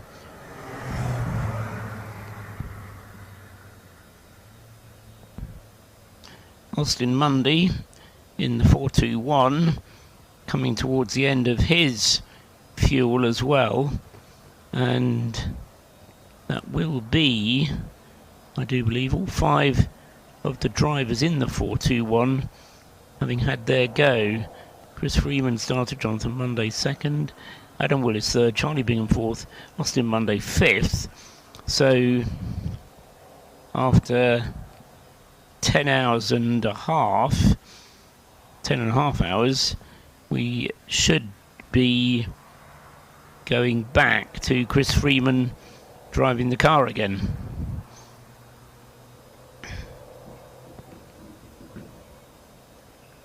So that car, whichever it was, that stopped at Copse Corner, onto the hard standing and setting off again on its way. The rescue unit will disappear back behind the hole in the barrier, and we'll be able to get back underway. Safety car is... where is he? Coming up the Hamilton Straight, yes, into Abbey, out of Abbey up towards Farm, so another half a lap to do. There's time for them to make the decision to pull in the safety car at the end of this lap. So safety car interventions have been generally short, but far too frequent for my liking. The race just hasn't had any rhythm at all through the night, and it just seems that many cars have encountered problems.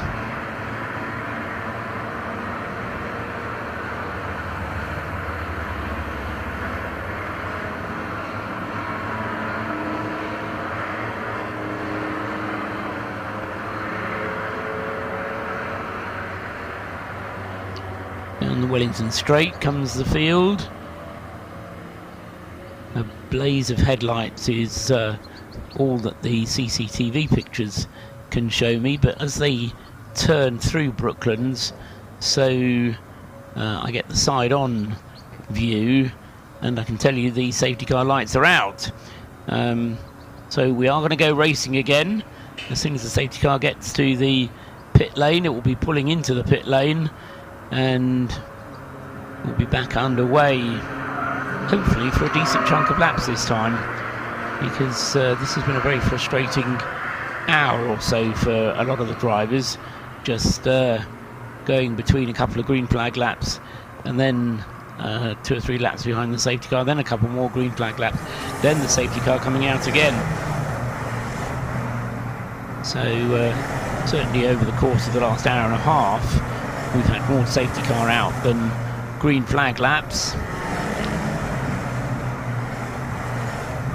9 laps or so of green flag racing in the last hour, and we should be getting somewhere more in the region of 18 or 19. In fact, in the second hour we actually got 20 laps of racing in.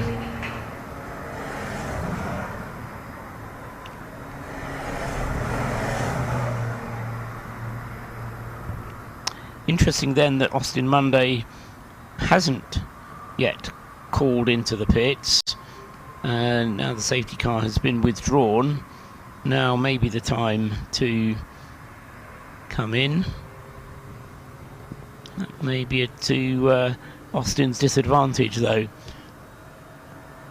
Another car coming down the pit lane. Not sure which one that was, but not amongst the top 30, possibly. Let's do it properly and not guess, but work it out. The car that just came into the pits was the has-been racing car of John Gladman, car 339, so it wasn't amongst the top 30. Has-been racing 339 is currently in 46th place out of 51. They've had their troubles over the course of the race. Paul Dickinson, the other car in the pits, number 558, he's in 41st place. And 487 is the other car in the pits at the moment, Luca de Placido. And a 3-minute stop and go penalty for causing avoidable contact has been issued for car 449, which is one of the JW Bird Motorsport entries, but not the one that's actually furthest up the field. It's Matthew Wilson in 347. This is the car of Joe Roach that has been penalised for the JW Bird team, and car 449 is immediately ahead on the circuit of Morgan Short. It is Morgan at the moment, isn't it? Yes. So that will be to the PWR team's benefit when that penalty gets taken. The 3-minute stop and go for the 449 car then, which is currently in 18th place. Morgan Short in 19th place. Those two having just overtaken Callum Bates in car 453, which is going backwards at the moment. So the green flag is out. Austin Mundy due a pit stop in the Trojan car. and that car really can't afford a pit stop at the moment because they are already a lap behind the race leader, and they will go a further lap behind when they make their pit stop, and Max Finn can carry on for about another half hour before he's going to need a pit stop, or at least half an hour before he's going to need a pit stop. Stuart Simmons can keep going for about an hour before his pit stop, almost an hour and a half, no, maybe an hour, depending what the situation is with being able to save fuel during the safety car periods.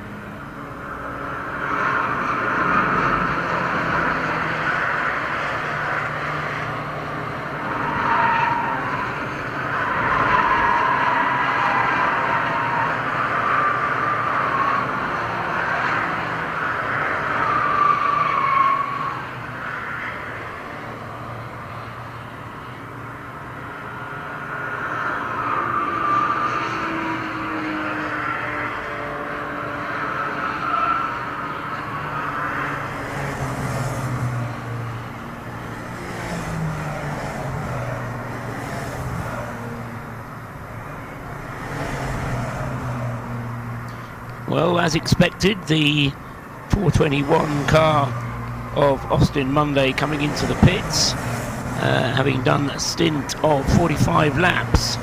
So it's a good long stint for the Trojan car. Just coming in for his 5th stop now. And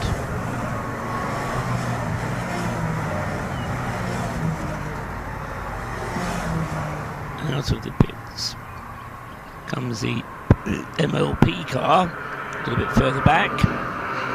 So also coming in is Morgan Short with the PWR Limited car 507, and this should be to hand over to Marcus.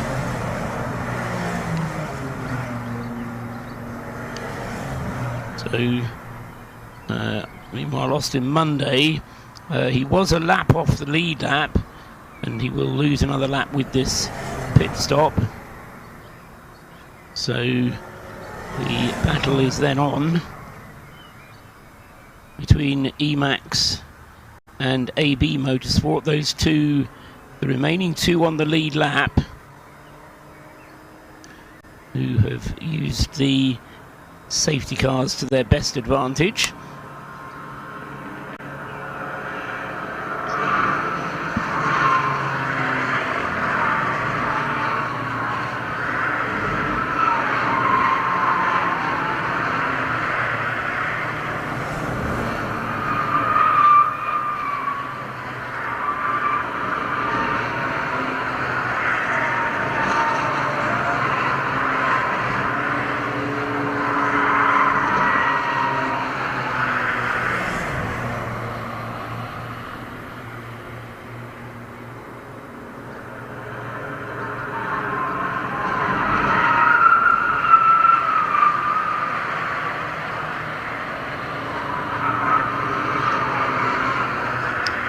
Down to where they were as darkness fell. The 346 of Max Finn was in 4th place as darkness fell, and the 394 was way down in 10th. So has stayed nicely in contention and has really come in to start playing a part in this race.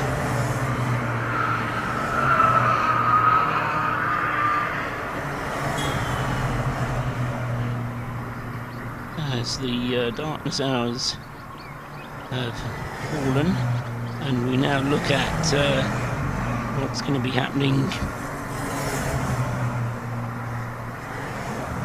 as the race gets through the daylight hours.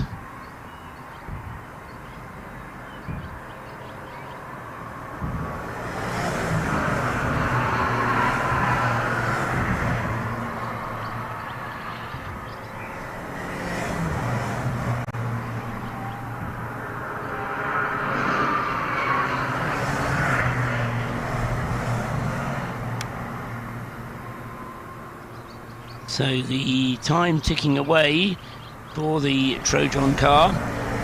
It's been in the pits now for 4 minutes.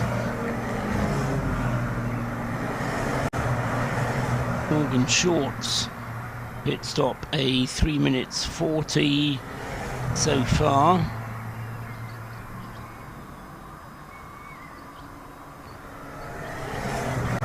So the time ticking away is for it's gone 12 minutes past 4.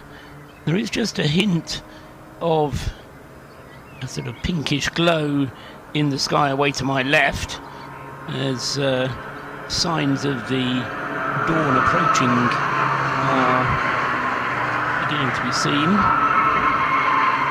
The sunrise, the thing that I shouldn't normally check for 24-hour races. Sunrise today at 5:01, so the sun will be up in about 45 minutes. And yes, very quickly the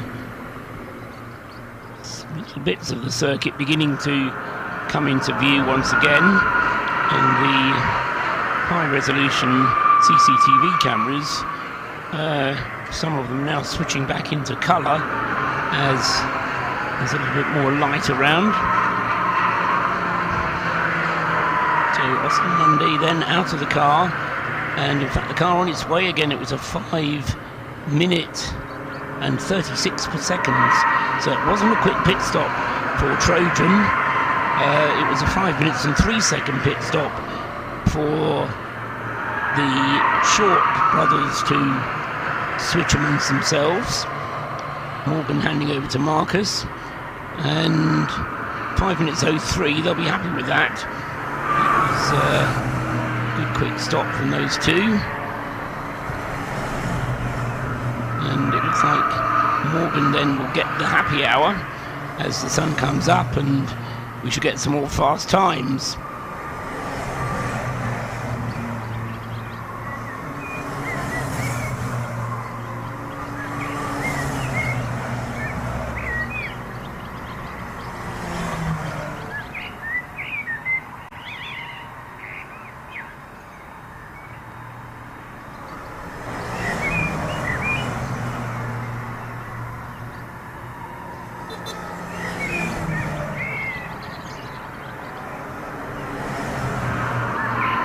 So 421 back out onto the circuit with Adam Willis behind the wheel now. So they've changed the driving sequence a little bit. Adam Willis got in immediately before Charlie Bingham, and then had a long stint from Austin Munday, and now we've got Adam Willis back in the car again to see the car through the dawn, and I think Adam can be expected to go very rapidly during this time, but they have lost another lap, dropped down to 4th place as the Trojan car 421, and that's elevated the WRC team, which Andy Mollison is now driving. He's up into 3rd place, but Max Finn still with fuel enough to take him about 20 laps.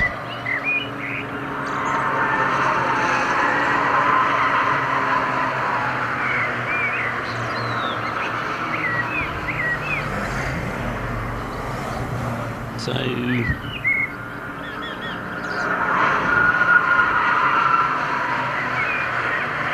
waiting for Adam Willis to come through. He may lose another place to Ollie Samways, who is going through to complete 189 laps on his next lap.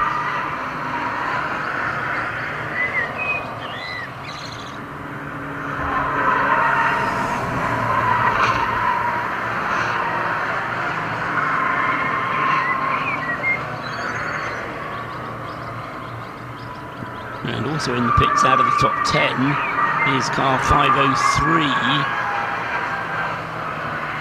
which is Kyle Reed in the SCK BH Motorsport combined entry. Max Finn goes through, completing another lap. 192 laps now completed.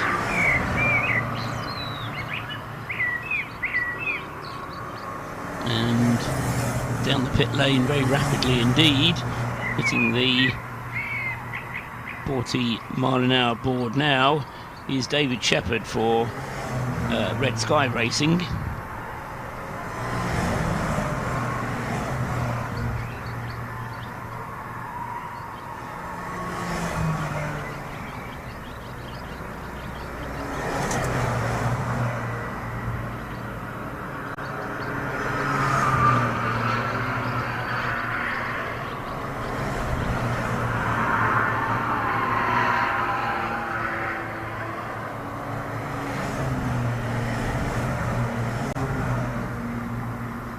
But it looks at the moment at least as if Adam Willis is going to be able to hold on to that 4th place, losing only 1 place to Andy Mollison. Ollie Samways in the Fighting Talk car 309 isn't going to be a get past just yet. So nice tank of fuel and raring to go then for 421 Andy Willis. Ollie Samways coming towards the end of his stint. Max Finn shortly afterwards. And Matthew Wilson at the wheel of the 347 car has broken back into the top 6. Quite remarkable performance. He's been very efficient in what they've been doing there, and they lost 3 laps earlier on when Anthony Prendergast went off, and they're still just about 3 laps behind, but as I say, whilst others have slowed, they've kept going. But it's hard now to look beyond the first 2 as being the pace setters. Emax Motorsport 346 and 394 Stuart Simmons. Those two laps ahead now of the rest of the field, with that pit stop from Adam Willis now taking its full effect.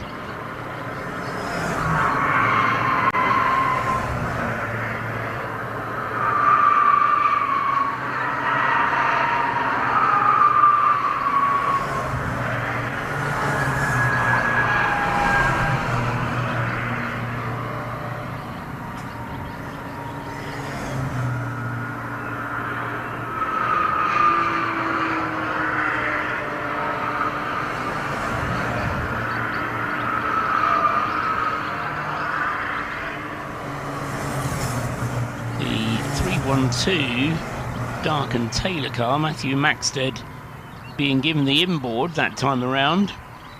Fortunately, our locked off camera just shows us the Dark and Taylor pit board, and he turns it round at the end of his, and we can see what it says thanks to that camera.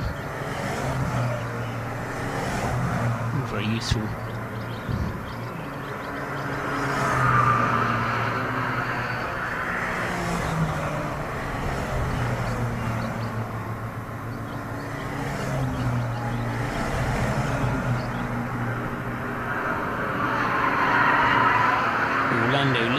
In the pits again for what Patrick Watts has been calling his boomerang car.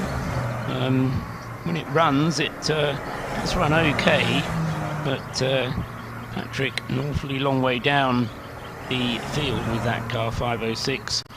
It's 48th, yes, out of 51, and there are cars that have stopped for a long time ahead of it, but Polo Rosso, mentioned them, they've got going again. Graham Wilkins, you may remember, was in the car when it stopped over at Abbey. They've managed to get going again. The 501 car has got going again, and Alexander McEwen in the Indigo car, 497, is the one that's still being shown as stopped.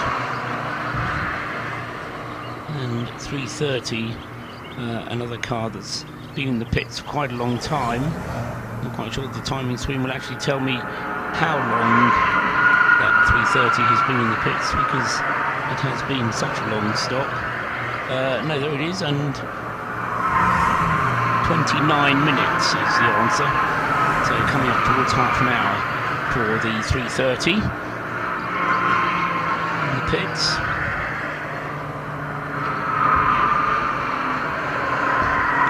Lindsay's car back out on the circuit, 4 minutes 10, so that was quite a reasonable pit stop for them.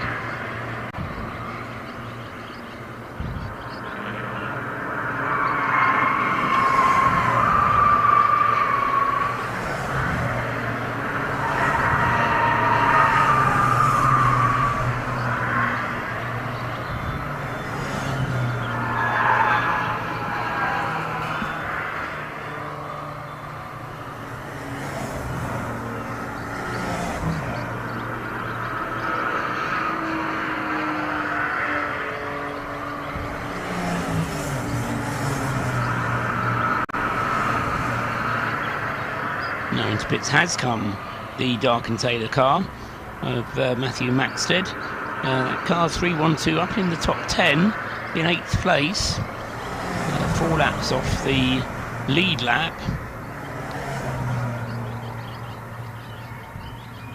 And another safety car. What a shame. We'd nearly done half an hour. Had done half an hour of green flag. So thought we might have got to the point where, with the improving conditions, but off has gone one of the Silverlake cars. That's 558 at the Beckett's S's. So 558 off in the gravel in the Beckett's S's, and so that car has caused yet another safety car. It's 558. Where is it in the list? The highest placed Silverlake car is in 9th place.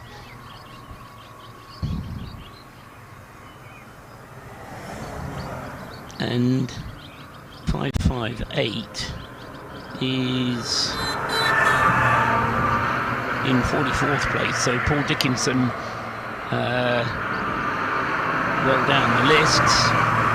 Had an easy run of it, and losing more time now behind the safety car, whilst that car is recovered from driver's right, and that's pretty much at the corner formerly known as Beckett's, the middle element of the Beckett's S's.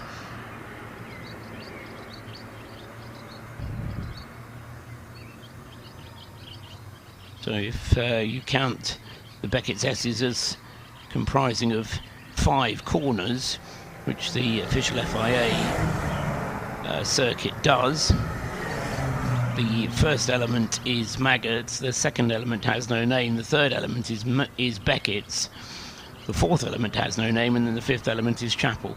So the third element is the bit where the Silverlake car has come off, and the Paul Dickinson car is there waiting for assistance. His headlights are still on, which makes me believe that once they get the car out of the gravel, then he will be able to restart and continue on his way.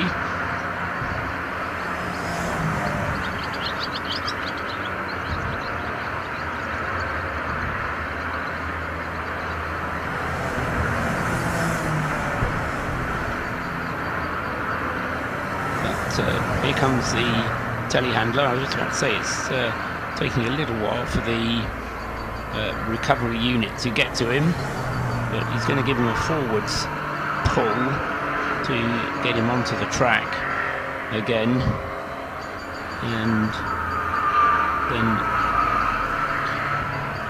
see if he's able to restart.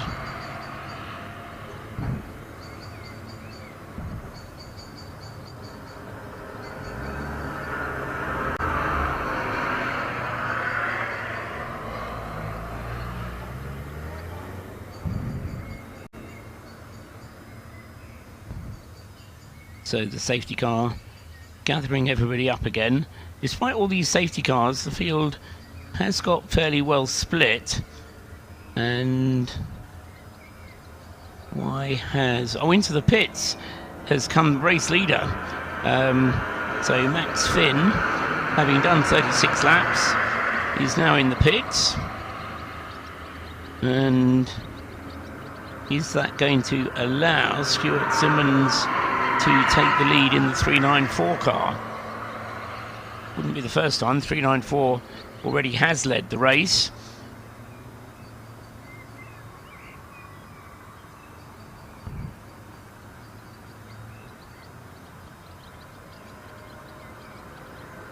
There's another car hammering down the pit lane.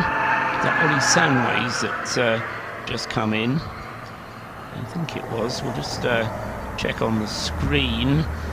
346 Max Finn. It was the other Emax car, in fact, number 345, which has now come into the pits. 355 is an Emax car.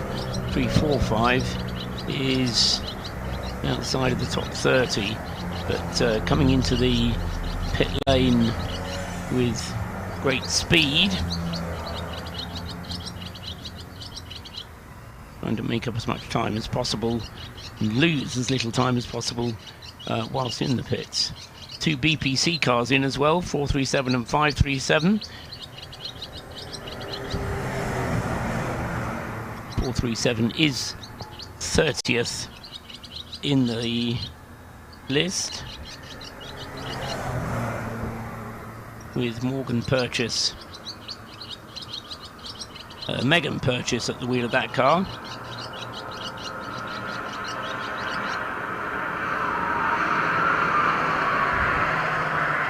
And Matthew Maxted with the 312 has completed his pit stop and is back on his way again with Ryan, 312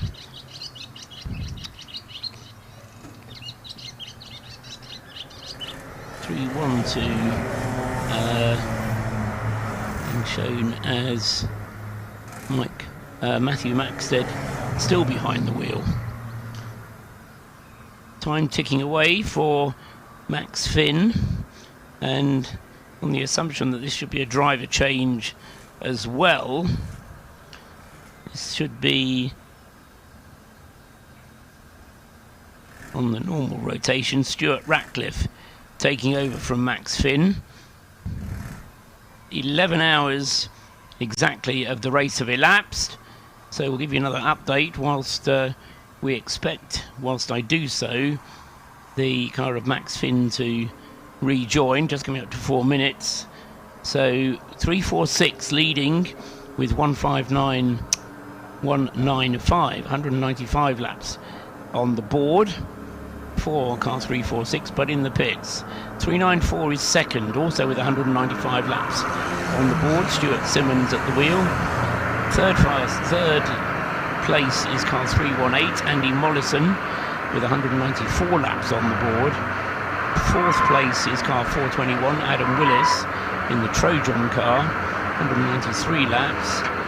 Fifth place is 347, JW Bird Motorsport, Matthew Wilson at the wheel, 193 laps. And sixth place is car 309, Fighting Torque, with Neil Chillistone driving, 192 laps completed. Seventh is 495, the Jelly Snake racing car, 192 laps. Eighth is 398, Gary Preble, 192 laps completed. Ninth is 389, Connor Kay, 191 laps completed. And 10th is Cameron Hawes with 191 laps completed as well. It's car number 352. So that's the top 10. Cameron Hawes in 10th place, having completed 18 laps. Should gain a couple of places whilst those ahead of him make pit stops, because those ahead of him are due to make their stops before he is. Safety car is in. We're back to the green flag. Green light flashes on the gantry, and away we go again with a short period of safety car, but enough to close all the gaps up, and enough to give us another leader of the race though. 394 takes over. Stuart Simmons then at the head of the field. 346 will remain in second place, and as expected, I think that is now Stuart Little doing the driving. Stuart Ratcliffe doing the driving in car 346. Andy Mollison in 318 in third place, and then Adam Willis in fourth. Short break while I have a comfort break.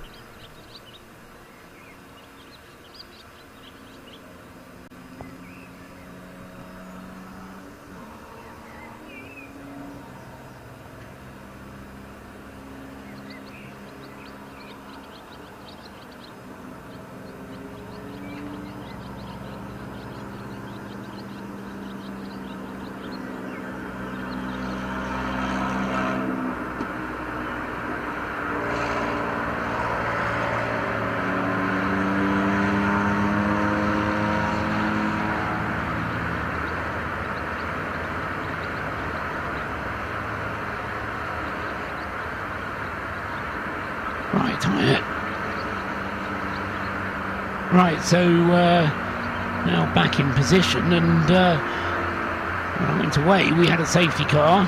We went briefly green for no more than a lap, and now we've got the safety car out again because somebody else has gone off at the Brscc S's, requiring a tow out of the gravel. So again, this is going to be a fairly brief safety car period, we hope, and a quick count up of safety car periods in the race so far. 1, 2, 3, 4, 5, 6, 7, 8, 9, 10, 11, 12, 13, 14, 15, 16. This is the 17th safety car. This is getting up to Daytona type of numbers of safety car periods in a 24-hour race. And in terms of time spent behind the safety car, I would imagine that's pretty much somewhere over 3.5 hours, or getting towards 3.5 hours. And we're not even halfway through the race yet, although we're getting towards it. And as I say, we're going to see the sun breaking through above the horizon in about 15 to 20 minutes time, at just after 5 AM. Safety car leads the field around for another lap. Car on its way into the pit lane is the BPC Motorsport car of car 389, which is Connor Kay, and up to 9th place now comes Cameron Hawes, and he'll be shortly up into 10th place. Now it's Jelly Snake Racing that we've lost. Oh dear, car number 495, and he was well placed before. 495 was in 6th place, but went off a couple of laps ago. So Jelly Snake Racing is the cause of the latest safety car, and having fought his way up to 6th, is now losing all those hard-earned places whilst the marshals drag him out of the gravel over there at Beckett's.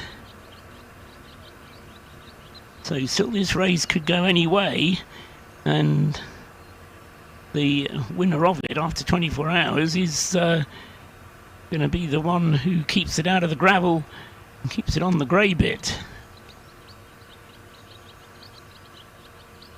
With the relatively low speeds of the Citroen C1s, the danger aspect of going off is not so great.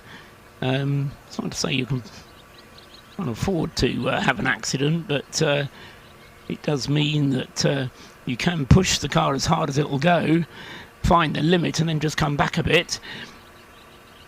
At least would be the idea. Anyway, it's being led by Stuart Simmons then from Stuart Ratcliffe, who is being shown on the lead lap, 39 seconds behind our race leader. So we've got 2 cars on the lead lap still.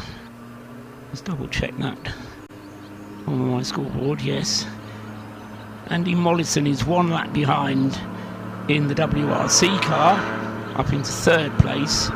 Adam Willis in the Trojan car is 2 laps behind in 4th place.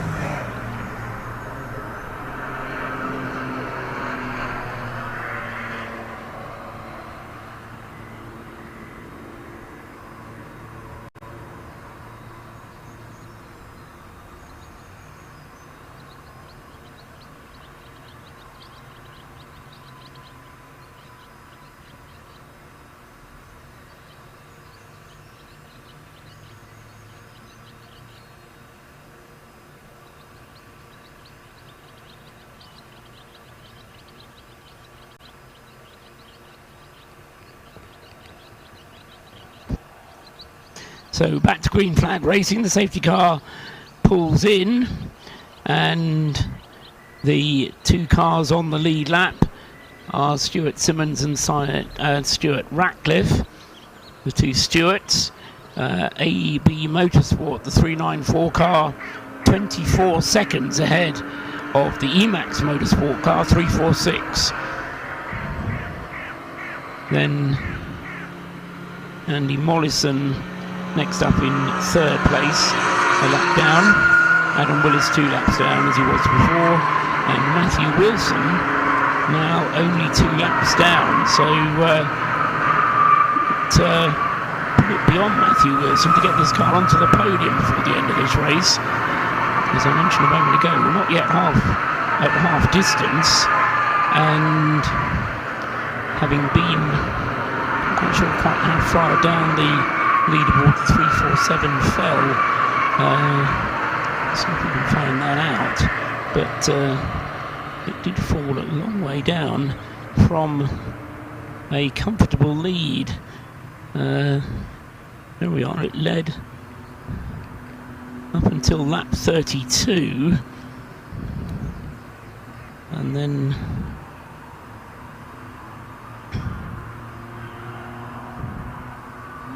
fell down to third place. Was into second.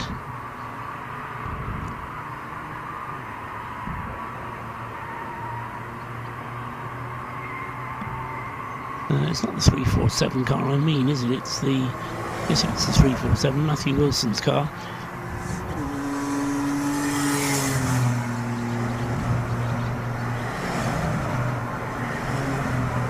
Back into the lead on lap 52. Lap 55. Fell back into second place. Led the race until lap 91.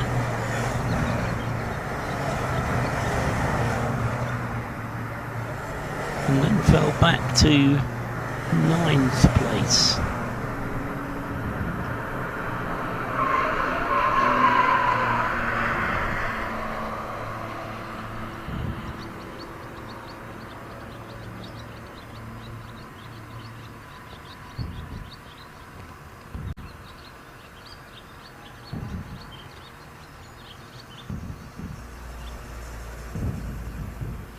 And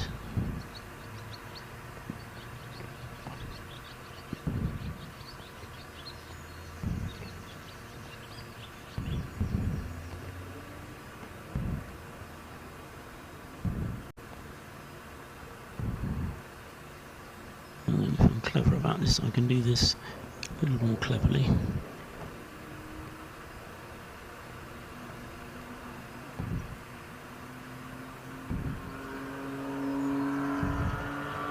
Yes, in fact fell down to 36th place when it fell down to 3 laps. So here we are, came through 36th place, did the 347, and now he's back up into 6th. He's now back up into 5th place, Matthew Wilson. So has gone very well indeed, has that 347 car. Touch wood, and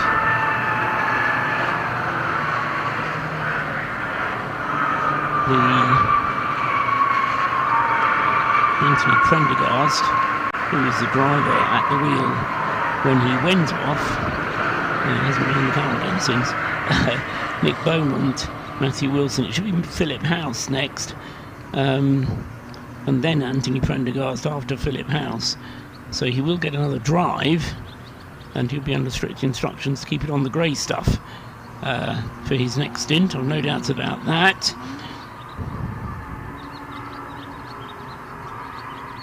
So had 11 hours of the race, coming up to 11 and a half hours completed at 5 AM, and then at 5:30 AM we will be at half distance.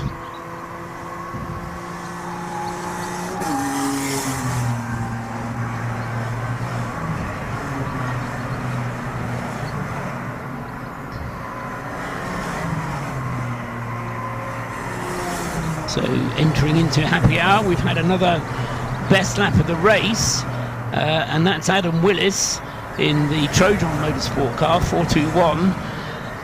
Has just set a 2:59.194. So it took us a long time to get into the 2:59s to break the 3-minute barrier, but now we have done.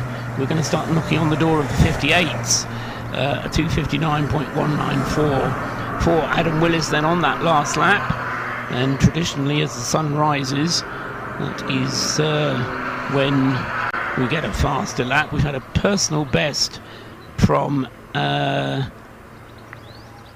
Andy Mollison, that is a 3-minute 0.167, best lap of the race thus far for the 318 in third place, and as I say, a best lap overall of the race thus far for Adam Willis in the Trojan car number 421.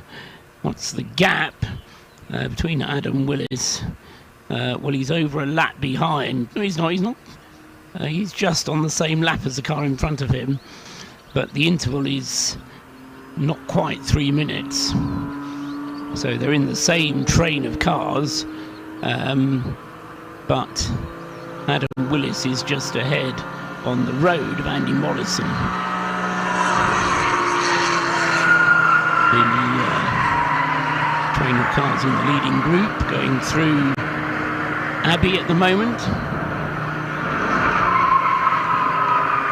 And looking at likely pit stoppers.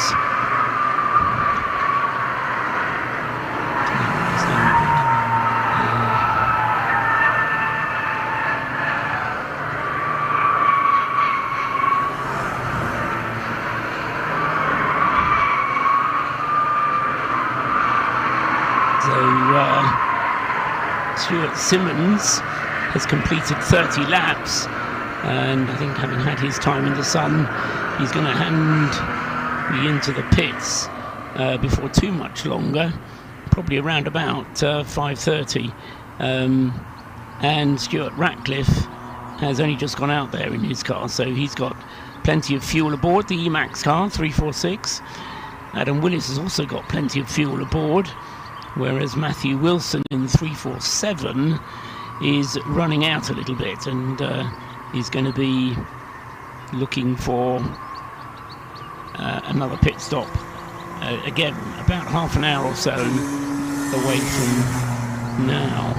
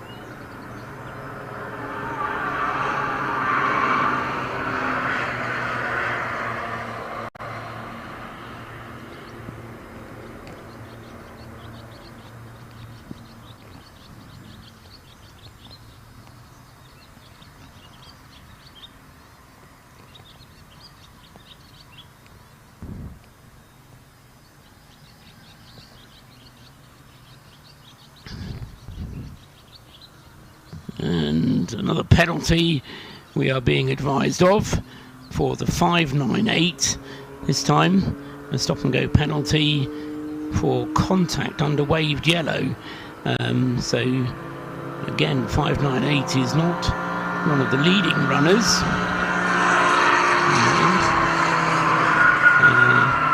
598 being shown on the screen.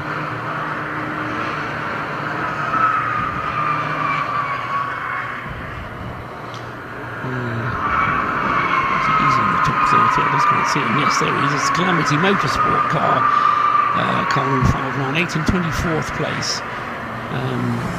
But they're going to have to serve their penalty.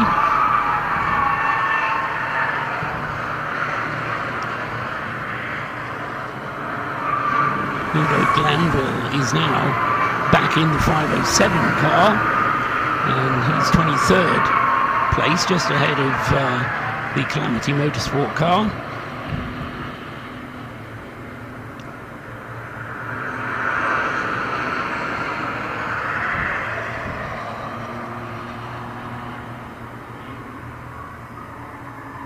So last time he was out, Ludo lost quite a lot of ground, lapping in the 3 minutes 03. So not as quick as the leaders, but not a disreputable time. Again, a little bit of pushing and shoving across the start-finish line as the cars go through absolutely nose to tail. And 394, Stuart Simmons completes his 204th lap. The rest of the field go through. Stuart Ratcliffe amongst them, and he will be going through. Well, he was 35 seconds adrift last time around. Stuart Ratcliffe not being able to take advantage in these conditions as well as some of the others are. So the Emax car dropping away, but as I said a moment ago, it's not going to be too long before Stuart Simmons in the 394 is going to be due his next pit stop. 38 seconds is now the gap, first to second, as Stuart Ratcliffe again lapping 3 seconds slower than Stuart Simmons.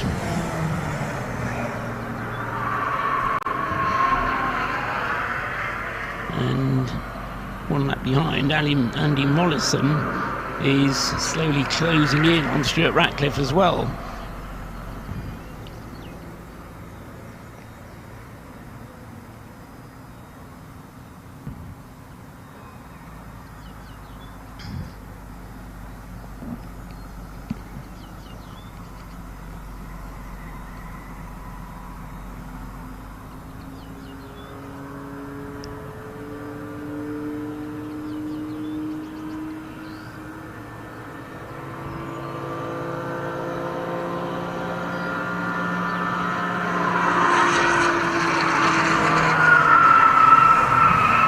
Sunrise due any minute now.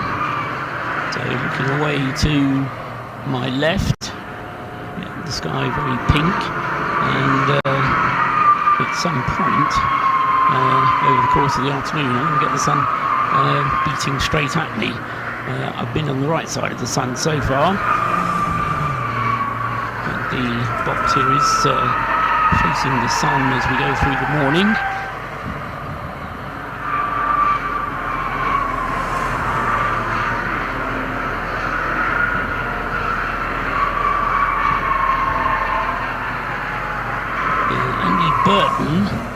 In the Burton Power car, currently in 8th place. I fancy he's closing in on Cameron Hawes, and he's going to be in a position to make a move fairly shortly. The last lap was a second and a half, or 1.3 seconds quicker for Andy Burton than Cameron Hawes, and the gap between them is just 3.1 seconds. So couple more laps of Andy Burton putting in times like that, and we could see him challenging for 7th place on Cameron Hawes. There's another fastest lap of the race. We're into the 58s now. 2 minutes 58 for Matthew Wilson, 2 minutes 58.507 for Matthew Wilson in the 347 car.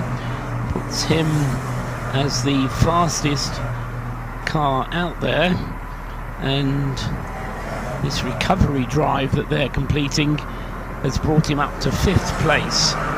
Remember, from 36th at one point, after that car had got itself stuck in the gravel. And I did say that Matthew Wilson was going to be in the pits fairly shortly. Well, he's on his 36th lap on his current tank full of fuel. Andy Mollison is on his 34th lap, and Stuart Simmons is on his 34th lap at the moment.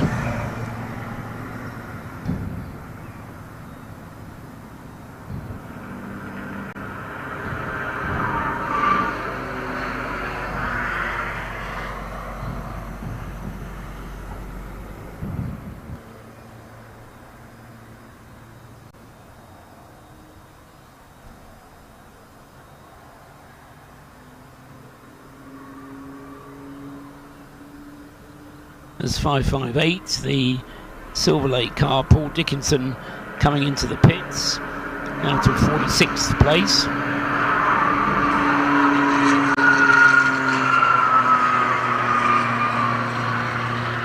And waiting then for the race leader, the gaggle of cars containing the race leader, to come round again.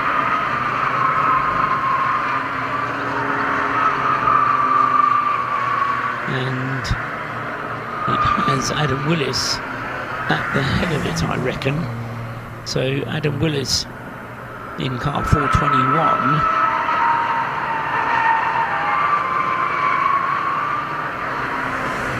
Ahead of the race leader in the gaggle of cars coming down the Wellington Straight at the moment.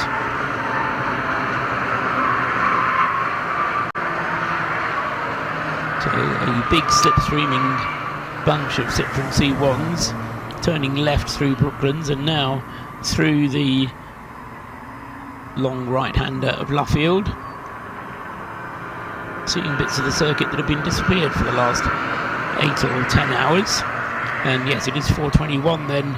Adam Willis that comes into view first of all, puts himself 204 laps on the board, and then just behind him comes Stuart Simmons, putting his own 206th lap on the board. So Stuart Simmons in that same group of cars, but lapping behind Adam Willis. And if Simmons is comfortable being in amongst the traffic like that, then I don't see any harm in him staying there for the time being. He'll possibly save a little bit of fuel in amongst the traffic, slipstreaming and gaining advantage that way.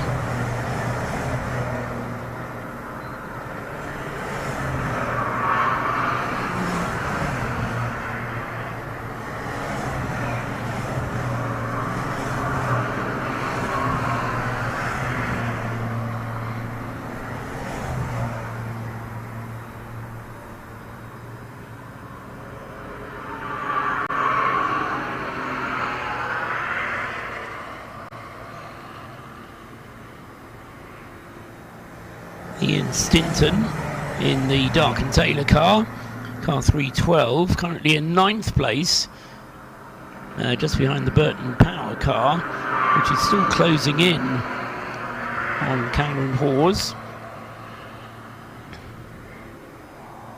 So those cars fairly close together, but Cameron Hawes now lapping quicker than Andy Burton.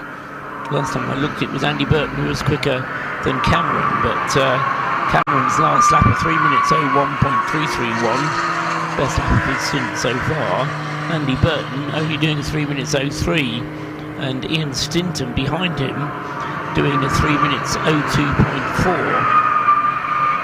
And Ian is, what, about 13 seconds behind Andy Burton.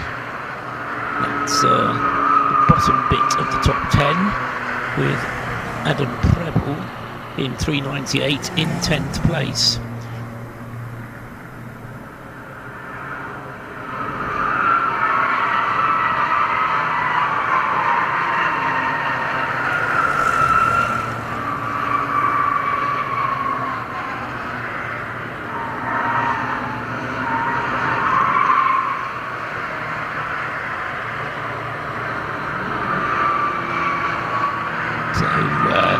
Round to complete another lap. Adam Willis on his previous lap did a 2:59.763. Matthew Wilson did a 2:58.343. There's no stopping Matthew Wilson. And stopping out for Stuart Simmons. He goes through and does a 3 minutes 0.118.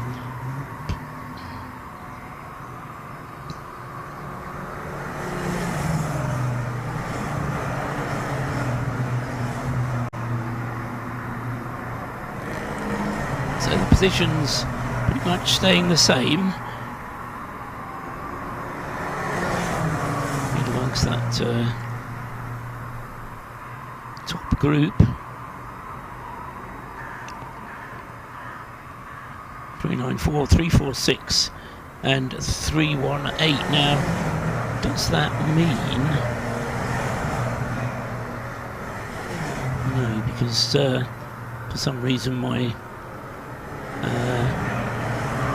other screen here has got itself in a bit of a twist. 207 laps completed for Stuart Simmons and Stuart Ratcliffe.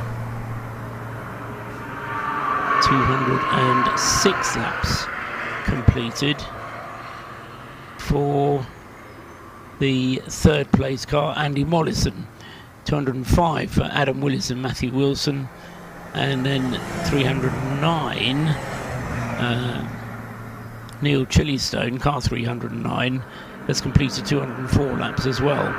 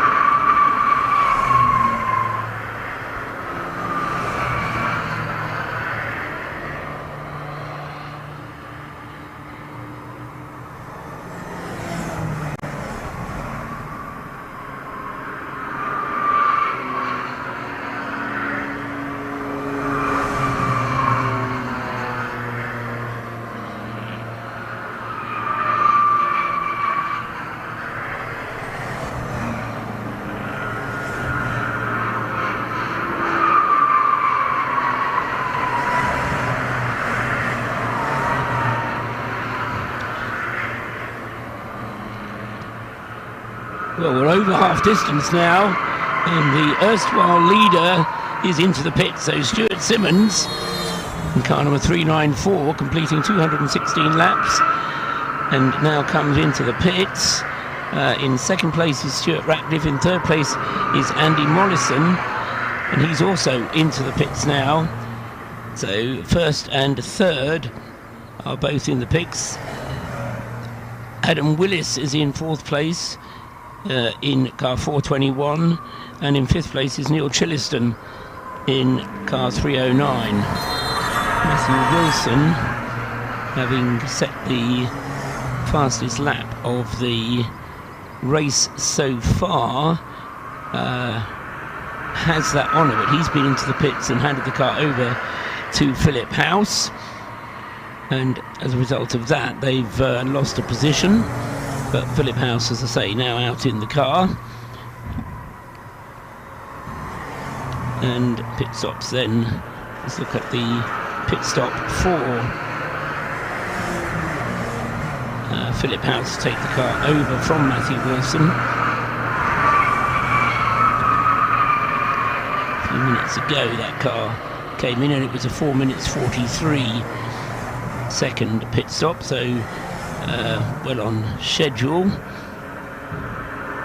394 has also made a pit stop, and that is now Phil Ingram at the wheel of the AB Motorsport car, and he took over from Stuart Simmons. A quicker pit stop, 4 minutes 06. So 394 doing a very effective pit stop, and 346 hasn't had to come into the pits yet, so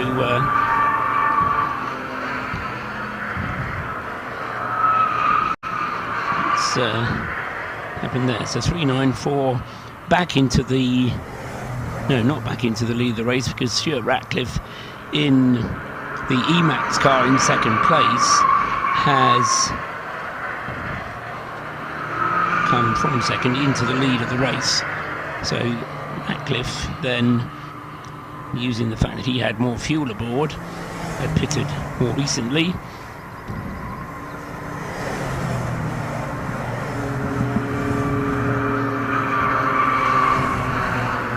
Adam Willis into third place, but still a lap behind the race leader.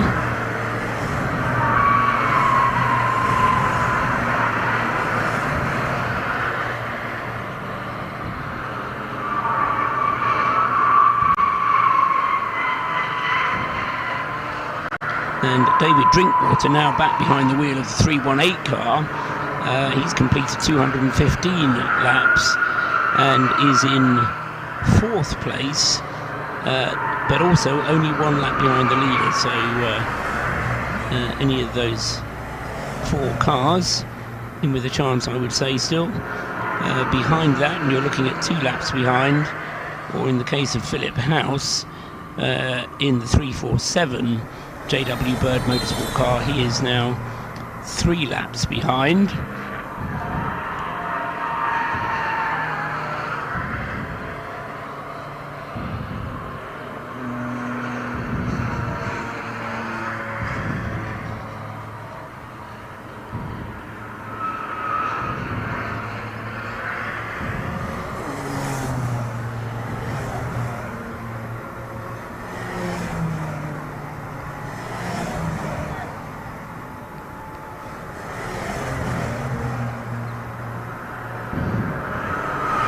So, just waiting for Stuart Ratcliffe to go through in 346. There goes 347, Philip House.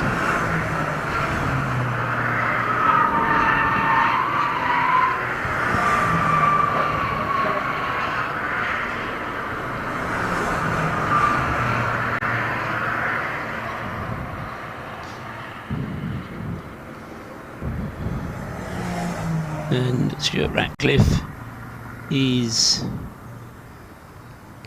just going down the Hanger Straight now,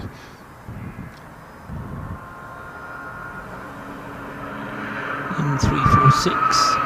Phil Ingram in 394. Just waiting for him to come around.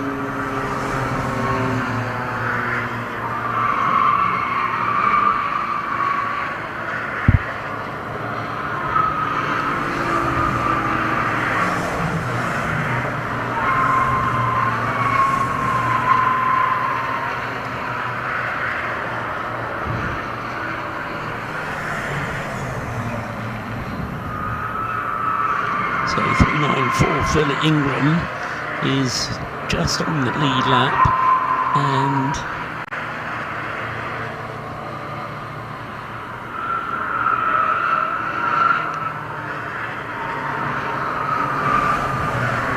maybe in this little group coming through now.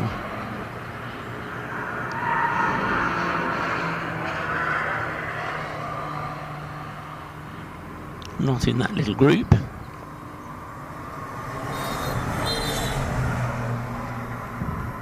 Yes, he's just ahead of the race leader actually. So the race leader is 346 and Phil Ingram is just ahead of him.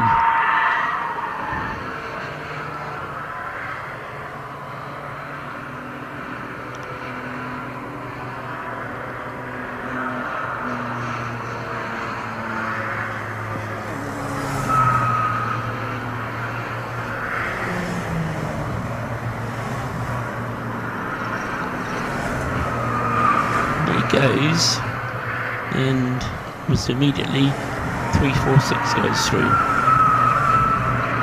I'm afraid I missed them both.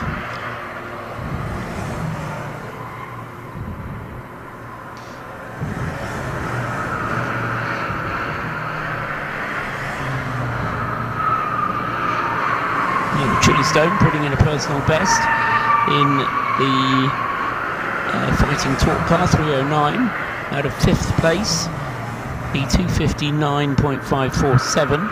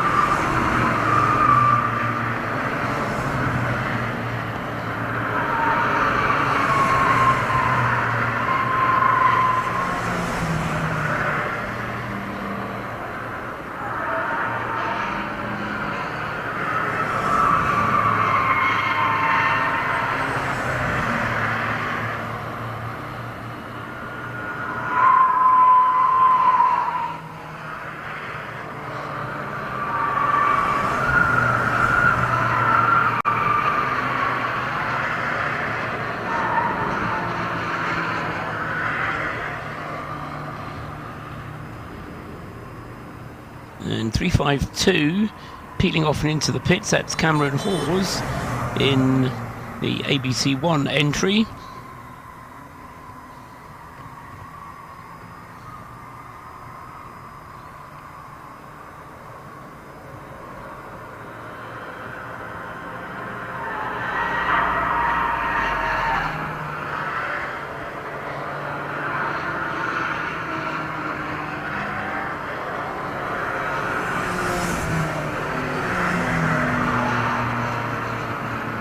There's 3, 4, 6. Finally crossing the line there. 220 laps now in the bag. The basically black car of Stuart Ratcliffe. And Stuart is now 25 laps into his stint.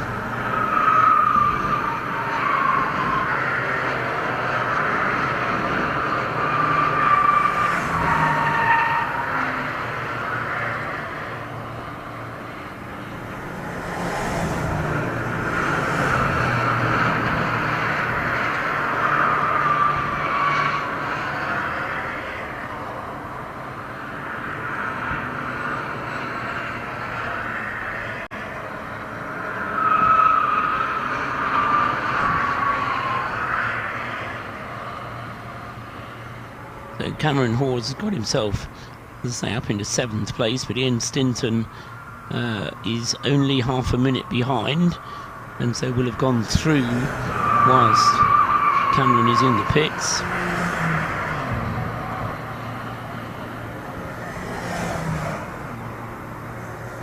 And this should be Cameron Hawes handing the car back to Tim Dorr.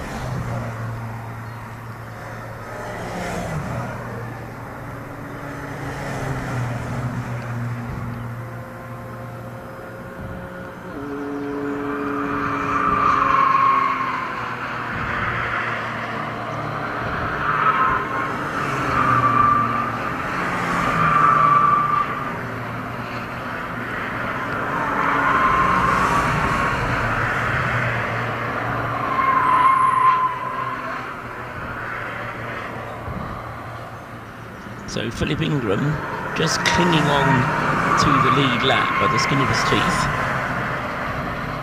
just ahead of the black 346 car, which is turning through the loop now, heading up towards Aintree, and back up the Wellington Straight.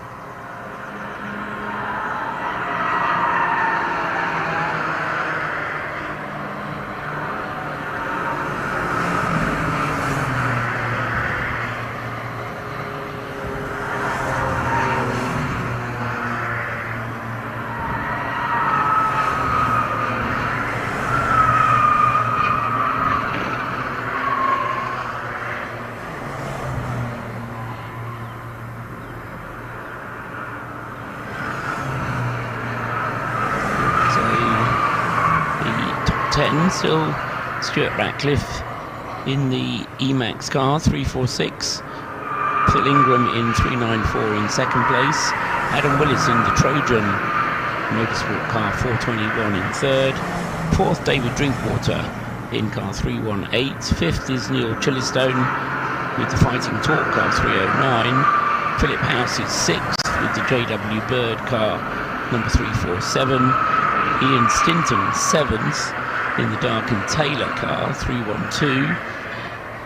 8th is Adam Preble in the 398 Silverlake car. 9th in the pits is Cameron Hawes, but he's handing that car over at the moment to Tim Dorr. And then in 10th place is Stephen Brewster in car 503.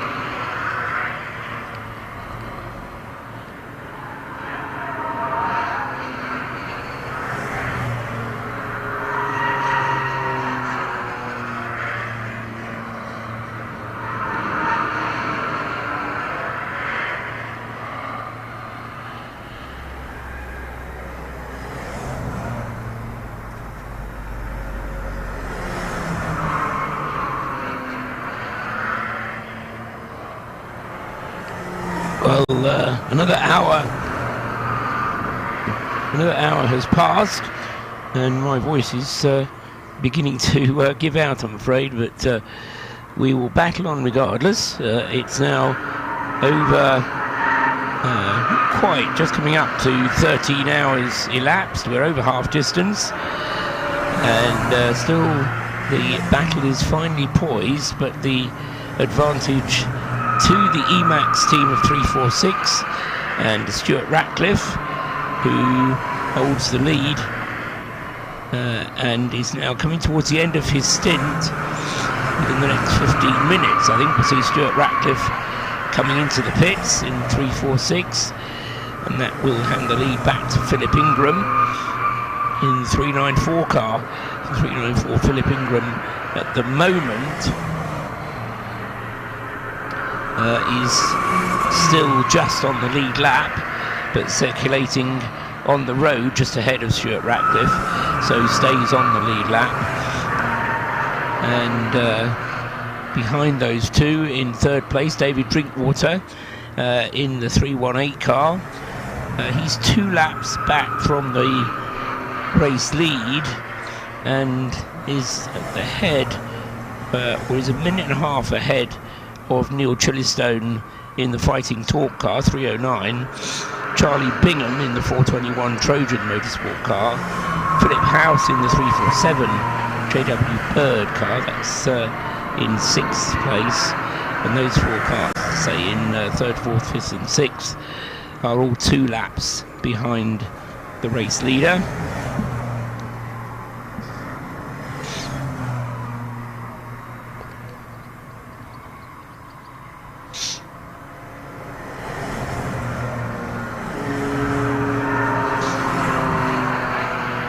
As they go through and complete another lap, and still in the same order, lapping within a few tenths of each other.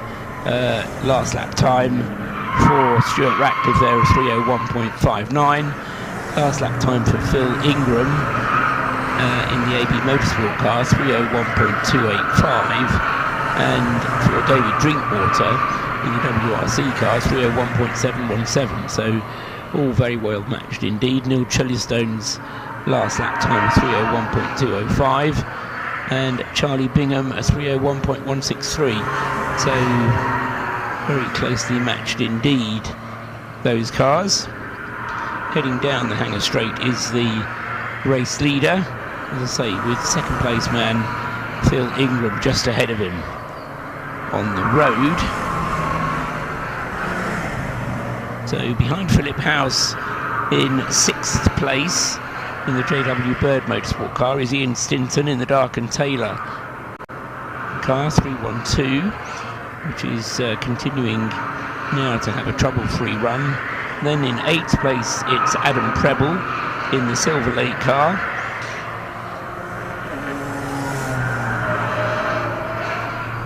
Drake and Taylor 312 are 3 laps behind the leader, and then the Silverlake car of Adam Preble along with 503 in 9th place Stephen Brewster are 4 laps behind the race leader.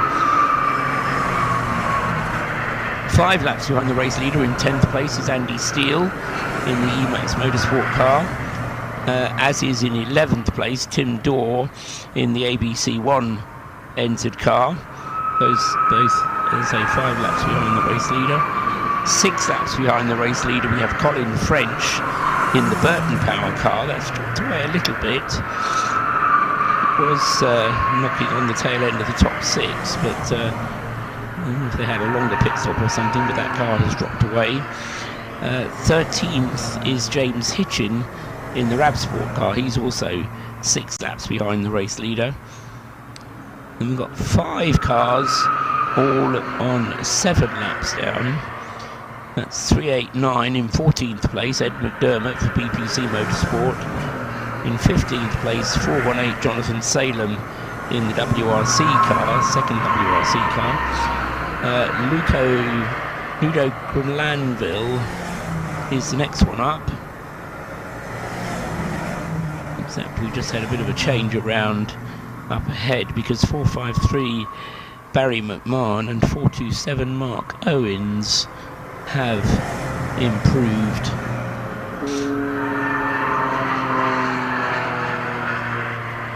I think that's a glitch on that system.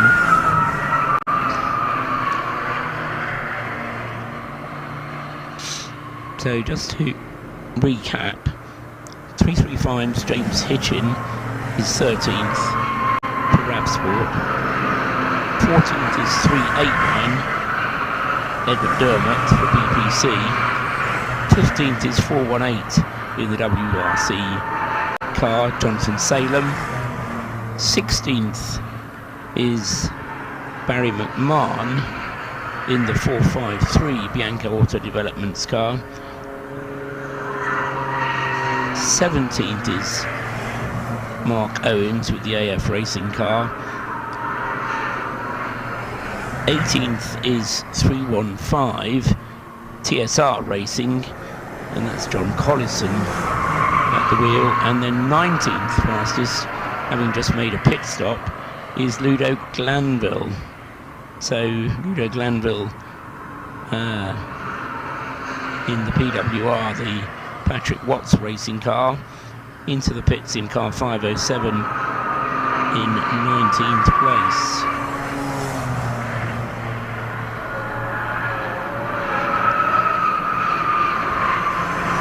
And this will be, I think, to hand the car back once again to Morgan Short.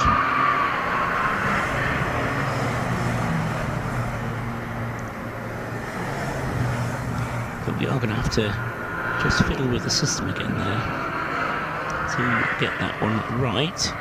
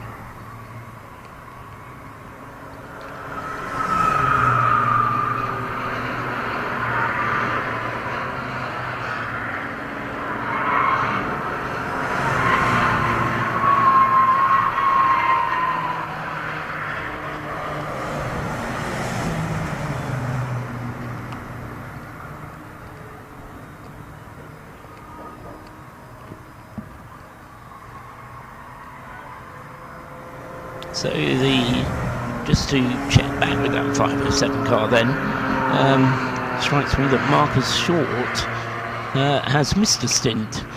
So Marcus followed Morgan first time around, but then Ludo followed Morgan second time around, and Amy Watts has taken over. So I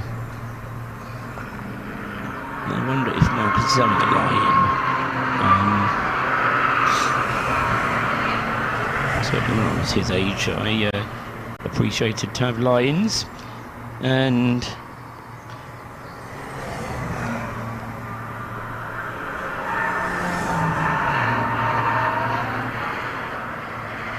it's only a message through from Martin.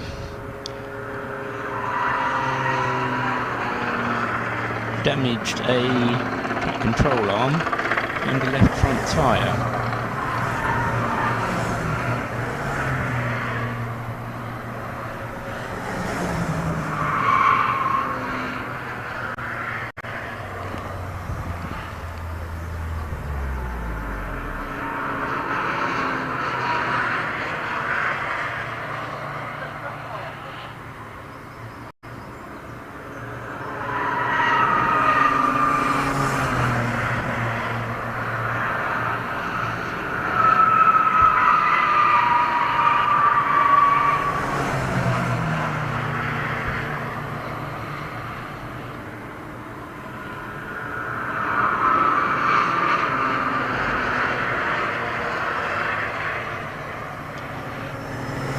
So despite all of their travails, the Patrick Watts car running in a respectable position with the 507 car. Amy Watts in 23rd place, although dropping down now as the effects of that pit stop take effect.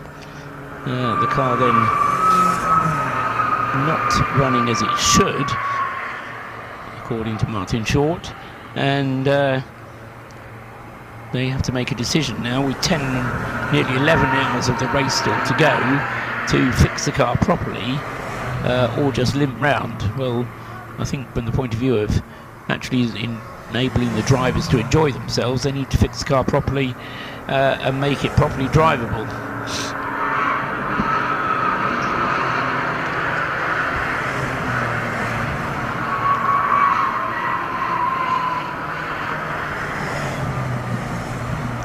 Into the pits comes 352. Now that was in, it strikes me as not so very long ago.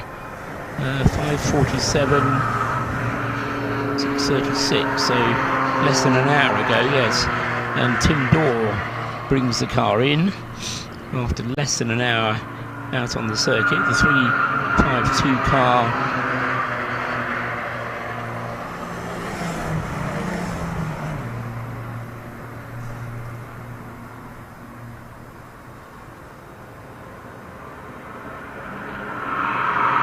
due to have its pit stop just yet.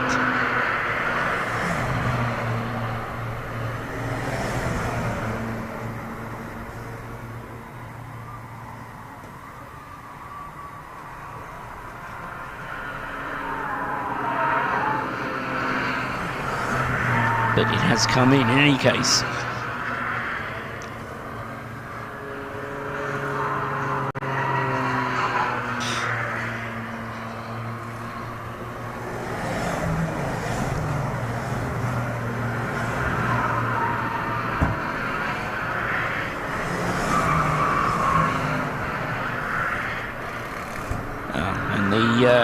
Reason for Marcus Short missing his stint, well, I was half right. I said he was having a lie-in. Dad asked for him to retain his normal stint patterns.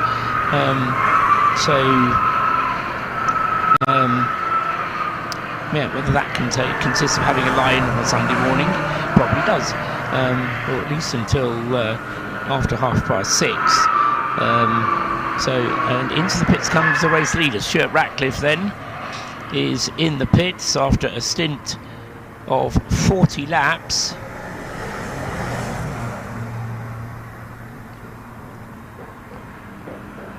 Stuart Ratcliffe comes in.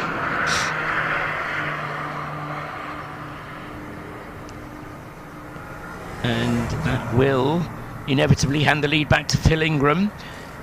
These two sufficiently close together on the track that a proper stop, which is what the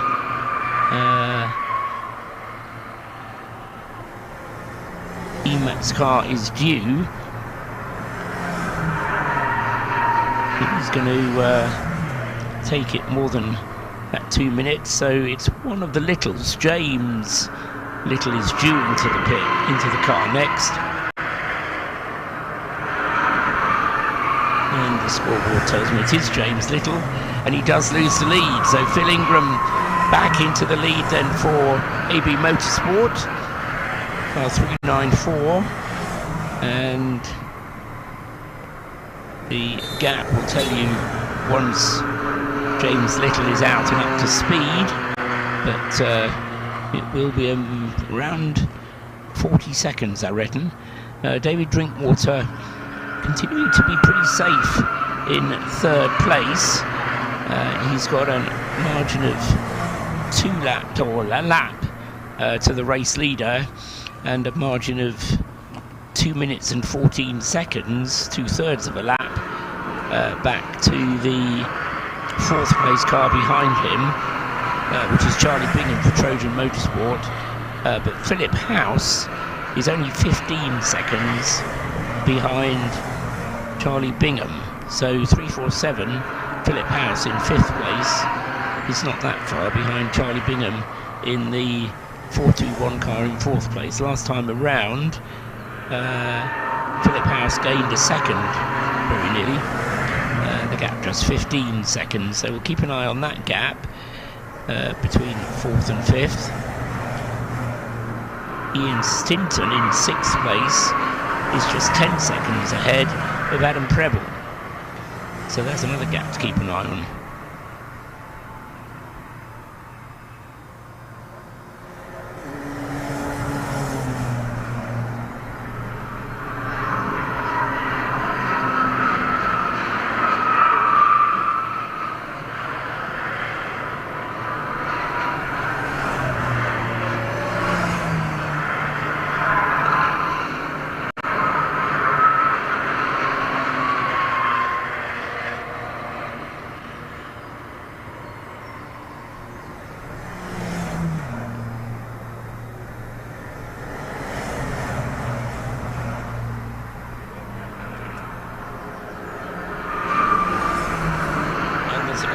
Circuit at Maggots, and it's a black car,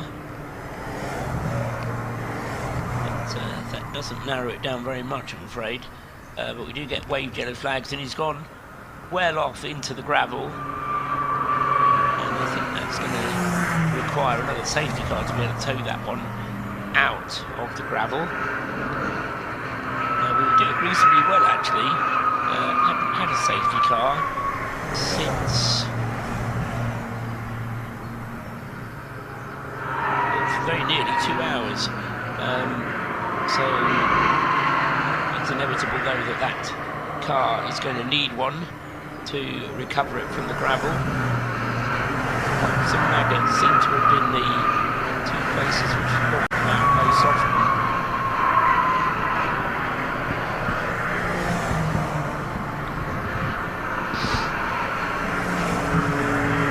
And so we'll have another interruption.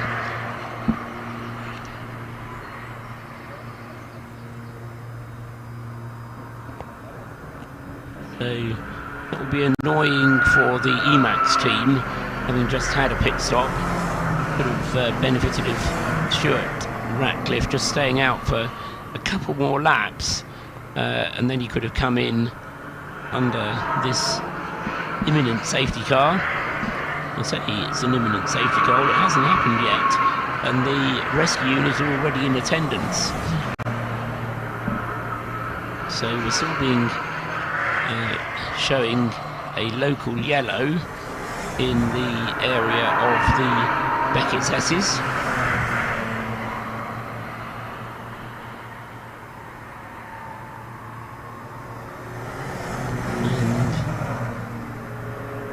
Car will be towed out of the gravel.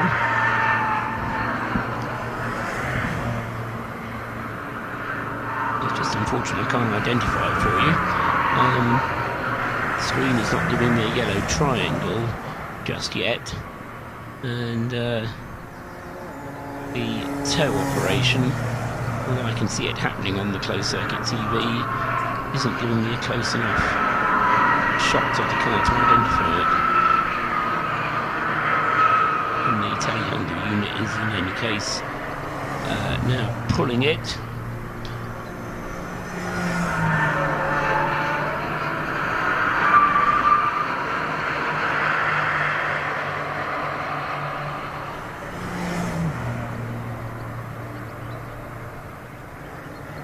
Scooping an awful lot of gravel into that car.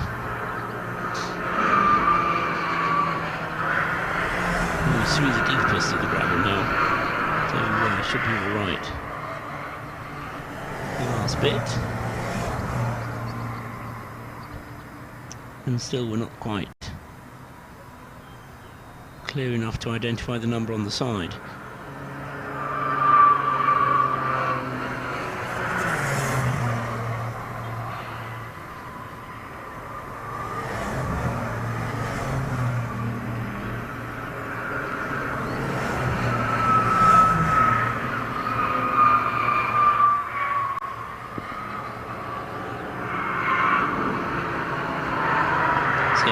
Out of the gravel now, tow rope just has to be detached, and then we'll see if the car's able to restart under its own steam and continue. It's just in the connection road where the Beckett's S's lead off into the Club Straight, if we were using the national circuit. And the car fires up.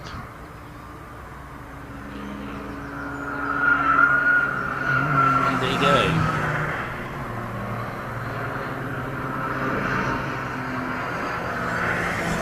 So they haven't gone away yet. I was a bit too optimistic. Ready to go, certainly.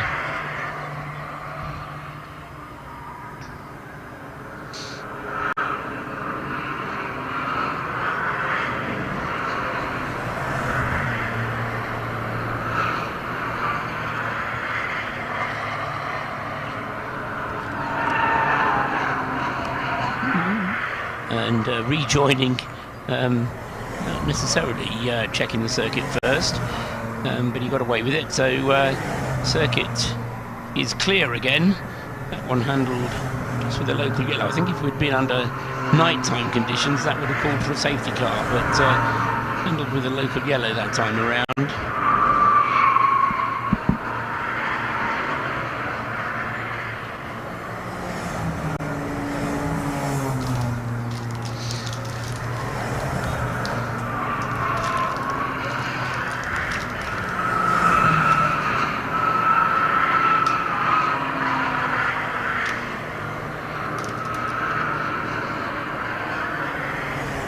So 13 hours and 20 minutes elapsed. It's just about time to start looking at the countdown timer rather than the count up timer. 10 hours and 38 minutes remain of the race. 2 minutes is what separates the two leaders. Phil Ingram in the AB Motorsport car 394, 22 laps into his stint, and James Little in the 346 car in second place, just 3 laps into his stint. So this is going to be a longer stint, and it's going to be interesting to see how this pans out. Possibly too early to tell at the moment, but the way it's looking at the moment is that it is advantage Emax. So although the AB Motorsport car leads the way at the moment, with Phil Ingram just having gone across the line in 394, the advantage is going to switch back to Emax, and it's going to do so more often than it does to AB Motorsport. David Drinkwater, as I said earlier on, not necessarily confident of a podium place. He's not that sort of chap, but in a podium place at the moment, just gone through now in fact, in a podium place at the moment, and has a large-ish gap both ahead and behind him. He's 1.5 minutes behind the Emax car and 2 minutes and 12 seconds ahead of the Trojan Motorsport car.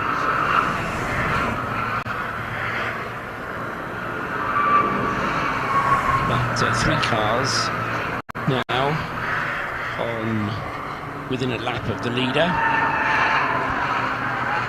But, as I say, that switches back and forth as the 2 leaders exchange the lead every time they make a pit stop.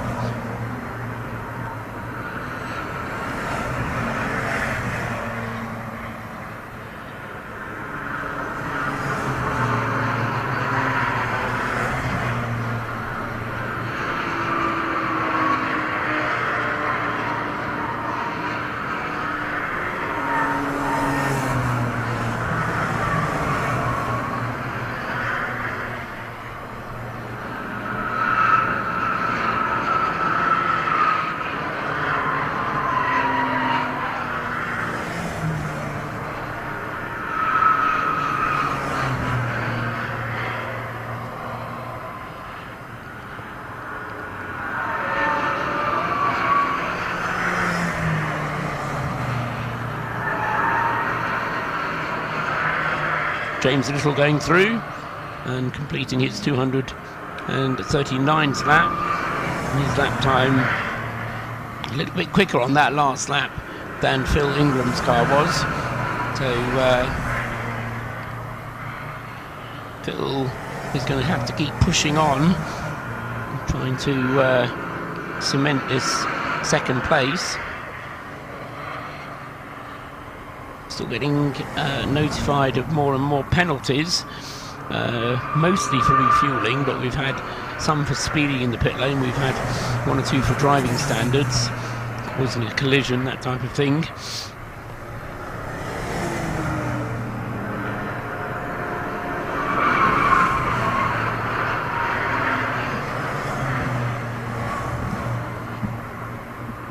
And across the line now goes 394. Phil Ingram onto another lap. 3 minutes 02.2 seconds. So again, not lapping quite as quickly as James Little.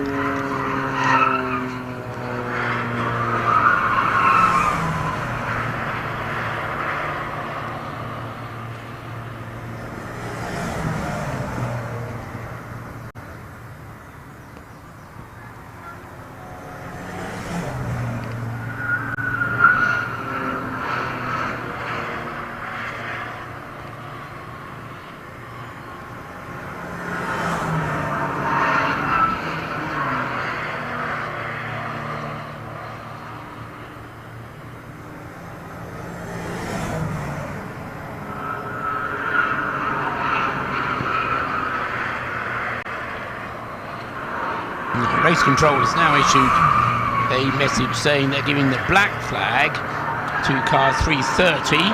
This is a DSC Motorsport car, and that's currently being driven by Gary Boone.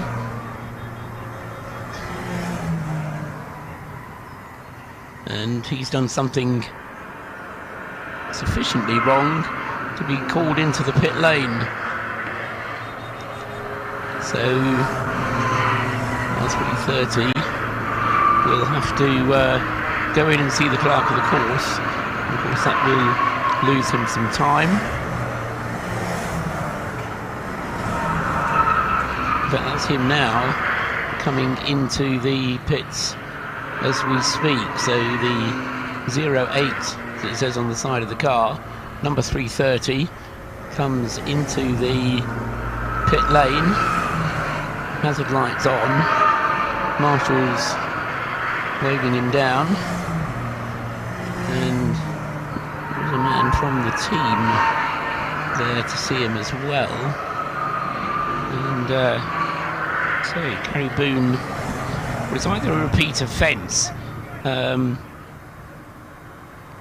So yes, he's been given a stop and go penalty about 20 minutes ago. I just wonder if they have decided they want to talk to him about it. So 330, Gary Boone in the pits. He's well down the field and hasn't had an easy race of it by any manner of means, in 44th place. So not was in the scorers too much trouble. 394 crosses the line now and puts another lap on the leaders, or sorry, puts another lap on the rest. 241 laps now completed. Another lap in the 301s. That was a quicker one from Phil Ingram than James Little managed.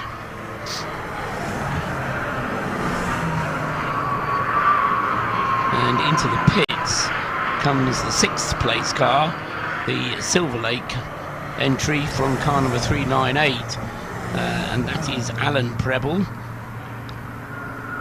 car number 398.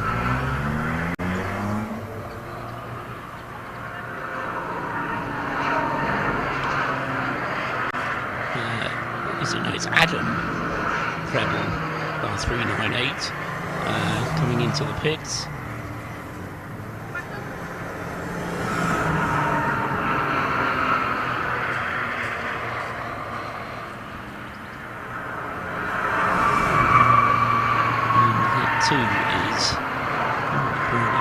search.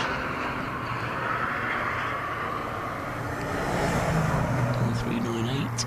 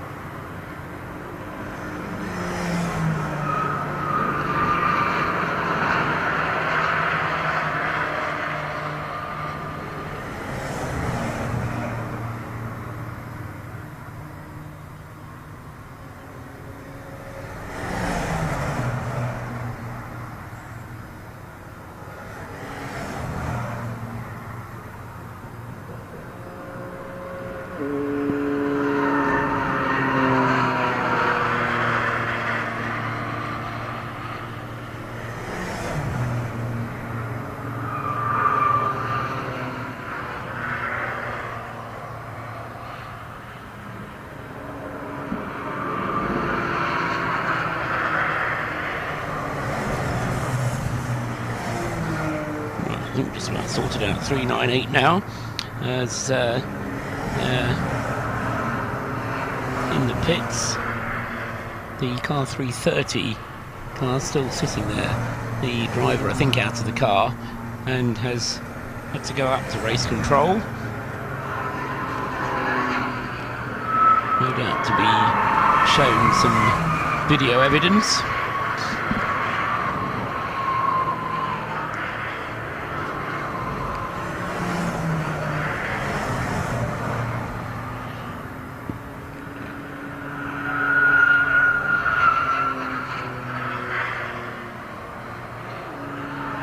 So Adam Preble still in the pits.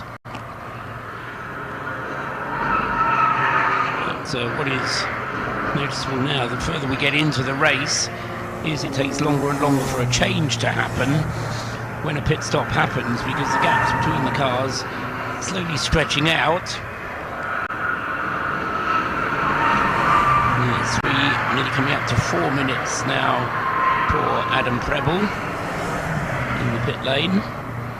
The ASSOCIATION car has been there for over 5 minutes now.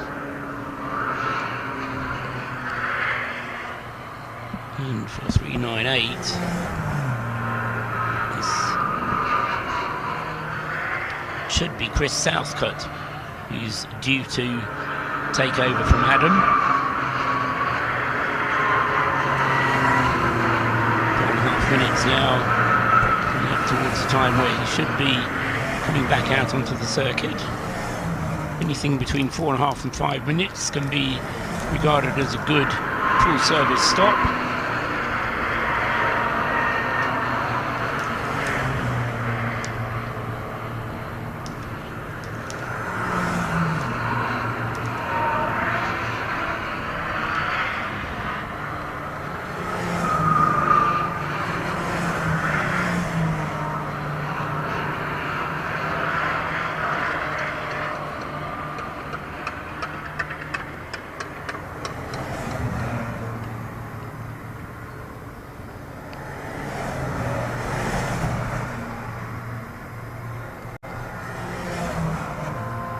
And the car now back in the race, the 398 then,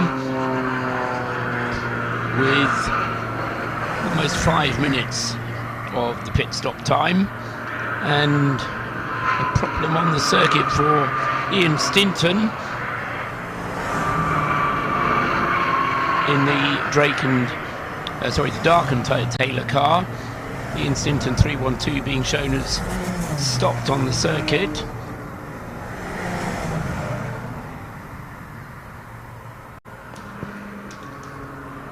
see it anywhere on our TV pictures. But Ian Stinton then out of 8th place.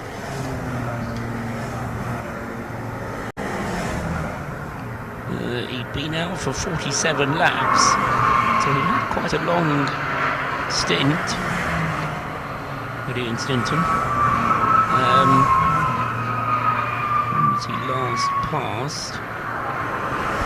1-2 at 13 hours 25, so yeah, about 9 minutes since the car last came past start-finish line, and he's not in the pits either. So the Dark and Taylor car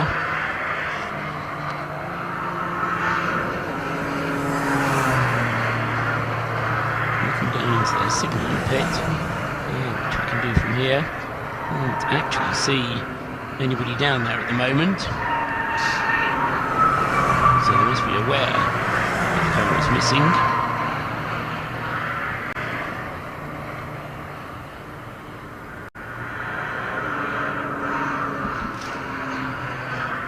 Slowly into the pit lane this time, car 427.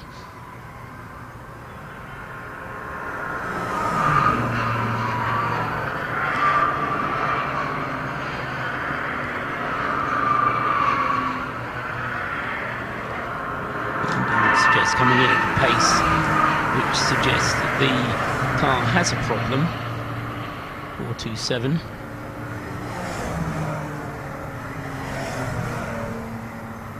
And it's fairly well up. 17th place is the 427 car. Mark Owens having brought it into the pits, the AF Racing team car.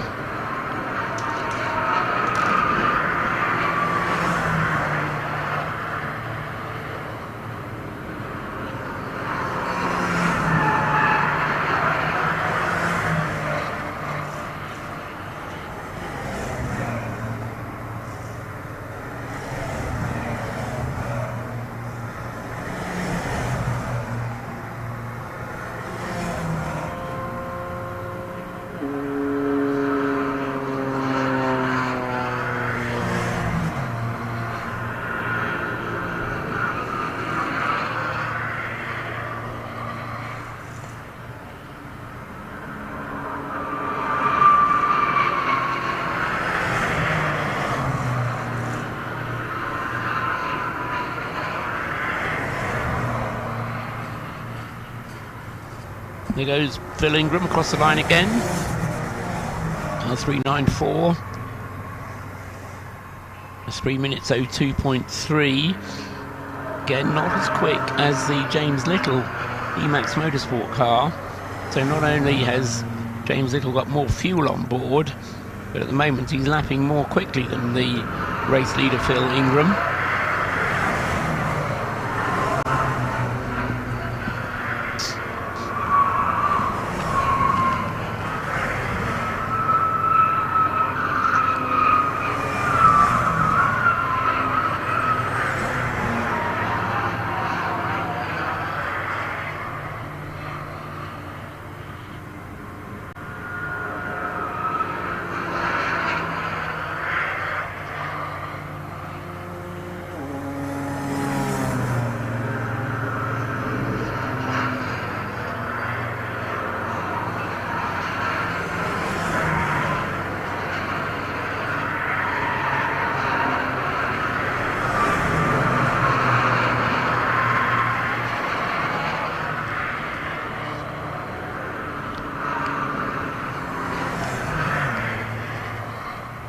And back into the fray for 312. Graham Coombs now at the wheel of it, and that car has dropped down to 12th place at the moment. He was in 6th, and next time he comes round he'll be completing lap 238 then. And yes, we'll be in 12th place, ahead of the John Hitchin Rapsport car, which is in the pits at the moment, 335. So There's very few cars that have had absolutely trouble-free runs, and evidence of that is the fact that Philip House, whose car 347 lost 3 laps just before midnight, has managed to recover into 5th place, having been as low as 36th at one point. And Philip House, number 347, he's now only 1 lap back from the race leader. And what a story that would be. I was suggesting that he might be able to get back onto the podium. Well, there's long enough to go, over 10 hours of the race still to go, which is enough. Well, no, let's not think about it. But what a story it would be for the 347 JW Bird car.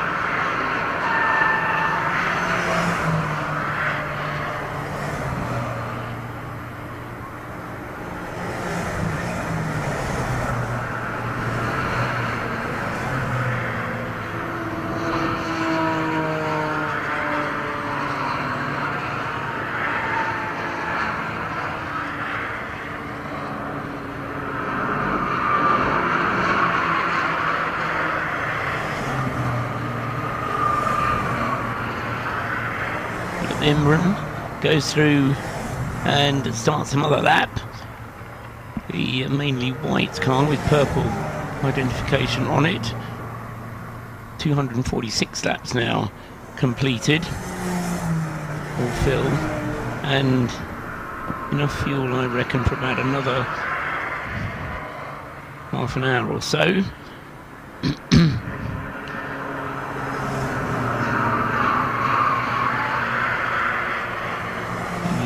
Longer than that, 45 minutes for Philip Ingram, but inevitably he will have to pit for fuel before James Little comes in.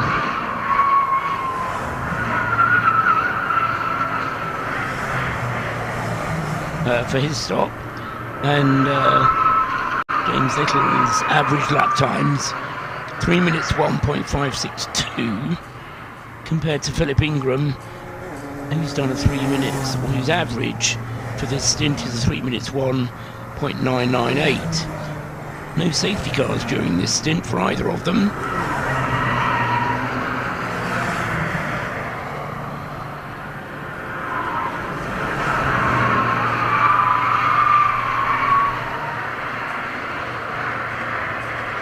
But we did have a couple of laps probably, maybe 5 or 6 minutes of yellow flags over at Beckett's during the stint, but that should have affected them both the same.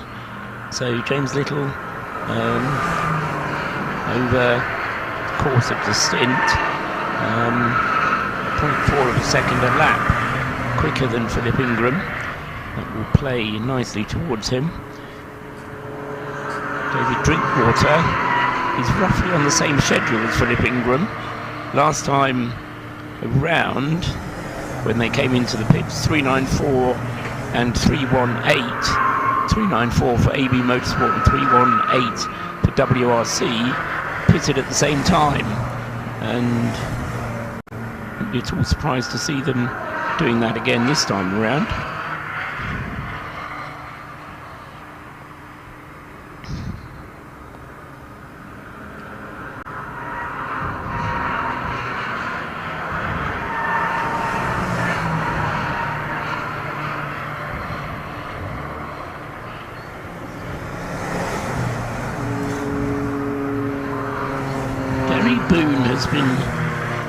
Has finished his conversation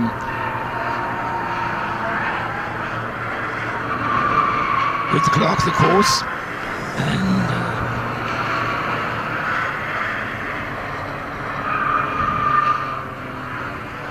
has spent 3 minutes and 46 seconds in pits altogether.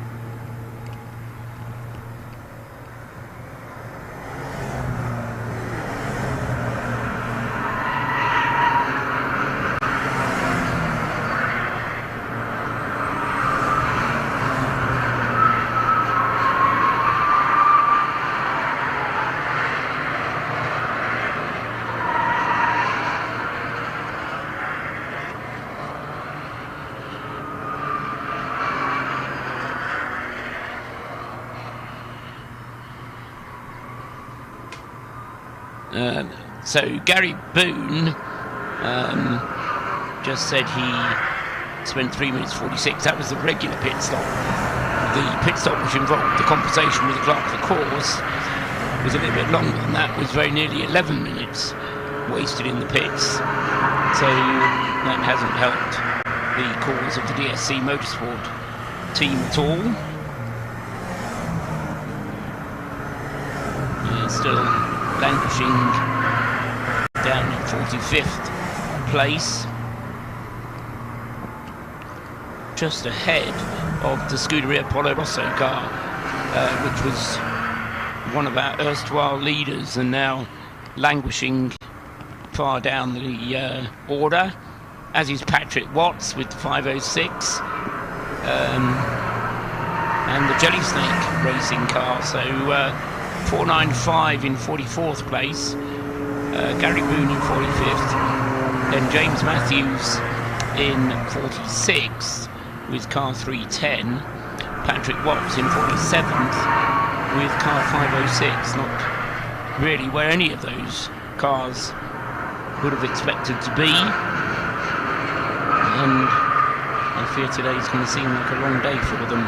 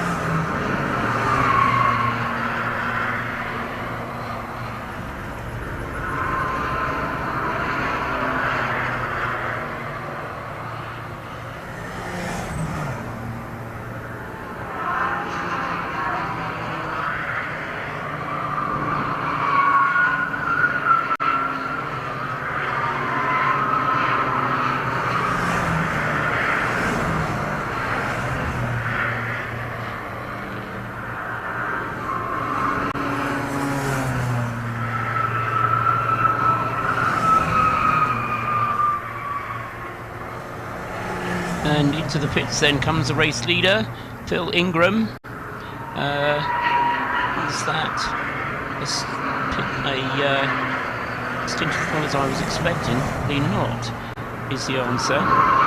So, Phil Ingram then, in his last stint, doing only 32 laps. He got 44 out of his first tank full of fuel. Well, that's not a portent of a problem for the 394 car. But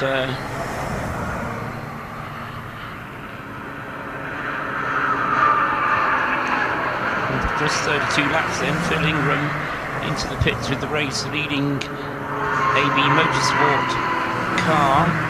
He said anyway it was on the back foot because of the way that the pit stops were unfolding, and we'll count the pit stop and see how long it is. And Phil Ingram by rights should be handing the 394 car over to Oliver Allwood.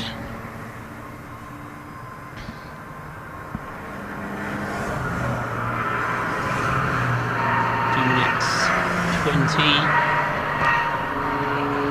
the pits. The car in the pits at the moment is the 427 car of Mark Owens. He was up in the top 20, but has now slipped down to 30th place and dropping as this pit stop is turning into a bit of a long nightmare one for Mark Owens and the AF Racing team. Car 427, been in the pits for over a quarter of an hour now.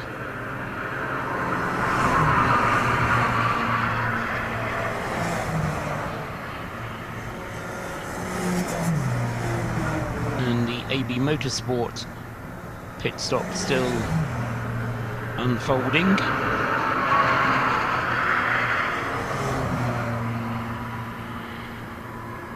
Counting up the minutes. 3:22, 3:25, 3:27.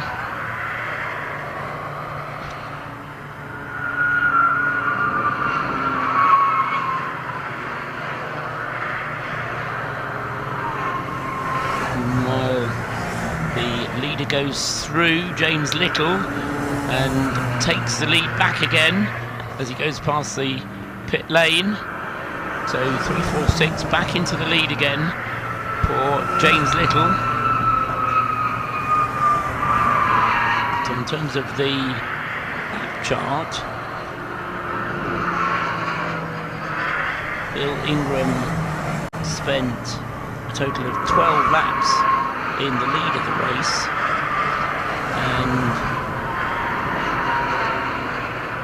135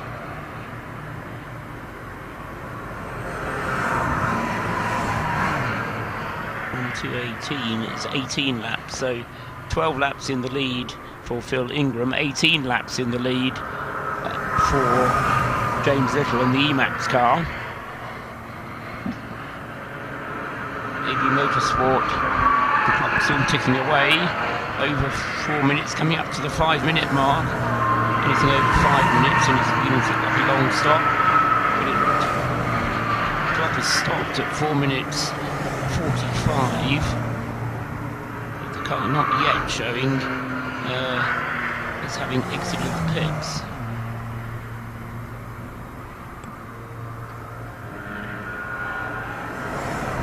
But, I think it has done, so Phil Ingram, 4 minutes 45, perfectly reasonable stop then for him. And is it still Phil Ingram?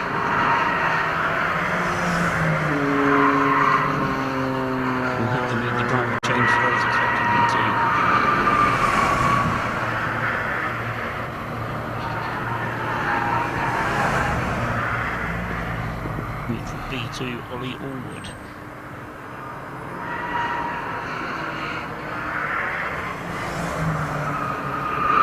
And James Little then back to the lead, and we can look forward to him being in the lead for at least another hour, judging by the amount of fuel that he should have on board.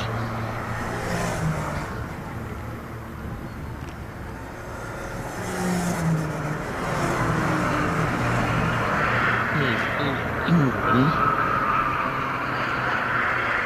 Yes, it is now Oliver Allwood being shown in the 394 car, but in making that pit stop,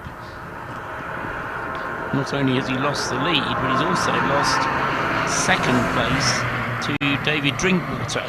Now that doesn't normally happen on the rotation.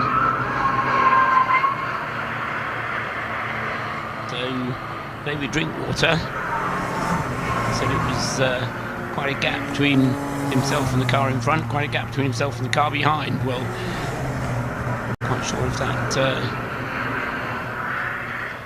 pit stop was absolutely as it should have been, or whether there was a timing system glitch.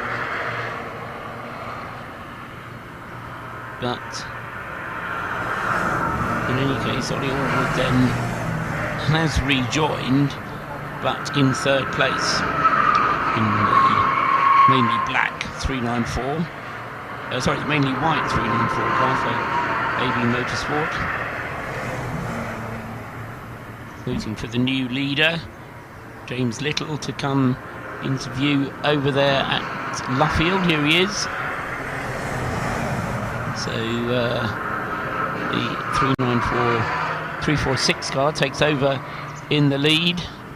James Little in the Emax car, 249 laps, 250 laps now completed, 250 laps completed for the race leader. 543 coming down into the pits this time.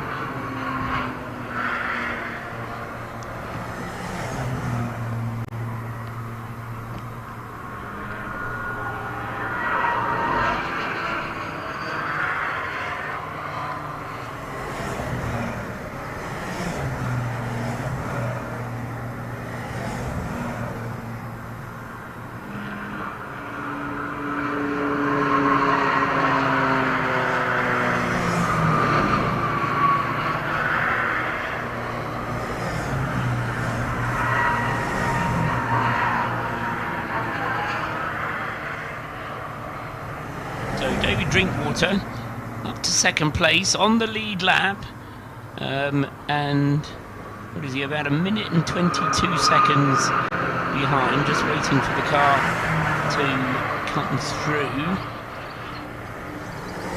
He should be in this group coming through now.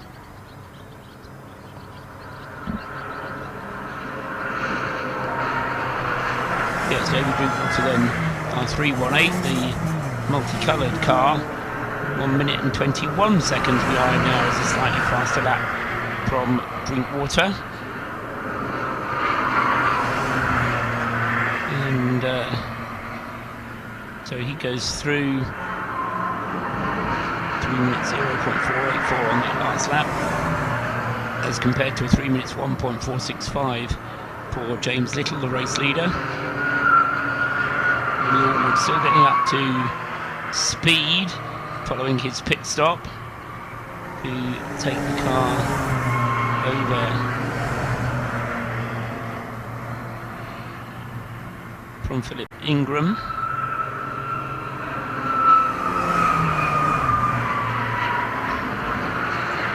But he is a lap behind, so we'll be waiting a little while for 394 to come into view.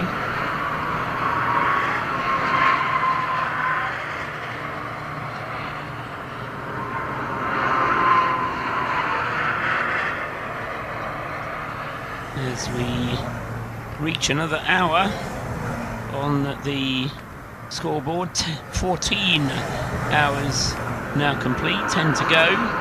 And the hourly rundown, quick summary of who's in the lead. 346 James Little leads the way for Emax Motorsport. Holly Allwood going through just about identical times between the two of them, going through nose to tail. So James Little leading the way, 251 laps completed. David Drinkwater in second place, 318, 250 laps completed. Oliver Allwood for AB Motorsport, number 394, is third, 250 laps completed. Just clocking up 250 laps in fourth place is car 421, the Trojan Motorsport car with Charlie Bingham at the wheel. In fifth place is number 347, the JW Bird Motorsport car of Philip House, 250 laps completed for him. 309 is sixth, Fighting Talk, Stuart Monument at the wheel, 248 laps completed. Seventh is 398 for Silverlake, Chris Southcott at the wheel, 247 laps completed. Eighth is car 503, Kenneth Brewster, 246 laps completed. Ninth is car 352, ABC1, that's Tim Dorr at the wheel, 246 laps completed. And 10th, number 355, the Emax Motorsport car of Greg Owens, and he has completed 245 laps.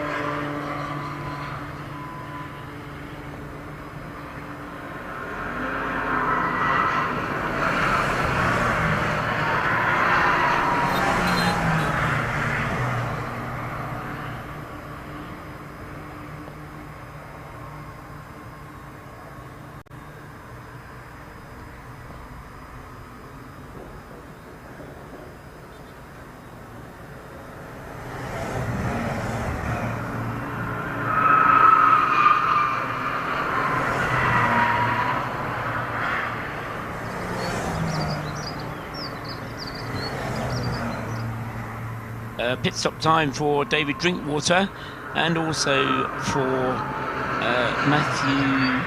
Philip House in the JW Bird Motorsport car. Means that the order changes around a little bit, and so David Drinkwater handing the car over the 318 car over to Tommy Ward.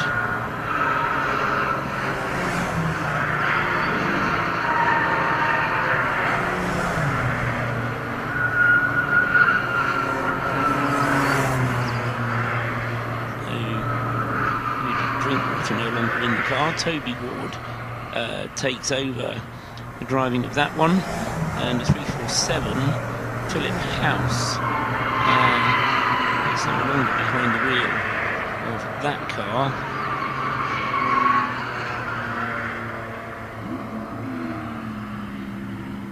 And that should be Anthony Prendergast taking over the 347 car for his second stint behind the wheel, and he'll be hoping to have a more successful stint behind the wheel than his last stint.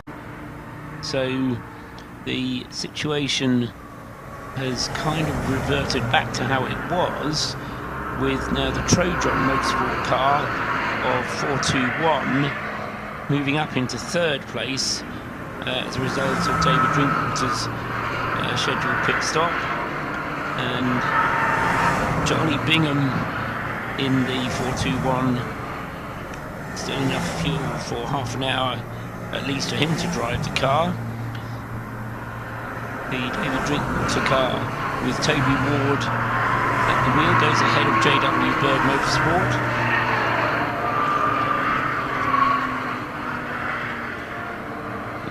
Biting my tongue, but as I say it, I know I shouldn't, but this is the longest period of green flag running we've had in the race to date. It's bound to bring the safety car out, but the good news is that it just hasn't been required. Things have been either covered with local yellows, or drivers in the daylight have found everything a little bit easier. We had a couple of spinners at Beckett's which were dealt with local yellows.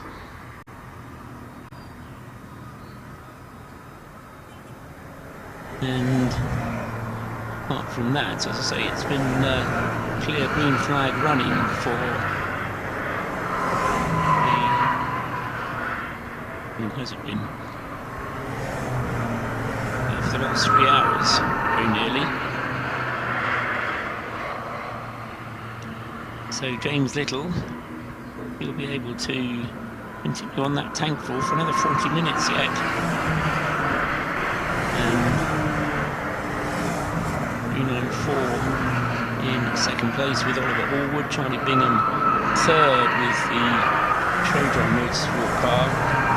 Anthony Prendergast is not next up, in fact, because that's the David Drinkwater car. Toby Ward in fourth, Anthony Prendergast in fifth place with the JW Bird Motorsport, and then Stuart Monument slowly recovering in the Fighting Talk car 309 ahead of the 398, which is in the hands of Chris Southcott.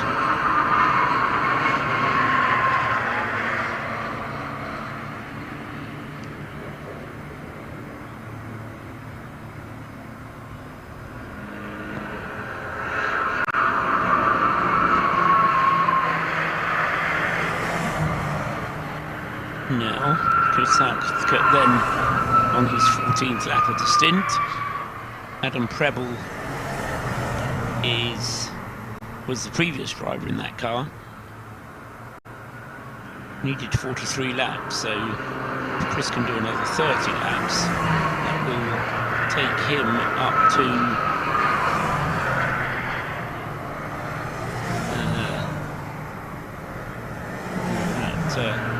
9 o'clock this morning.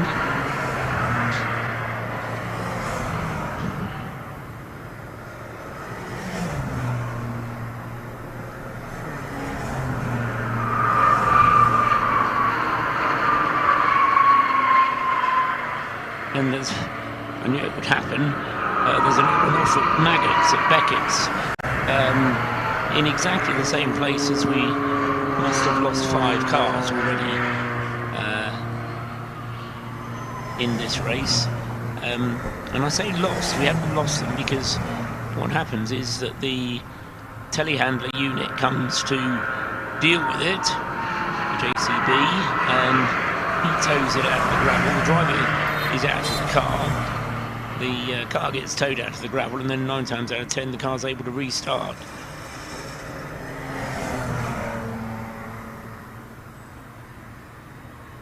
And could that be 461? I think it is 461 then, which has caused this latest yellow flag.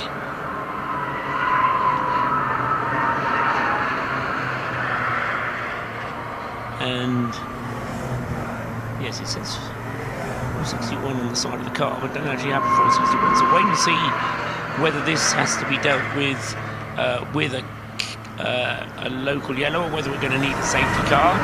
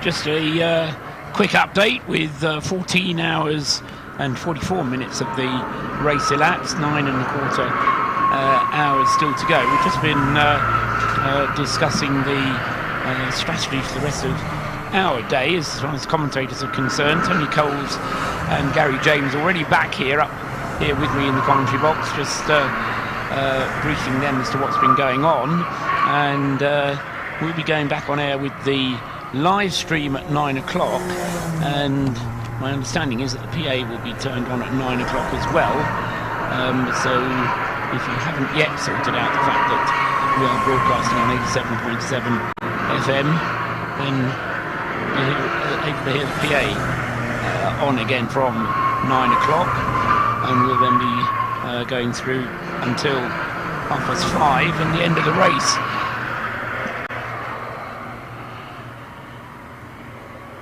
Which will be a bit before 5:30 because we've got the race underway slightly earlier than that.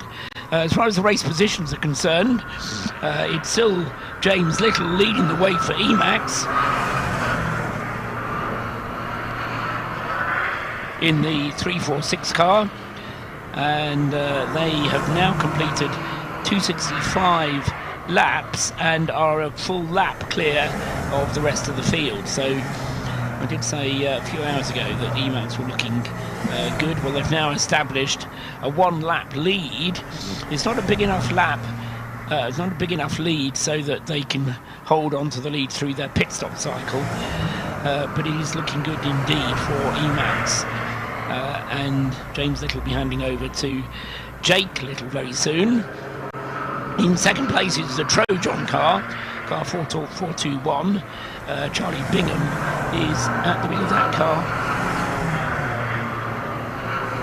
and Charlie Bingham then with the Trojan car on 265 laps, and he's only 6 seconds ahead of the Oliver Allwood driven AB Motorsport car 394, which is in third place. It's then Toby Ward in fourth place for WRC, car 318. Stuart Monument in fifth place, car 309 in the Fighting Talk car. In sixth place, Anthony Prendergast, having a more successful time of it this time than in his previous stint in the 347 JW Bird car. He is lapping a little bit slower than the cars immediately in front of him, but he's only 18 seconds behind Stuart Monument, and is a lap clear of the Silverlake cars behind him. So that's 398 in seventh place. Chris Southcote in the Silverlake car. He's completed 261 laps now. And then in eighth place is 503 Kenneth Brewster. In ninth place is 355 Greg Owens, and in 10th place is 453 Barry McMahon in the Bianco Auto Developments car, and he's done 259 laps. That's the top 10, and as I say, we'll be coming back to you with further coverage at 9 o'clock, and any updates if I think they are fit to broadcast in the meantime.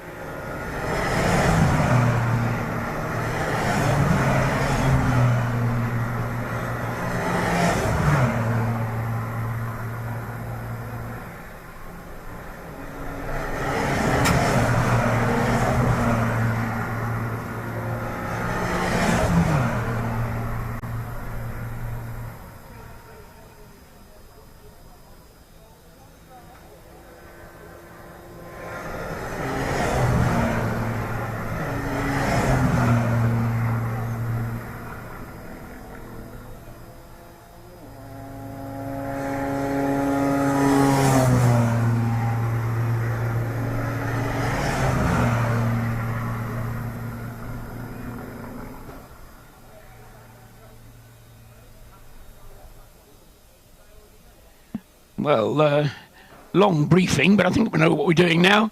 And into the pits, good timing, comes our race leader. This is James Little then, coming into the pits at the end of his 273rd lap.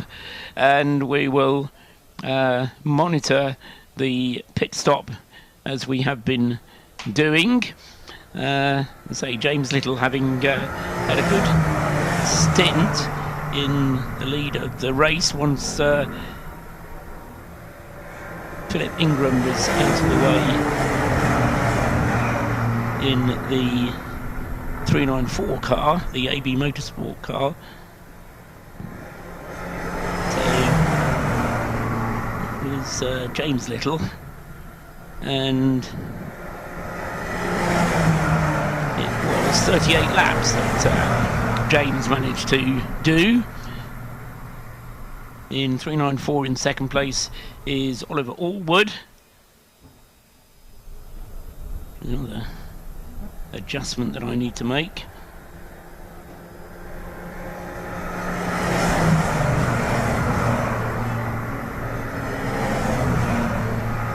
And then Toby Ward in third place with the David Drinkwater team car, the WRC car.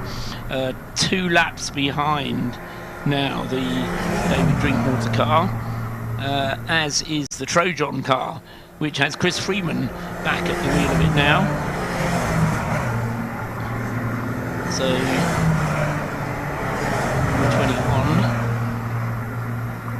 21, Chris Freeman having started, and Jonathan Monday, Adam Willis, Charlie Bingham, Austin Monday.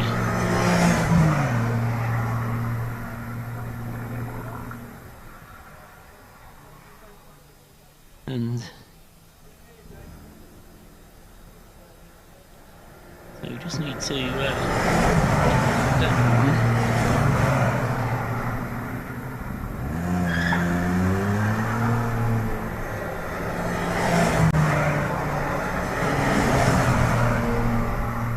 Dear oh dear.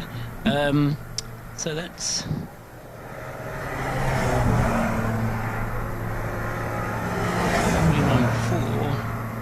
currently Oliver Allwood. Before him,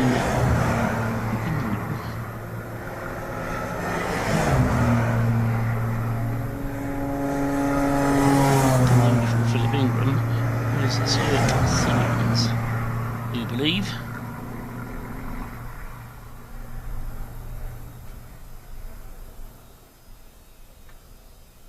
Yeah, so the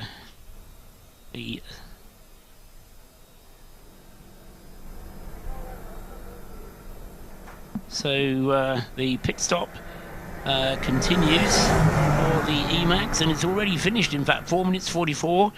A good swift pit stop then from the Emax Motorsport team, and I'm going to take a guess that that's Jake Little, who's now out in the car.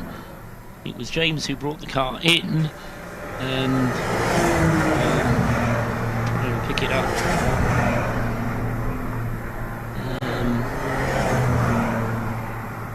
As to who that has now gone to. Yes, 346 now in the hands of Jake Little then. And so he will lose the lead, and in fact already onto the into the lead of the race has gone the 394 AB Motorsport car. Last time around, when the 346 car pitted, Oliver Allwood, or the 394 car, then took over the lead for a dozen laps.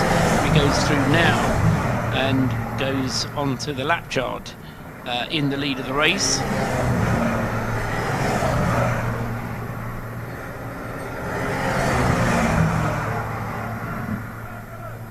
Is down into the pit lane.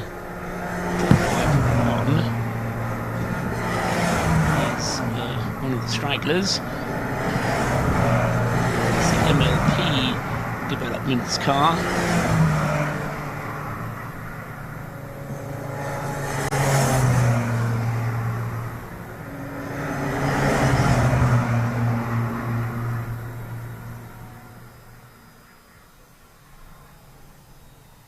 either Martin or Max Welsh bringing the car in. So the pit stop for James, Jake Little. Waiting for him to go past us. There he goes now. In fact, Jake Little, and as he crosses the line, so he will come up on our screen here.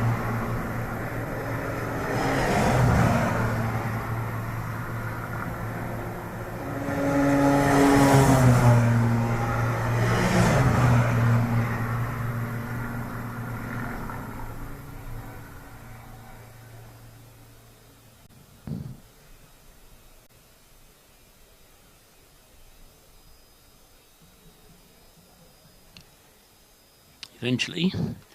So Jake Little in second place then, 1 minute 16.9 seconds behind in second place, and then Toby Ward a further lap behind, and he is actually, Toby Ward's going to have to press on because Chris Freeman in the Trojan car 421 is only just over a minute behind, 1 minute and 4 seconds behind. They're on the same lap. So Chris Freeman in 421 striving to get back onto a podium position, which he does as the pit stop cycle goes round.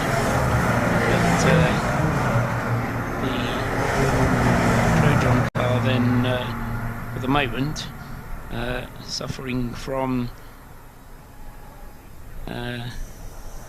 having had a slightly longer pit stop at one stage during the race, I do believe.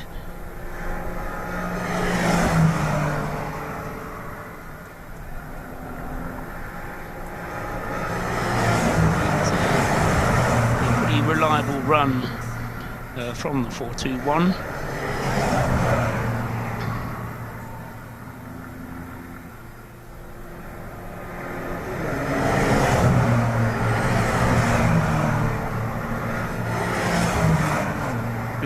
Stuart Monument coming towards the end of his stint now is 309. Stuart Monument in 5th place, the Fighting Talk car, and Stuart has completed 41 laps now, so getting very much to the end of that tank full of fuel. So I think we'll see 309 into the pits next time around.